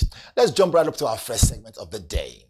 All right, we have the business quote, and it goes this way. By 2030, the size and food of agribusiness in Nigeria and Africa will reach a staggering amount of $1 trillion. So if you are thinking of making money, now that's the sector to be in. If you heard that one, write that one down somewhere. For those of you who are getting into agribusiness, this quote will really help you. And of course, it's not my quote, but a quote from Dr. Akinwumi Adesina. You know him very well. He's the sitting president of the African Development Bank and was one-time minister for economy in Nigeria and every other areas that he has done in the economy. He was once a minister. All right, so write that one down and that could power your day. Segment 2, right up so we don't waste much time. So welcome back again so that you do that which you need to do and move to the next level. Our guest is sitting, waiting for us via Zoom. In case you thought he was in the studio, he is via Zoom waiting for us. So let us read straight up into who he is and why he has made it so far in the agribusiness. Farmer Ogbole Samson is a true pioneer in the field of agriculture. He is a visionary leader who is using technology to not only revolutionize the way we grow food, His work also adds a lot of value, all right? So you can't miss it for the world. Talking about Soilless Farm Lab, there you can find him. His groundbreaking ideas has created a lot of opportunities for a lot of young people. The potential to transform the global food system can never be in doubt. With someone like that, who obviously is our guest today. Now, Farmer Samson's approach to agriculture is based on the principle of sustainability, efficiency, and innovation. He believes that we can produce more food with less land, water, and energy by using technology to grow plants in a controlled environment. His all-based irrigation system ensures that plants receive optimal amount of water, nutrients, sunlight, and very more importantly, a healthier and far more conducive environment and more productive crop. Farmer Samson is also committed to sharing his knowledge and expertise with others. He regularly gives talks and workshops on modern agriculture and is also looking forward to new ways to train and mentor young farmers. Ladies and gentlemen, help me welcome my guest, Farmer Samson Ogbole. Hello, are you there?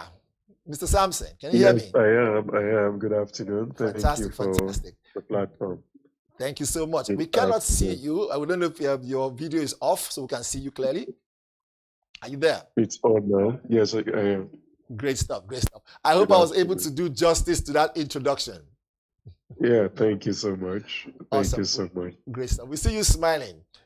Are you there? Your video keeps going on and off. Sorry? Yeah, are you there with us? Oh, fantastic. Great. Yes, So- I am. Okay, so let us jump straight up into this. Right.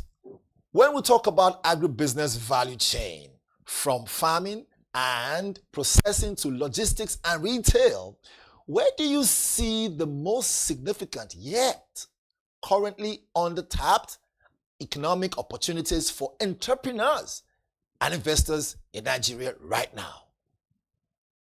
All right, thank you for that. I would say when it comes to agriculture, many times it's a bit of a myopic view to say where exactly is the most undertapped, especially when you look at agriculture the way we do it in Africa, especially in Nigeria.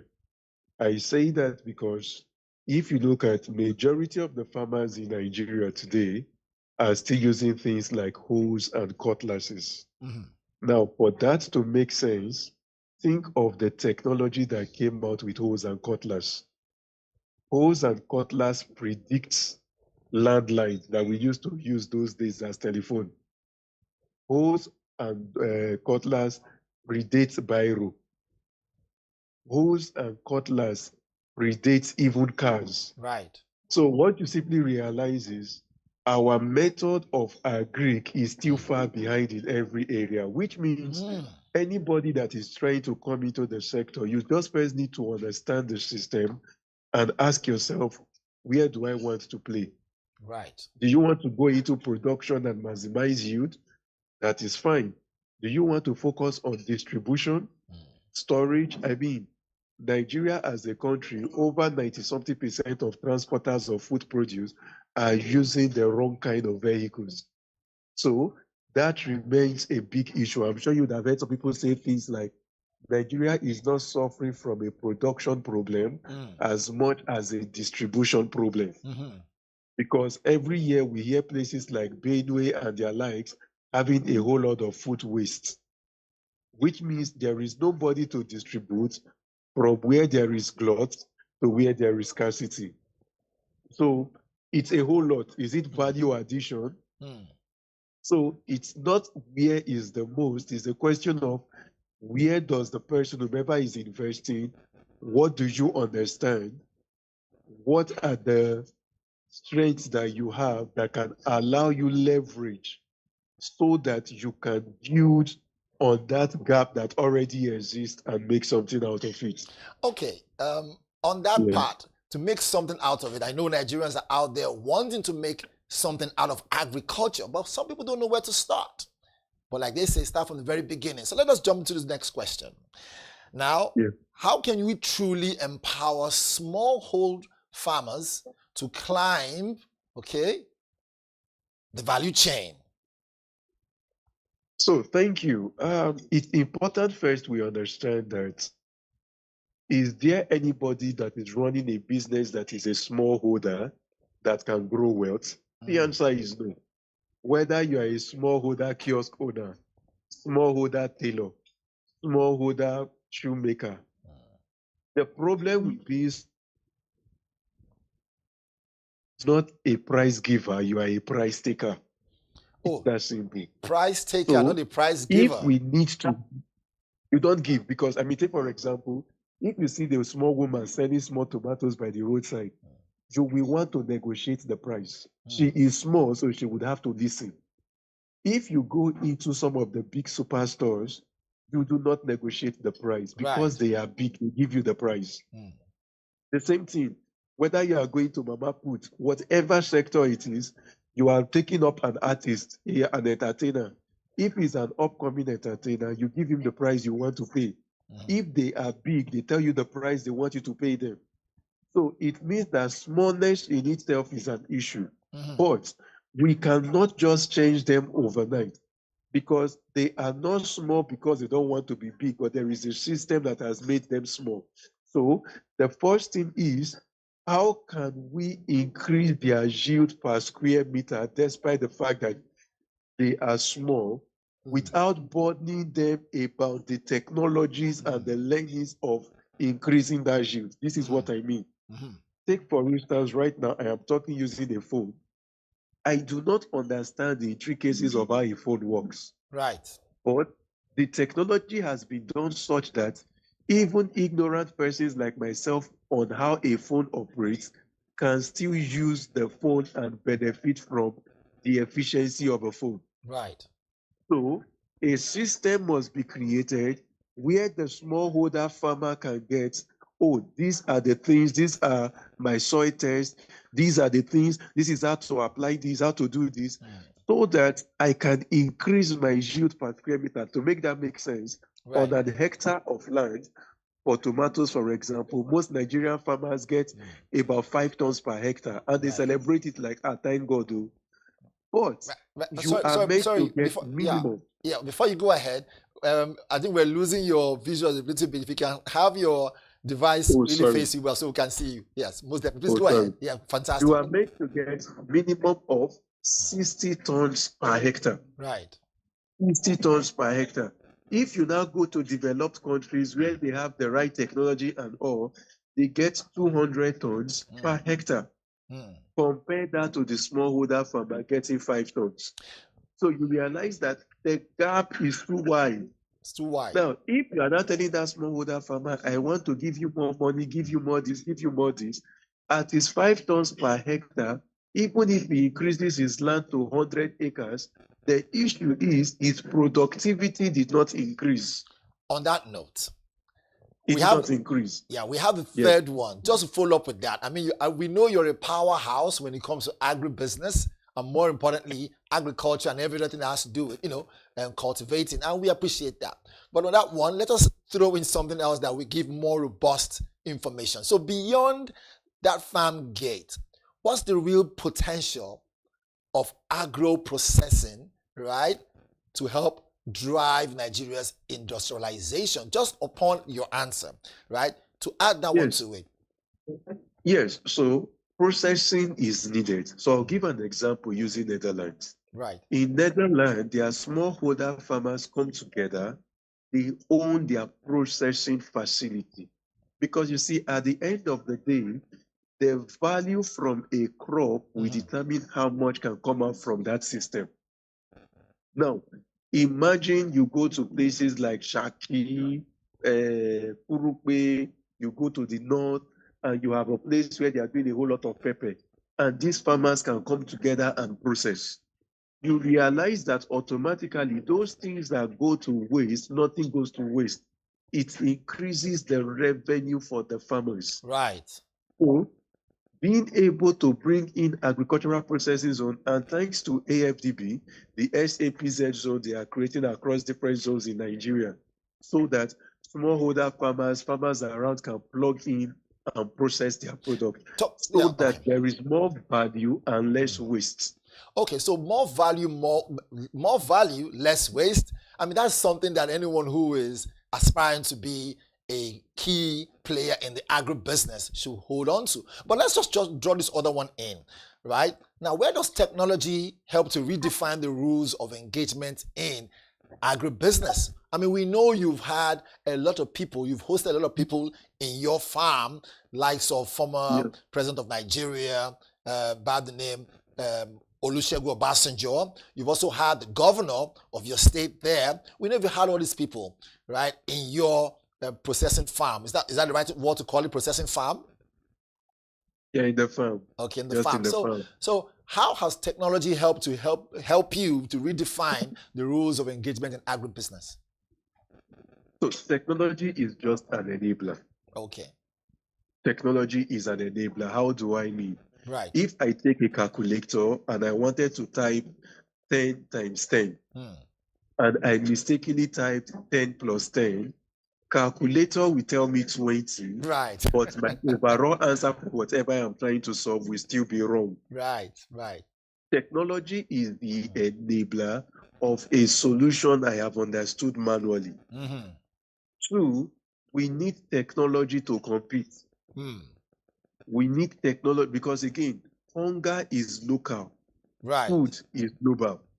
Right. If Nigeria cannot produce enough, we cannot stay hungry as a nation. We will depend on others to feed us. And technology is what will allow us to compete globally, such that if the farmer in the UK is getting 200 tons per hectare, we should be getting 200 tons per hectare. Technology allows us to close that gap. Fantastic. It helps us to close that gap. Now, let's take a quick break. Don't forget where you stopped, because that gap, we'll bridge it on a positive note. All right, so I'm still speaking with my wonderful guest, who is a well-seasoned person when it comes to agriculture and agribusiness, by the name Farmer Samson Ogbole. All right, we'll be right back. Let's take a quick break. When we come back, we'll ask him 2 more questions and we'll go straight up to Deal or No Deal and see what comes out of it. Don't go away. This is Industry Focus.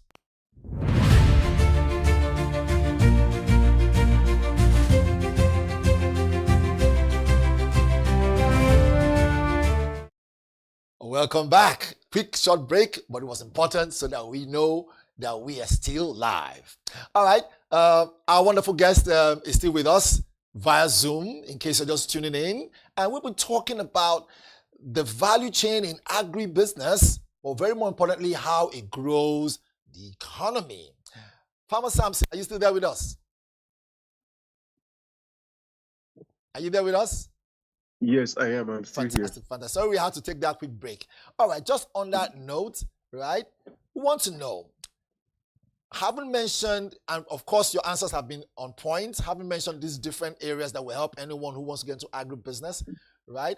We still want to also look at the area that touches, or rather hits home the most, okay, which is this. In everything you do, as someone who understands how this kind of industry works, we want to know, how has Soil Farm added value to a lot of Nigerians out there?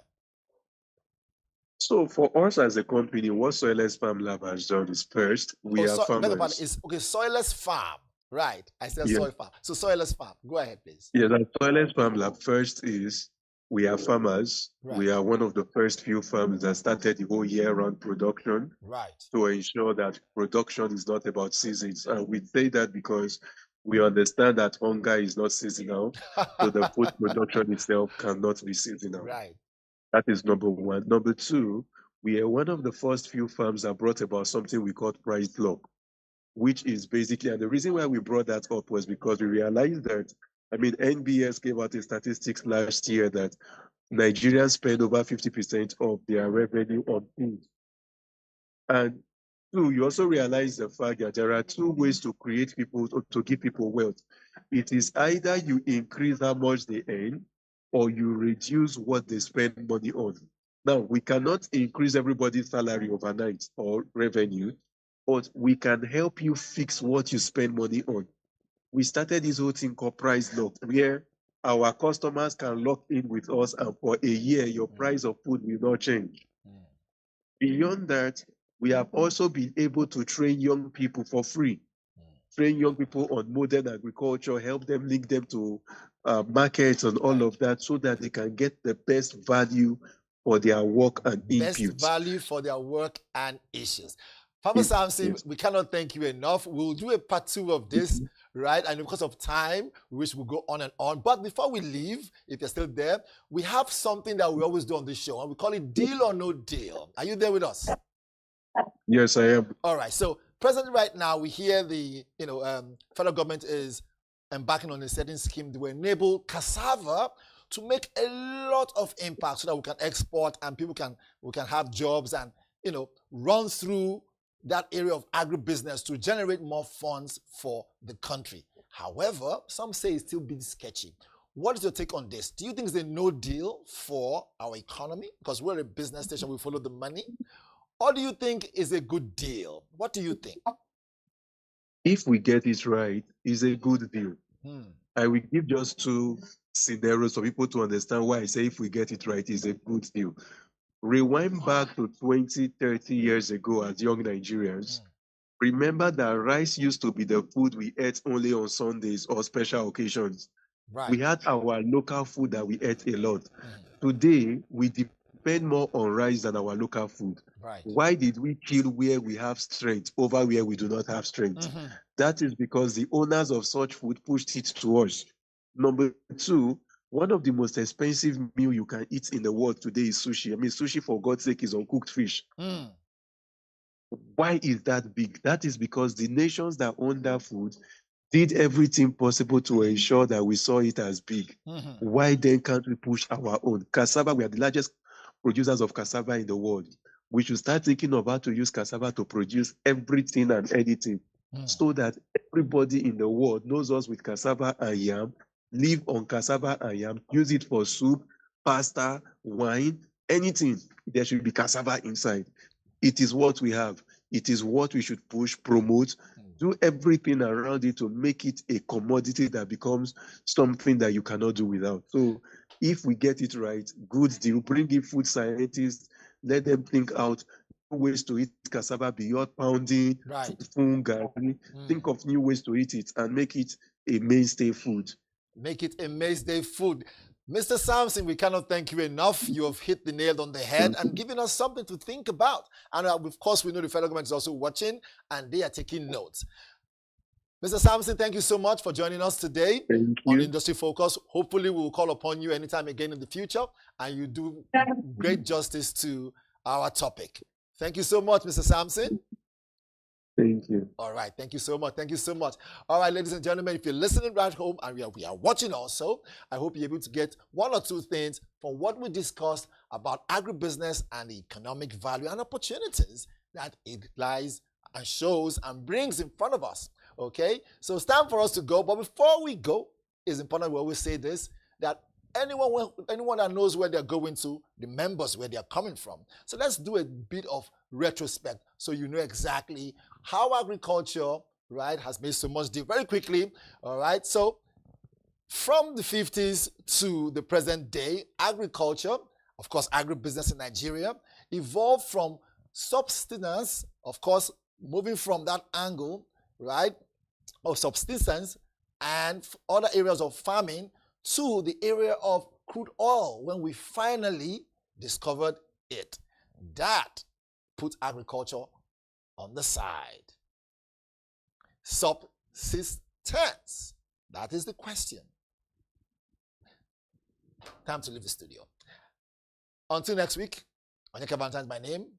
This has been Industry Focus. Bye-bye for now.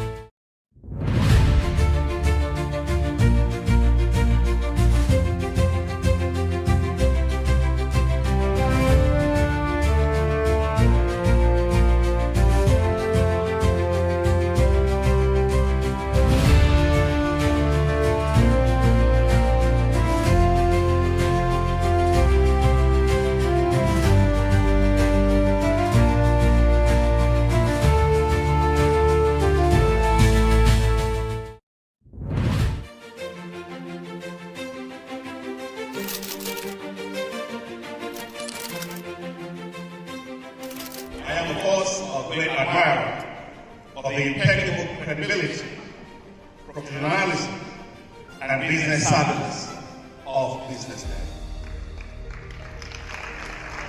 If you really mean business in Nigeria, start your day with BusinessDay.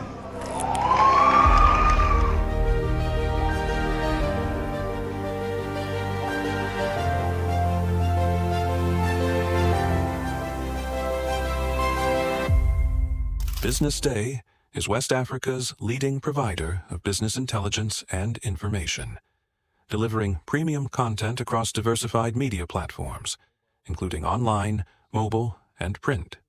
Since its inception in 2001 with a weekly newspaper production, BusinessDay has expanded its reach to provide exclusive content accessible through print, mobile, and online channels. Our premium offerings are further enriched with syndicated content from esteemed sources like the Financial Times, The Economist, and the Harvard Business Review. At BusinessDay, our mission is clear: to be the foremost provider of business and financial content, empowering readers to make informed decisions in Nigeria and Africa.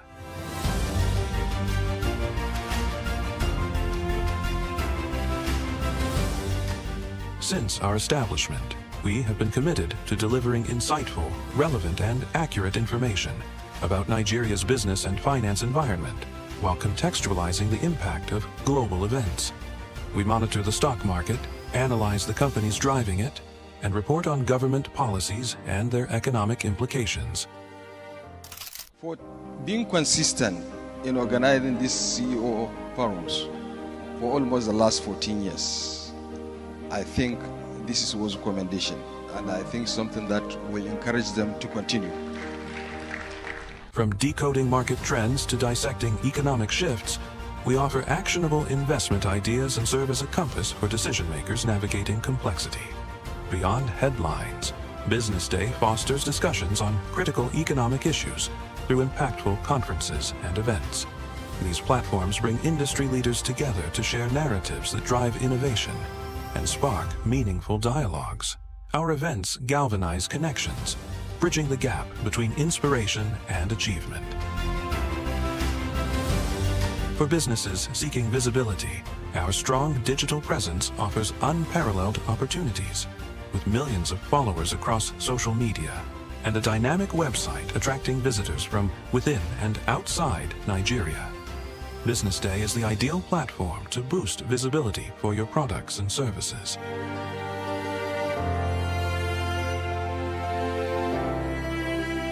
If you're looking for in-depth analysis and expert opinions on Nigeria and Africa's business landscape, BusinessDay is your guide. Welcome to Market Pulse, where we explore, survey, listen to, and catch up with industries in the market and how the economy affects them. The market is buzzing from food to fashion, lifestyle, and everything in between. I am Amanda Emosigwe from BDTV, ready to blow your mind. What's the pulse in this market?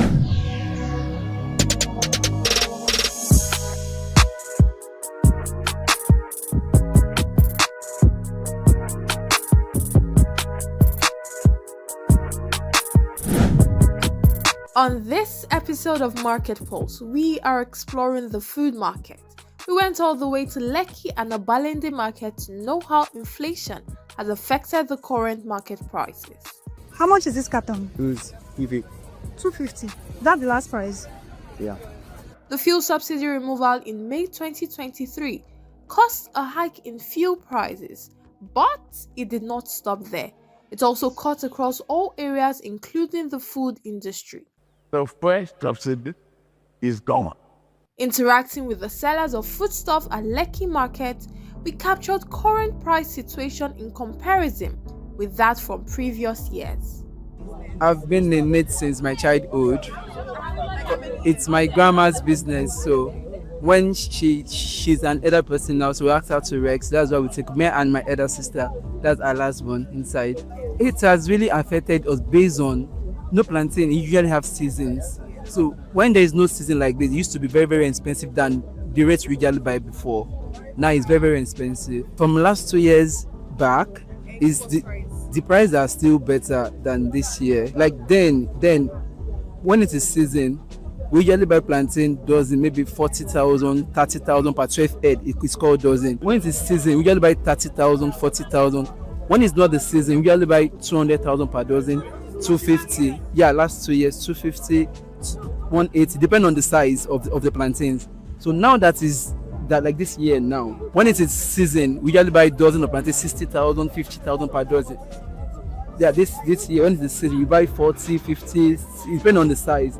And when it's not the season at all, we usually buy 250, 300, 350 per dozen. That's 12 head per dozen. We don't increase the price, we reduce out of what we are selling. We let them know that it's not the season already, and them too, they will know that it's not the season. At the beginning of the season, they will see plantain everywhere.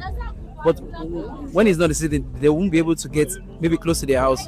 They have to come to the market to get it. So they don't have choice than to buy it. I get like 3 years for this market. Back of us, like 30K. Now we don't like 80K now. Last week, feel like 40,000. Now like this one, 180 this one now. This one is 180 now. Last week, like 40K. I don't increase the money because for our business, I don't have money for a day. That's for years. I don't increase the money again. I go tell them because I tell them the market don't have money. Just I go add my own self. 2 years where it passed, feel like where 2 years passed. Where today I go get it and reach like 2x. Just as I manage, it's too easy. Yes, we bought it in bunch. So one bunch before is 1,000, but now we got it 2,000. So it affects us very, very, very well. We have to increase the price we sell it before. Before, when we got it 1,000, we sell it 200. When we go to the market, we have to get the price the way. So now the price, one of this leaf is 500 naira. Customer complains so much. It's our business. We know how we are going to sell it and how we are going to speak to the customer. We have to reduce the quantity, because if we don't reduce the quantity, we have to have the low price. We are going to short on the market because of the transport money, the one where the market we bought from the market, the increase of the transport money in a month. Like 4 months ago, we can see like let's say 50,000, but now in a month is hard to see 20,000. Yes, it's hard to see 20,000. They are finished their work, but to do free job is they don't have money to do it. That's why they come here. They come and help us to sell market. Maybe we can give them 1.5 a day. When they go tomorrow morning, the next day they come, then we give them another money. Deciding to get answers from other sources, we shifted our gaze and redirected our steps to the Obalende market, where we interacted with other food sellers, and not so surprisingly, there was an outburst. We used to buy basket of tomato that time, 5,000, 3,000, 2,000. Sometimes we buy one basket of tomato, 1.8, and we are shading it 100 naira, sometimes 50 naira. But now it's too expensive. One basket of tomato for market now is 120,000. When it's not supposed to be like that. So by then, something is not moving on well. We cannot even sell a basket of tomato finish a day. All our customers, all the people that we used to supply, when something is going higher, then reduce and go back, they cannot even buy anything for us. Like a bag of pepper now, we used to buy bag of pepper 3,000, 4,000. But now a bag of pepper, that flour is 200,000, 150, 120. We used to call one patanla. That patanla is 1,500 naira before. That patanla now is now 80,000, 100,000. How are we going to save it? We are shedding 5 pieces of pepper, 500. How many people used to do soup? If you wanted to do soup for your house now, if you want to buy pepper to satisfy yourself, you will buy pepper around like a 6,000 or 7,000 to satisfy yourself before you buy pomo. I really like to buy pomo to buy gbogbo. If you want to do soup to satisfy yourself, you go to use almost 20,000. And everything there is expensive. So we cannot even, I don't even know the adjective I can use to qualify it. I don't know the adjective. This is what I used to train all my children to the university level. But now I don't hold it. If to say now abroad, I need to stay out and be paying me salary. But Nigeria is not like that. All the benefits we supposed to benefit for Nigeria, our government, they don't do it for us. Because by now, as this my age now, I'm not supposed to be roaming up and down for road. I'm supposed to get house to be paying me my salary. But our government, they don't do it. Some now, their children, they school, like 4, 5. How are they going to go? When primary school are paying money like a university, some don't withdraw children for school. Some their children are going private, they cannot go. So I start from small, like 15 years. That time when I start, I dey buy yam. We dey buy two like this. We dey buy yam for 50 kobo. We don dey buy yam now like one now. We go buy am like 4, 5. Me sef I go come sell am like 5,000 because I can't lie. So everything is going higher, up. All markets now dey expensive now. Things are increased every day. Like this one now, I buy 100. 1 tubasha, we buy it 5,000. I pay for grant. Then I pay for biro that is bringing it for me every day. He collect 1,000 every day. So I have to put that money on top of that market. I pay motor now like 100 now. We carry it 6,000 for 100. Motor we carry it 6,000. I have to put that money on top and borrow money before I come make my own gain. That transportation make they carry am down. They bring the market from north.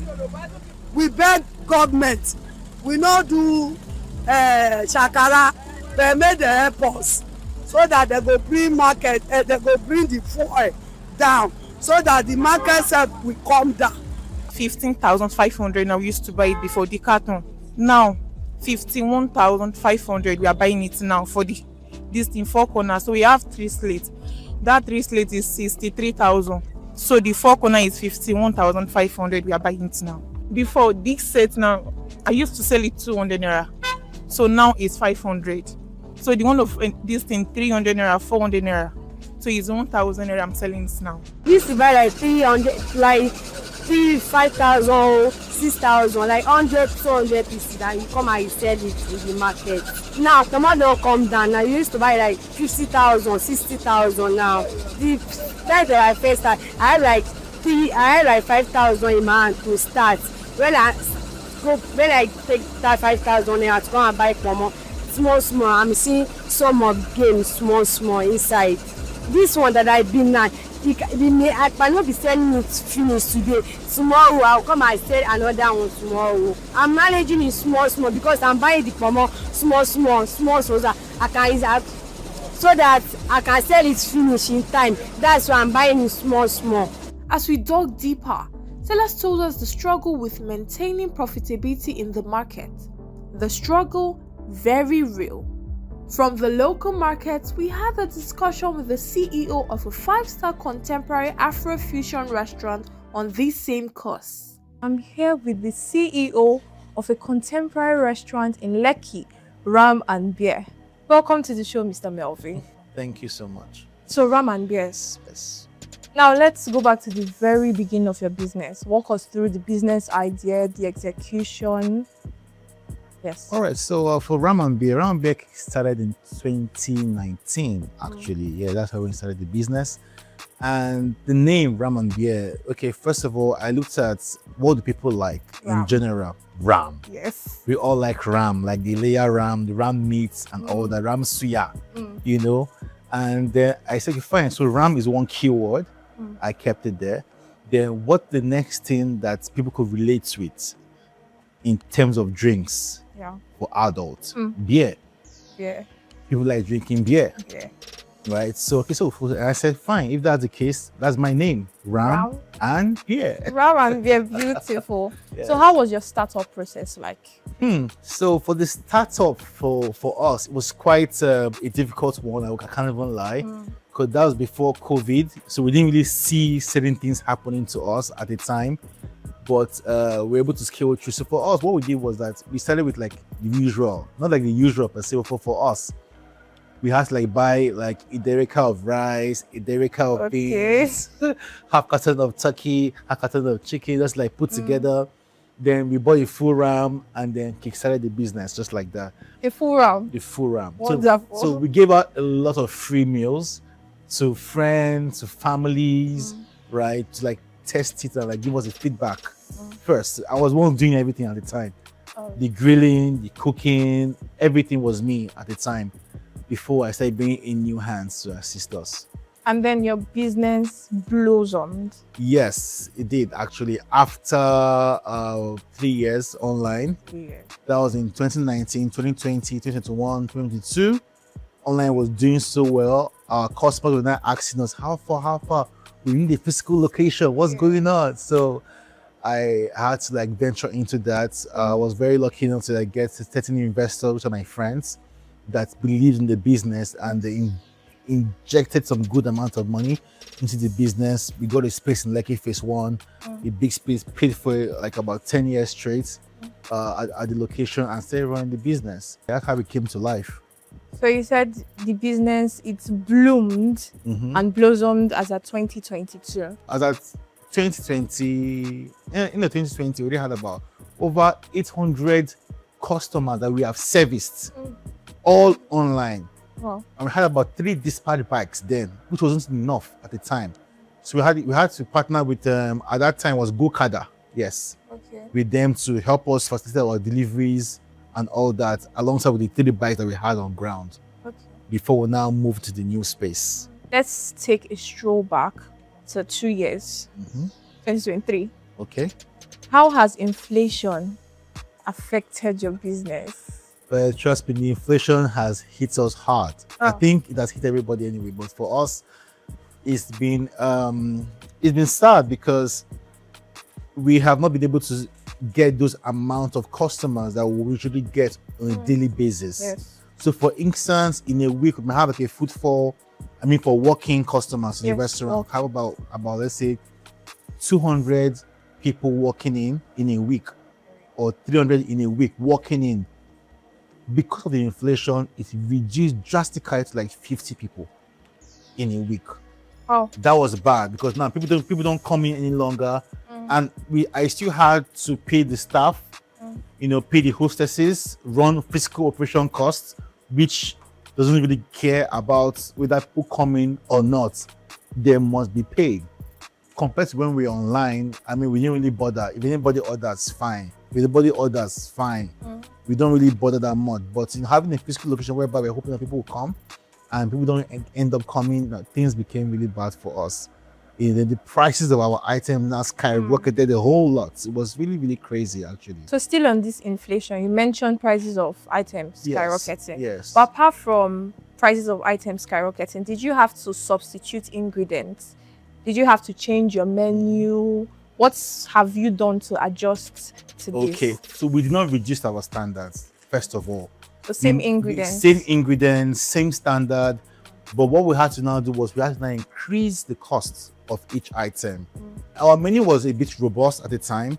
So we had to streamline it to have very few items, not so much, because we couldn't cater for a lot of items to always buy and put in our inventory. So we had to streamline to certain things that we know that will always move to our best sellers, so to say. So best sellers meals, best seller grills, we had on the menu. Other one that was only selling so much, we took it out and then focus on those ones and increase the margin up to a bit with about 15% on each of the meals and continue the business. I'm looking at the aspect of now your labor force. Did you have to cut them? You had to cut down your labor force. To be very honest, I felt sad doing that. It's because always sad. I had to, because we couldn't continue that way. So we had about 32 staff at the time. We had to streamline to 18. Even the 18 had to start doing some other people's jobs. But I never touched the workforce, which is the kitchen guys, which is the chefs, the grill chefs, and the assistant. I didn't touch that department. But other areas had to streamline them, then increase their salaries. I made it higher than what they were receiving before, just to accommodate the fact that, okay, guys, you're going to be doing more work as usual, you know, and this is the money we're going to be paying you extra to compensate you for that extra work. The other guy has to now cut them off. So that reduced our salary base to about at 45%. So looking at the business aspect of it now, your income, take us back to 2023. Let's compare your income from 2023 and from 2025. With increase in prices of your menu, with increase, let's still compare. Okay, so if we're going to compare 2 years ago, 2023 and today being 2025, I would say 2 years ago, the money that we made had more value. So if we're making 20 million naira in a month, for example, is of value because you might be spending about, let's say, like 2 or 3 million naira to go and restock your item, which is fine. So this year, you may be making like 40 million, like times 2 of what you made 2 years ago. It seems more to you. But you are spending like 8 million or 10 million on restocking your items. So you see where the problem is coming from. We couldn't match up it. We couldn't match it up as well. 2 years ago, 4 million can buy your food stuff, and now 8 million, like times 2 of what you're buying. We started buying tomatoes for a bag for like 150k for a bag of fresh pepper. A bag compared to 50k. Same bag. Significant increase that affected the business drastically, but we have to keep moving because I mean we're here to serve, right? So keep serving. So a little birdie told us that your restaurant got demolished. We want you to walk us through that traumatizing, if I must say, process. What happened? What led to it? So first of all, it's a very sad story. We never saw it coming, you know, that this would happen someday. We're running the business, we're paying our taxes, we created jobs for a lot of people, even our external contractors, we were paying them. I mean, the business was taking care of several families. Yes, of course. Comfortably, right? We're all dependent on the business. You know, but this now happened in February 2020 when the LASBACA, which is Lagos State Building Control Agency, came to our restaurant and partially demolished it. Partially? Yes. So we had a structure and an outdoor structure. The entire outdoor structure was brought down. The entire BQ, the boys' quarters where we had our staff sleep, I feed them every day. Every single day, morning and night.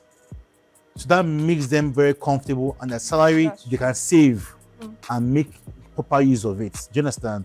So that was demolished, kitchen was demolished, the entire front was demolished, and there was no notice of any such. No notice. No notice. Suddenly. No notice. We are coming so deal or pay a particular deal. No. All my taxes from federal to local taxes are up to date. I have my books, I have my records in my on the cloud, whereby I can actually check even right now. If you ask me to bring it out right now, I can bring it out right now. It was really, really sad for us. And that's what triggered it was because certain neighbors have been constantly writing petitions against the business as to say, okay, we're always making noise, car parks are always full, people are always coming there a lot and all that. But all of these things they were saying against us, most of them were not true. For the sound, for example, right, LASEPA sealed as Lagos State environmental protection, sealed our place. They now reopened it on the basis that we had to make sure we follow the protocols, which is no sound at night. If we must play sound at night, it must be 45 decibel, which we were doing. Then during the day, 55 decibel. We spent almost, at least for the soundproof, about 12 million for the soundproof, both inside and outside, to soundproof the entire space, to control the noise. Yes. We did that. So they didn't come again. Then as for the car park, we had a lot of car park. We had a good car park space. We even had like a neighbor down the road that gave us a space that I usually pay every month for car parking too. So if you have done this, if you have taken these steps, what's really I can't seem to understand what exactly was the problem. Because I still can't pinpoint. Likewise, I wish I can pinpoint the exact problem that we had, then I would know what to do. I can't fight the government. It's been 5 months now, 6 months. My entire daily bread, my entire source of income has been cut short. How am I surviving right now? Wearing a nice suit and spending nice. Oh, boy, it's just good. So I really don't know what to say anymore, but I hope that maybe in their heart, some way, somehow, they will give us the opportunity to run again as a business. And I can say it clearly that if we are opportunity to run again as a business, we will do everything that it takes to ensure compliance to their terms and conditions. Yes. All my chefs are like from 45, 50-year-old, are very matured men and women with their kids. So how are they surviving? I've been paying them salary since this thing happened in February, even without us making any money in the company. Why? Because this is their only source of income. Yes. By telling them that if this doesn't get sealed by next month, I can't continue again. Because I don't have the money to take care of my own family. Talk more of paying salaries to people that are not even working. Just because of just self-pity or empathy. I'm trying to, be a nice boss, say, but it's affecting me too. You're a grill chef. Yes, I'm a grill chef. Tell me your favorite. Just give me your favorite dish now. Okay, so for grills, I like to grill pork ribs. Pork ribs. Yes, I love pork ribs. I love ram. But ram is number one. Yes. I'm not lie. I eat ram like every day. Ram in my soup, ram in my stew. I love ram. I can't even lie. So ram, pork ribs, lamb chops are my favorite grills. So I started grilling about 15 years ago, a long time ago actually. I started grilling. So yeah, as a grill chef, I like to explore. My favorite meal is the pork ribs and pork ribs and the ram fried rice, and also the lamb chops grilled. Okay. Yeah. Pork ribs. Let's talk about pork ribs. All right. We can't have an expert and then not get tips. Because so tell us, what is one cooking mistake that people give us a game changer for pork ribs? Okay, so for pork ribs, the game changer for ram and beer is the fact that, like I said, we have been able to reinvent every of our meals with our special. So first of all, we have special sauces that we have created by ourselves. So when customer comes to the restaurant, we can either give you the normal popular ketchup if you want to have that as a sauce, or our own special sauce that we made by ourselves. Secret recipe. Secret. I cannot tell you that. I cannot. I'm sorry, I can't tell. Okay. But it's a secret recipe for us. And yeah, so like I said, for our pork ribs, our ram suya, what we do differently, which I tell people to go and try, is that we dip soak it and marinate it with beer. Ram and beer. That we call ram and beer. So Mr. Melvin, you like games. I like games too. Everybody likes games. Yes. Have you heard of Kiss Kill Marry? Kiss Kill Marry, where they put celebrities and they're like Kiss Kill Marry. You've not heard. Let me introduce you to your own chef version of Kiss Kill Marry. So we're going to do what's best favorites. What's best favorite? Yes. You have 5 seconds to answer. What's best favorites? Okay. Can we start? Of what? Okay. Relax. Can we start? All right, can we start? What's best favorite? Curry, thyme, ginger. Which is your worst? Thyme. Thyme. Yes. I'm offended. I put thyme in my eggs. Sorry. Thyme is my best. Ginger. Ginger. Favorite. Favorite. Curry. Ginger should be my favorite. Okay. Curry should be my best, actually. Okay. Yeah. You mentioned something earlier about buying a bag of tomato for 150. Where do you give us one secret? Where do you buy your things from? Okay, so the cheapest. The cheapest. So first of all, I said pepper, not tomatoes. So a bag of pepper at 150. Oh, and where we buy most of our food products is in the north or in My 12. My 12. So My 12 is the market for cheapest food stuff. We can say that. In Lagos. In Lagos. Yes. My 12 people is the market for cheapest food stuff. Yes. It's been so much fun. It's been so exciting, so exhilarating having you here, Mr. Melvin. Thank you. Let's have it for my guest, Mr. Melvin. I am so happy that you came here and it's been so exciting. CEO of Ram and Deer Restaurant. I am Amanda Amosigwe saying stay safe, and this is BDTV. We have listened.